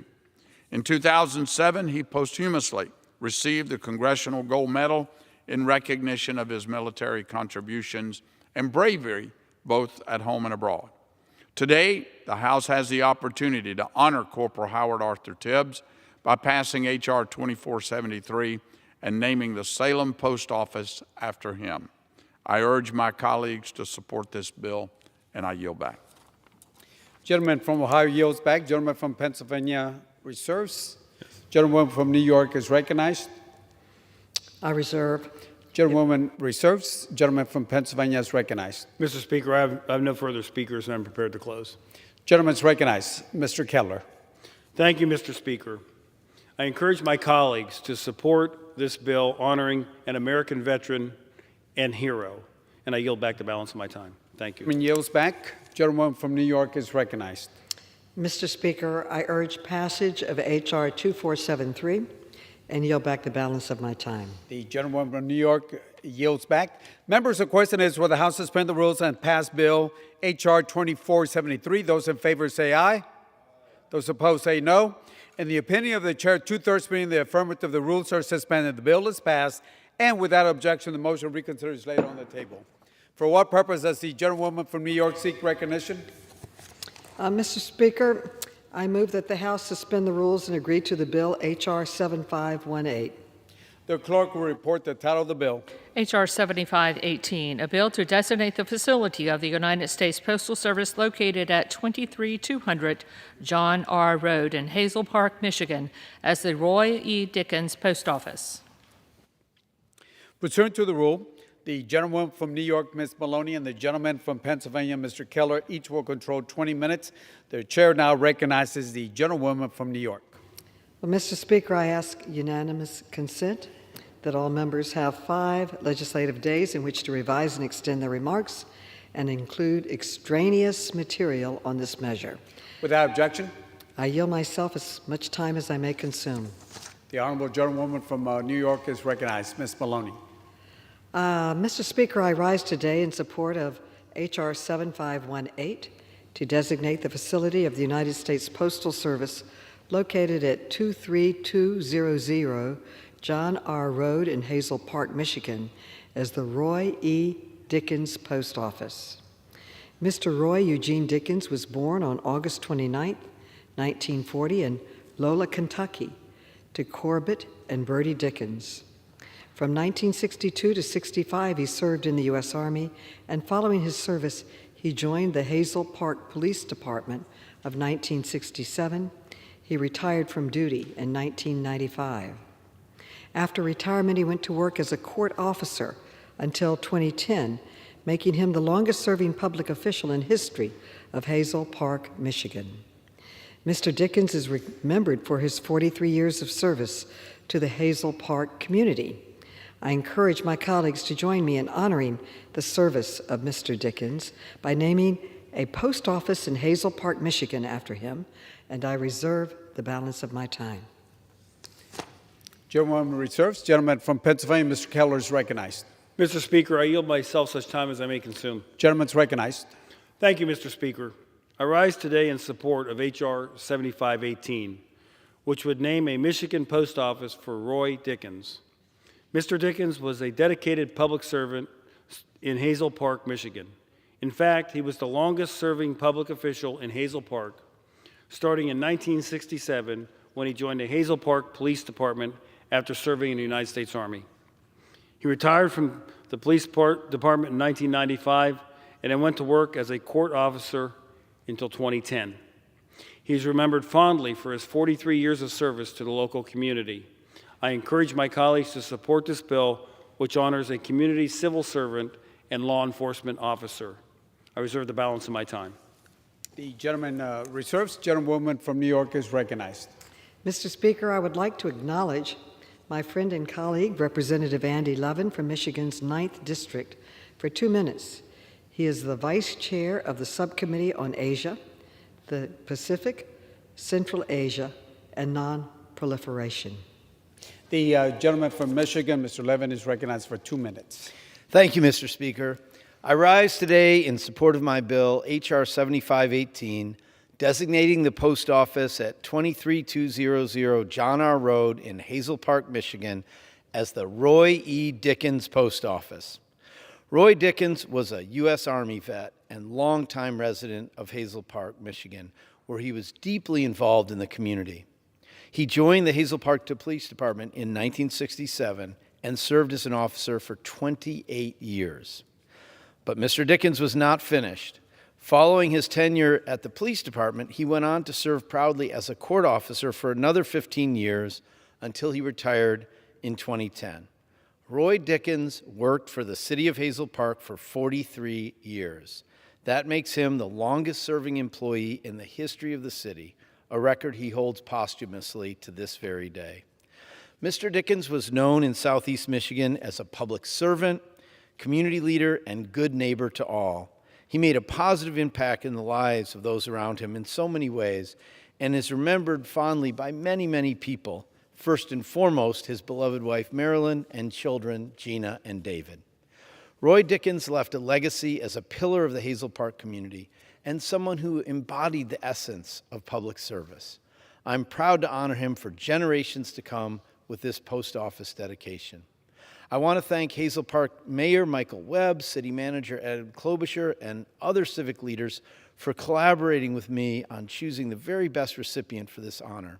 From this day forward, the post office on John R. will remind residents of Hazel Park and surrounding towns of an unassuming leader who helped ensure the safety, peace, and tranquility of the community for everyone, Roy Dickens.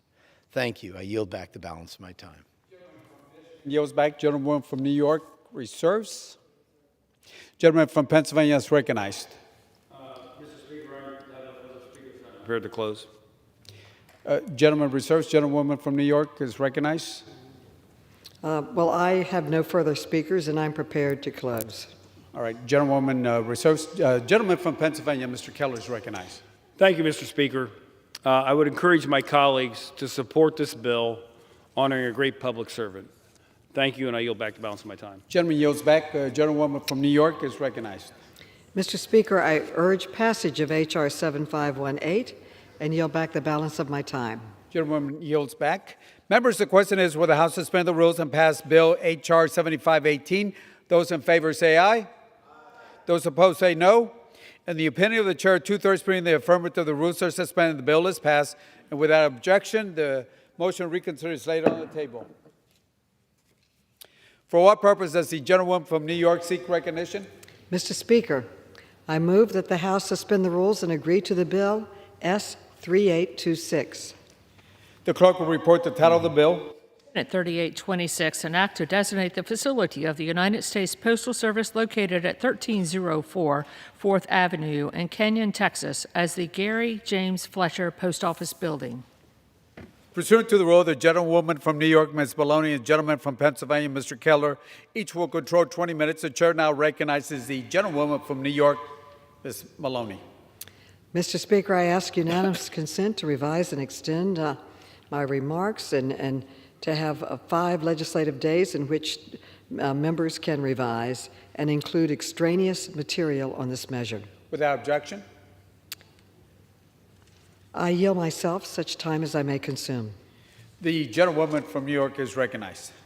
Mr. Speaker, I rise today in support of S. 3826, a bill to designate the facility of the United States Postal Service located at 1304 4th Avenue in Canyon, Texas, as the Gary James Fletcher Post Office Building. Mr. Fletcher was born and raised in Amarillo and Canyon, Texas. In 1969, Mr. Fletcher served a tour in Vietnam and was awarded 3 medals: the National Defense Service Medal, the Vietnam Service Medal, and the Republic of Vietnam Campaign Medal. After his tour, he was an active member of his community as a philanthropist, banker, and rancher. His work ethic around the ranch and banking was inspirational to those around him. Mr. Fletcher passed away on October 29, 2020, leaving behind his wife, 3 children, and 6 grandchildren. I encourage my colleagues to join me in honoring Mr. Fletcher by naming a post office in Canyon, Texas, after him. I reserve the balance of my time. Gentlewoman reserves balance of the time. Gentleman from Pennsylvania is recognized. Mr. Speaker, I yield myself such time as I may consume. The gentleman from Pennsylvania is recognized. Thank you, Mr. Speaker. I rise today in support of S 3826, which names a post office in Canyon, Texas, for Gary James Fletcher. Mr. Fletcher was born in nearby Amarillo, Texas, and grew up in Canyon, Texas. He joined the United States Army as a Specialist E5 and was a decorated Vietnam War veteran, having been awarded the National Defense Service Medal, the Vietnam Service Medal, and the Republic of Vietnam Campaign Medal. Upon his return to Canyon, Texas, he attended West Texas State University and graduated with a Bachelor of Business Administration and Finance. He put his degree to work as a successful banker and rancher. He also devoted countless hours to volunteering, including with the United Way and the Make-A-Wish Foundation. Most importantly, he was a devoted husband, father, grandfather, brother, and friend. I encourage my colleagues to support this bill honoring a great veteran and American hero. I reserve the balance of my time. Gentleman reserves. Gentlewoman from New York. I reserve. Gentlewoman reserves. Gentleman from Pennsylvania, Mr. Keller, is recognized. Mr. Speaker, I would yield 2 minutes to the gentleman from Texas, Mr. Ronnie Jackson. The gentleman from Texas, Mr. Jackson, is recognized for 2 minutes. Thank you, Mr. Speaker. Mr. Speaker, I rise today to honor the life and the legacy of Mr. Gary Fletcher. Gary Fletcher embodied everything it means to be a West Texan, hardworking, God-fearing, and service-oriented. He lived a life of service before self with a steadfast commitment to his family, his country, and his community. He was an Amarillo-born hero who joined the U.S. Army in 1968. He served his country in the worst of times during the Vietnam conflict, providing life-saving medical care to countless young men who would have never returned home otherwise. He was decorated for his service with the National Defense Service Medal, the Vietnam Service Medal, and the Republic of Vietnam Campaign Medal. Mr. Fletcher later returned home to Texas Panhandle and built a successful career as a banker and as a rancher and as a well-respected citizen in his community. He was also an active member of the Washington Avenue Christian Church and a longtime volunteer for organizations like the United Way and the Make-A-Wish Foundation. He left behind an incredible legacy that will be carried on by his loving family, and now he'll be forever memorialized through today's congressional action. I humbly ask my colleagues to vote in favor of my bill to officially name the U.S. Post Office in Canyon, Texas, the Gary James Fletcher Post Office Building. Thank you. I yield back.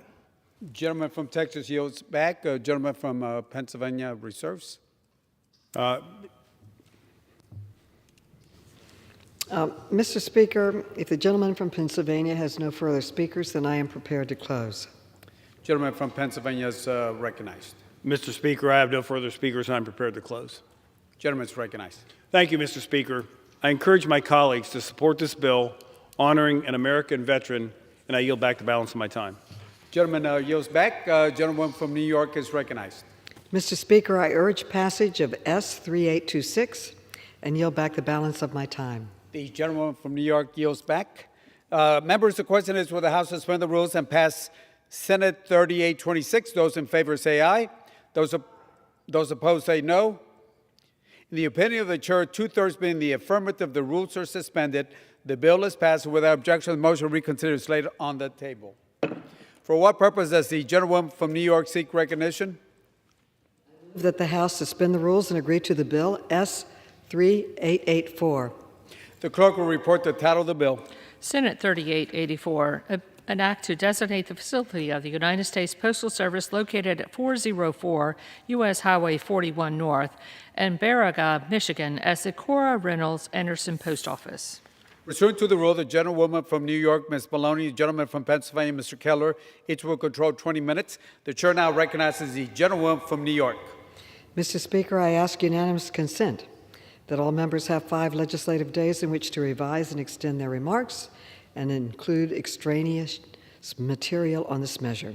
Without objection, I yield myself such time as I may consume. the honorable gentlewoman from New York is recognized.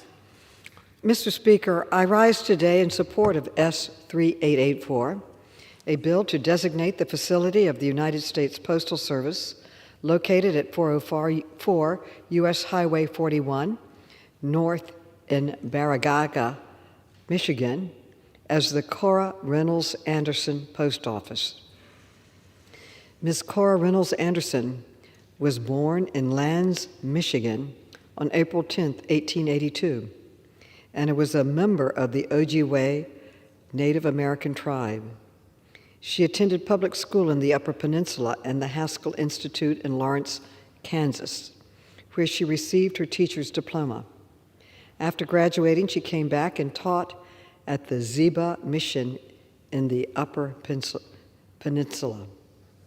Ms. Anderson organized the first public health service in Baraga County, Michigan, and helped secure their first public health nurse. In 1924, she became the first woman elected to the Michigan House of Representatives and the first Native American woman elected to serve in a state legislature. Her election came only 4 years after women were granted the right to vote. During her term in office, Ms. Anderson chaired the Industrial Home for Girls Committee and was on multiple committees, including agriculture, insurance, and the Northern State Normal School. She was an advocate for public health, primarily focused on fighting against alcoholism and tuberculosis. She also fought to recognize Native American fishing rights on Huron Bay. After her tenure as representative, Ms. Anderson served as an officer for the Upper Peninsula in the Michigan Grange. In 2000, the Michigan House of Representatives named the new House office building in Lansing in her honor. She was also inducted into the Michigan Women's Hall of Fame in 2001. I encourage my colleagues to join me in honoring Ms. Anderson by naming a post office in Baraga, Michigan after her. I reserve the balance of my time. Gentlewoman reserves. Gentleman from Pennsylvania is recognized. Thank you, Mr. Speaker. I yield myself such time as I may consume. Gentleman is recognized. Thank you, Mr. Speaker. I rise today in support of S. 3884, which honors Cora Reynolds Anderson, the first woman elected to the Michigan House of Representatives and the first Native American woman elected to serve in a state legislature. Mrs. Anderson was elected to the Michigan House of Representatives in 1924, just 4 years after women were granted the right to vote. During her sole term in office, she chaired the Industrial Home for Girls Committee. She was also an advocate for public health, helping Baraga County, Michigan, secure its first public health nurse and organize the county's first public health service. As a member of the Ojibwe Native American tribe, she also fought to recognize Native American fishing rights on Huron Bay. I encourage my colleagues to support this bill honoring this loyal public servant, and I yield back the balance of my time.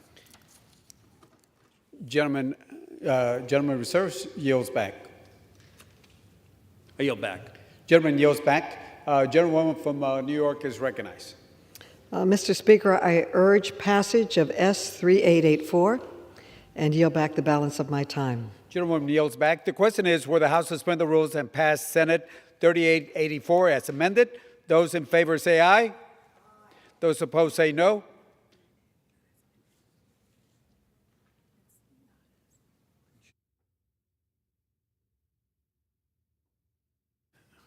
Correction.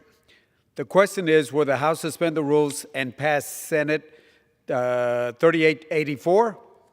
Those in favor say aye. Those opposed say no.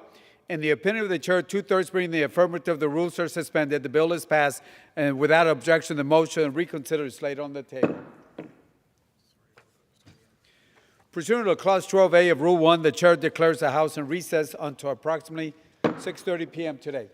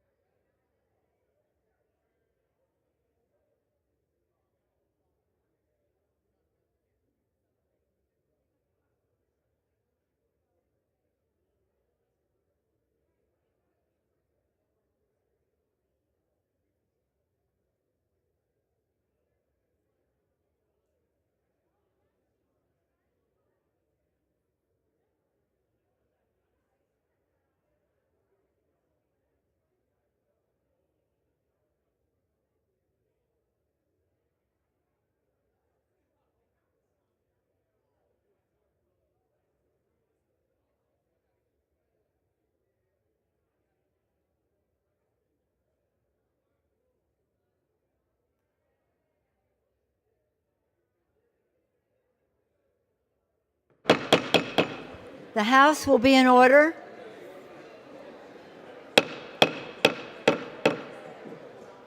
The House will be in order. The chair lays before the House a communication. The Honorable, the Speaker, House of Representatives, Madam.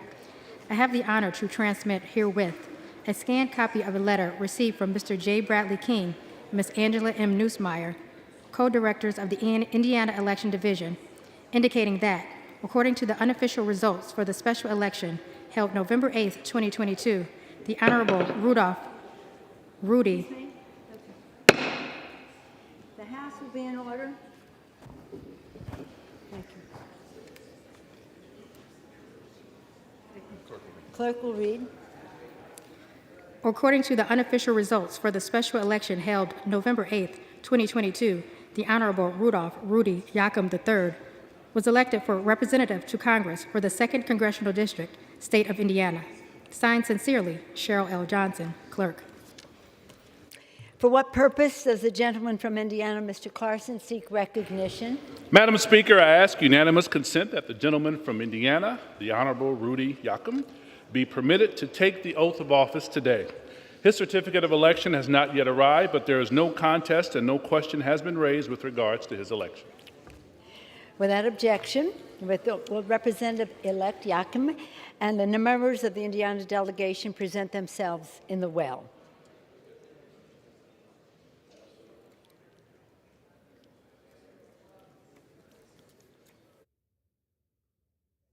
Will rise, and the representative-elect will please raise his right hand.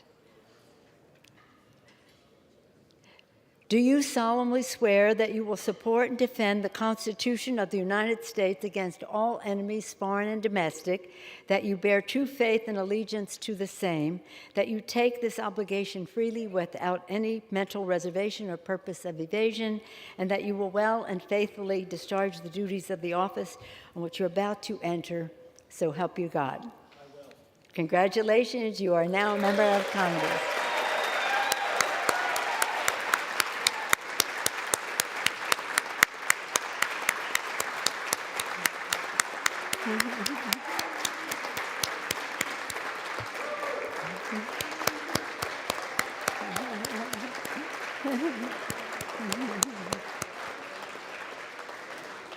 Without objection, the gentleman from Indiana, Mr. Carson, is recognized for 1 minute. Thank you, Madam Speaker. Madam Speaker, as the Dean of the Indiana delegation, I'm honored to welcome the newest Hoosier to serve here in the People's House, Congressman Rudy Yakum. Before his election last week, he worked as a vice president at a commercial real estate firm, and most recently, as the director of growth initiatives at an Indiana logistics and supply chain company. He was also nominated by the former governor, Mike Pence, to serve on the Indiana Judicial Nominating Commission. Our new colleague will be representing Indiana's 2nd Congressional District, and he's supported by his wife, Sally Ann, and their 3 children. I welcome the congressman to the House and look forward to working with him to advance Hoosier values. Madam Speaker, I yield to Congressman Yakum.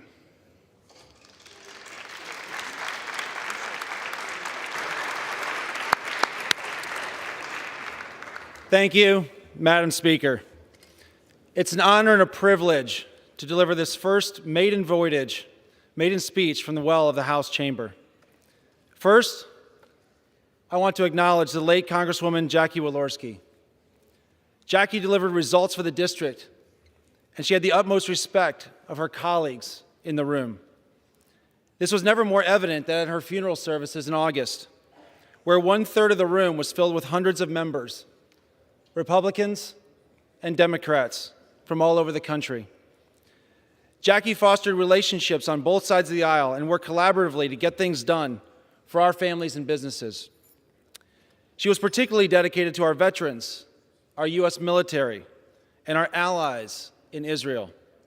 As her successor, I will work every day to honor her memory and uphold her impeccable work ethic.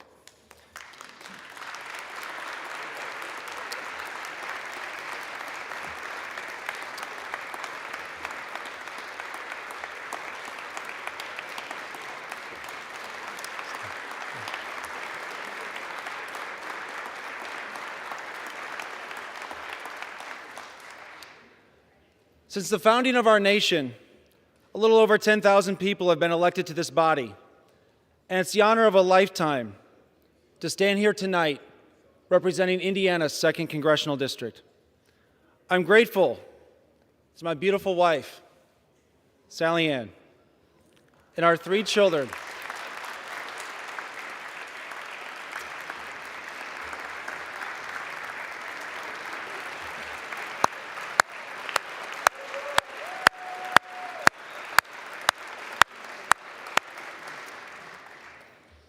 as well as our 3 children, Elle, Rudy IV, and Eliza. We also have other family and close friends who are in the gallery this evening. To the Hoosiers who have placed their trust in me to best represent them in this house, the People's House, thank you. I ask for your continued prayer for wisdom as we work to make our nation a more perfect union. Yes, there are real policy issues that need to be addressed, like our massive deficit and 40-year high inflation rates. But just as importantly, our country needs unity, and it starts right here. I often tell my kids to stop complaining and do the hard things. That's how we grow, how we learn, and how we succeed in life. And I will apply that same approach here in Congress. It's time to roll up our sleeves and do the hard work collaboratively to find common ground and forge solutions for Hoosiers. That's what Jackie did, and I can't wait to get started. Thank you, and may God bless the United States of America. I yield back my time.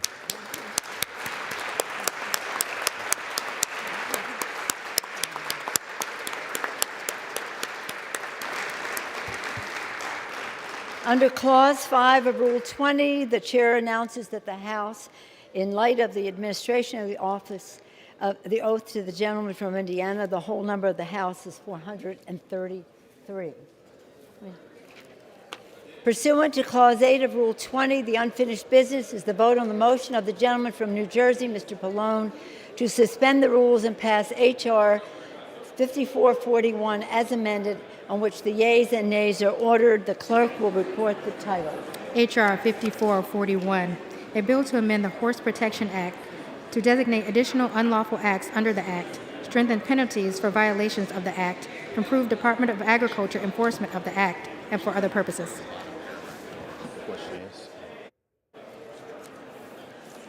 Ready? The question is, will the House suspend the rules and pass the bill as amended? Members will record their votes by electronic device. This will be a 15-minute vote.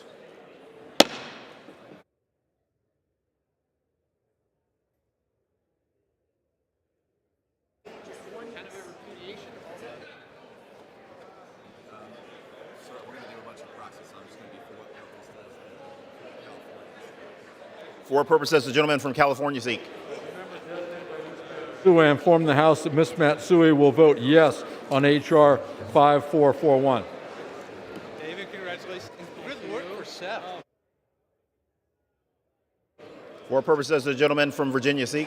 Mr. Speaker, as the member designated by Ms. Luria of Virginia and Mr. McKeechin of Virginia, inform the House that these members will vote yes on H.R. 5441.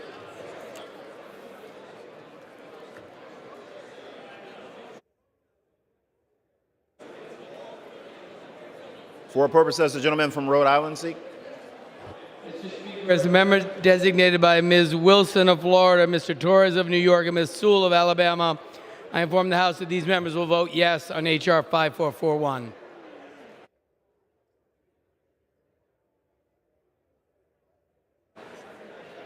For purposes, the gentleman from New Hampshire seek recognition. Mr. Speaker, as the member designated by Ms. Lee of Nevada, I inform the House that Ms. Lee will vote yes on H.R. 5441.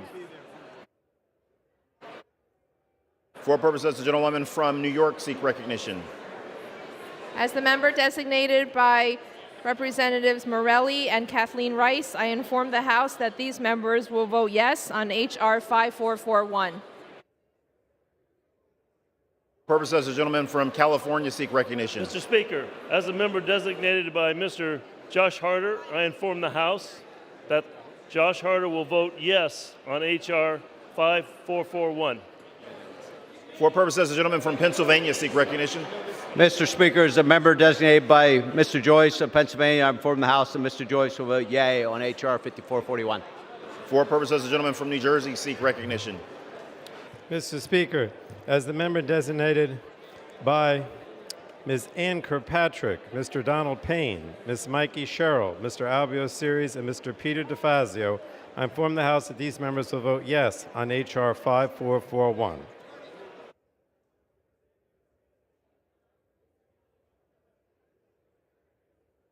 As the gentleman from California seek recognition. Mr. Speaker, as a member designated by Mr. Tom Rice of South Carolina, pursuant to House Resolution 8, I inform the House that Mr. Rice will vote yes on H.R. 5441.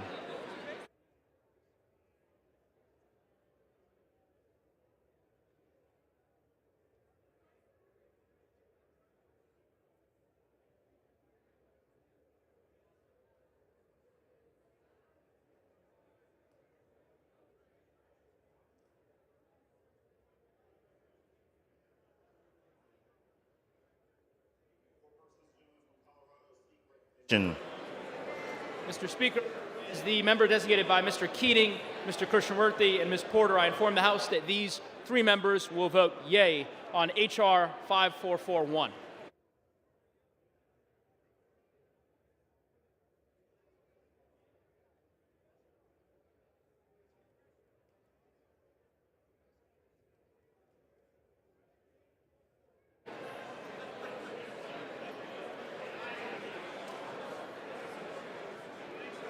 For purpose as the gentleman from Colorado seek recognition. Thanks, Mr. Speaker. As the member designated by Mr. Joe Courtney, I inform the House that Joe Courtney will vote yes on H.R. 5441.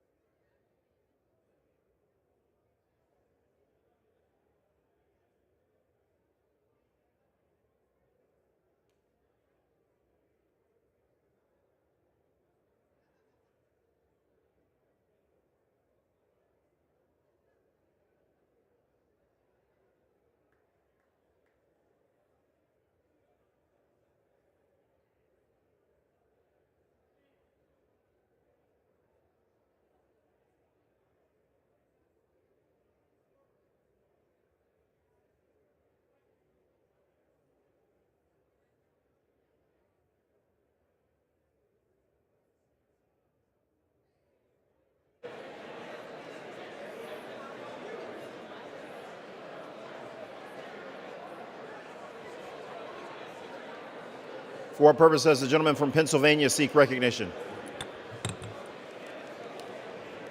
Thank you, Mr. Speaker. As a member designated by Mr. Lawson of Florida and Ms. Wild of Pennsylvania, pursuant to House Resolution 8, I inform the House that both these should vote yes on H.R. 5441. For purpose as the gentlewoman from California seek recognition. As a member designated by Mr. Katko of New York, I inform the House that Mr. Katko will vote yea on H.R. 5441.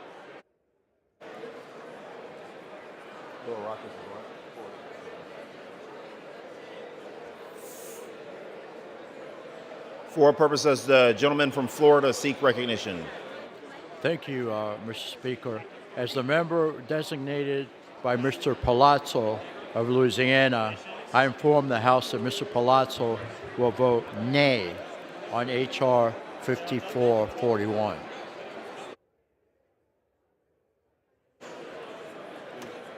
For purposes, the gentleman from New York seek recognition. As the member designated by Mr. Jacobs of New York, I inform the House that Mr. Jacobs will vote yea on H.R. 5441.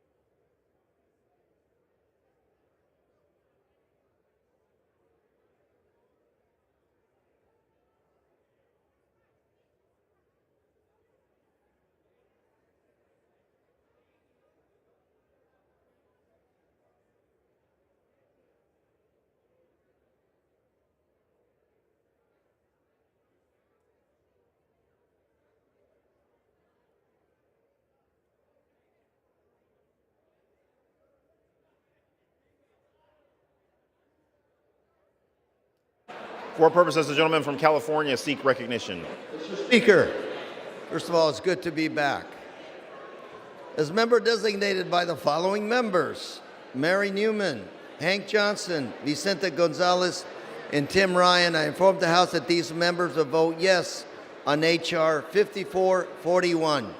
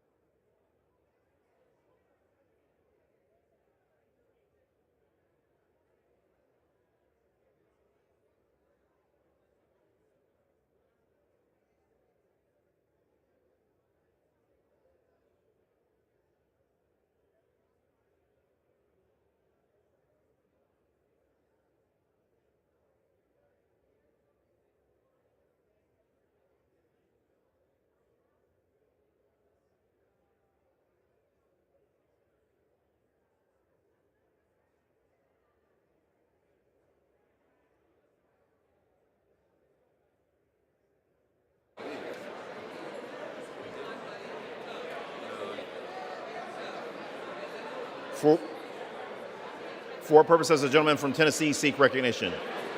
Mr. Speaker, as a member designated by Mr. Graves of Missouri, I inform the House that Mr. Graves will vote yea on H.R. 5441. And Mr. Speaker, as a member designated by Mr. LaMalfa of California and Mr. No, I'm sorry, I've got that wrong. I apologize. Mr. Carter of Georgia is a no. Mr. Graves of Missouri.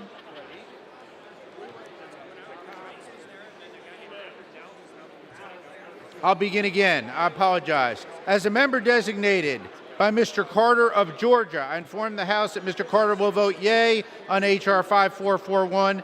As the member designated by Mr. Graves of Missouri and Mr. LaMalfa of California, I inform the House that they will vote no on H.R. 5441. Thank you. For purposes, the gentlewoman from Michigan seek recognition. Mr. Speaker, as the member designated by Chair Bernice Johnson, Chair Brenda Lawrence, Congresswoman Axney, and Congresswoman Craig, I inform the House that these members will vote yea on H.R. 5441.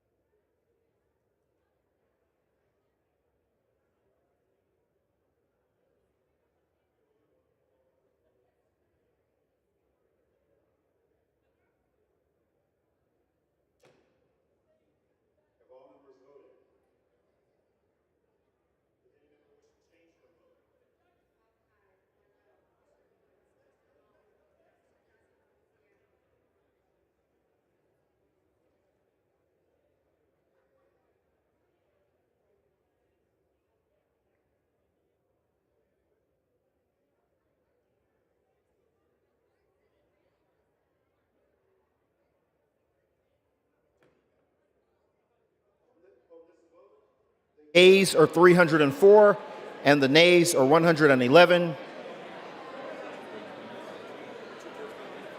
Two-thirds being in the affirmative, the rules are suspended, the bill is passed, and without objection, the motion to reconsider is laid on the table.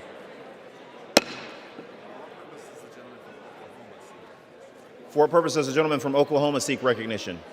Mr. Chairman, I ask unanimous consent that I may hereafter be considered to be the first sponsor of H.R. 7229, a bill originally introduced by Representative Walorski of Indiana for the purposes of adding co-sponsors and requesting reprintings pursuant to Clause 7 of Rule 12.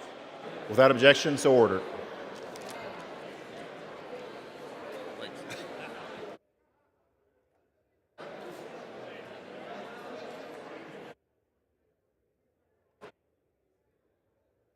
It's going to take a minute, but we got to start getting gavels. Let's do a couple gavels and try to get. Are you okay to preside for 1 minute today?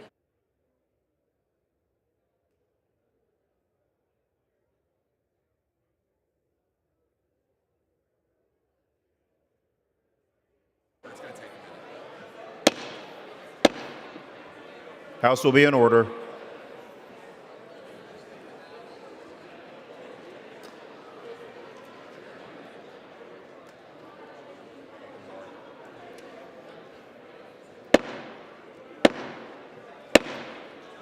House will be in order. Please take your conversations off of the House floor.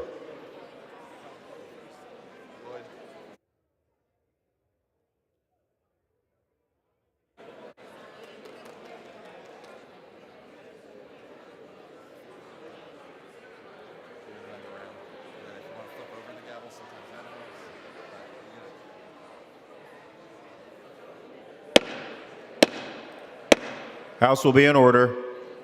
Please take your conversations off of the House floor.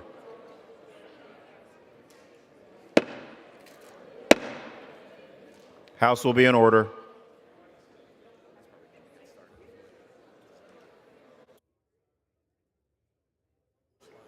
The chair will now entertain requests for 1-minute speeches. For what purpose does the gentlewoman from Illinois seek recognition?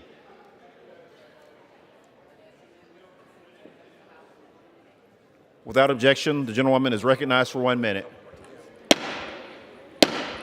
The House will be in order. Please take your conversations off of the House floor. Mr. The House will be in order. Please take your conversations off of the House floor.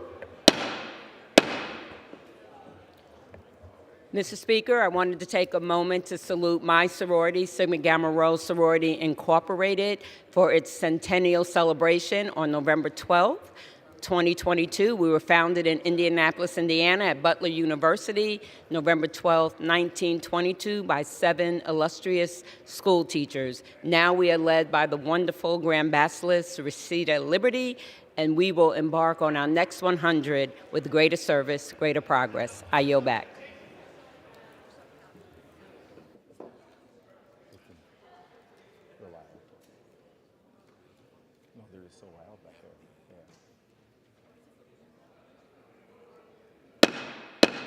Can you please take your conversations off of the House floor? The gentleman from Pennsylvania is now recognized. For what purpose does the gentleman from Pennsylvania seek recognition? Mr. Speaker, request unanimous consent to address the House for 1 minute and revise and extend my remarks. Without objection, the gentleman from Pennsylvania is recognized for 1 minute. Thank you, Mr. Speaker. Mr. Speaker, I rise today to commemorate Veterans Day, a day in which we remember all those who have served our nation in uniform. This day was originally commemorated by President Woodrow Wilson in 1919 as Armistice Day to remember all those who served in World War I. In 1954, Armistice Day became Veterans Day in a proclamation by President Dwight Eisenhower to honor those who had served in uniform. In 1968, Congress officially designated Veterans Day as a federal holiday. We owe a sincere debt of gratitude to all those who have served and are currently serving in our military. Your sacrifice, dedication, and courage to our country is the reason we're able to live our lives in safety and freedom today.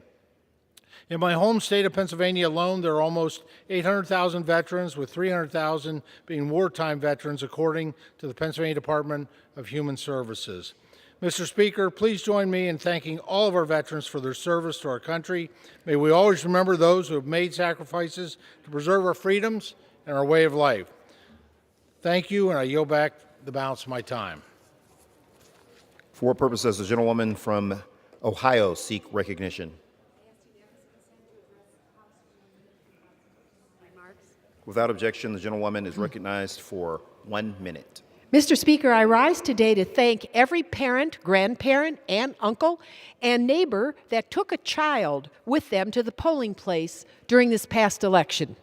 This simple act of bringing a child to their polling place and letting them see how a vote is cast is a powerful form of education about the United States of America for the aspiring generations. Involving children, too, in seeing how you fill out a mail-in ballot is lessons every person can teach. It teaches youngsters how important voting is as an adult and allows children to absorb and learn directly about liberty, about individual freedom, and about meeting one's civic responsibility to community and nation. Voting demonstrates fundamental reverence to Old Glory. Long may she fly high. Thank you. For what purpose does the gentlewoman from Texas seek recognition? Without objection, the gentlewoman from Texas is recognized for 1 minute.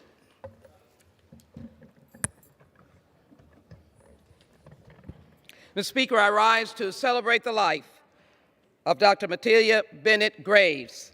I wear white today, having just come from Houston and celebrating her life as the International 18th President of Alpha Kappa Alpha and a major leader in the Links organization. What a remarkable woman, a woman of her era, 91 years old, graduated from Dillard, University of Michigan, and Pacific University with a doctorate degree.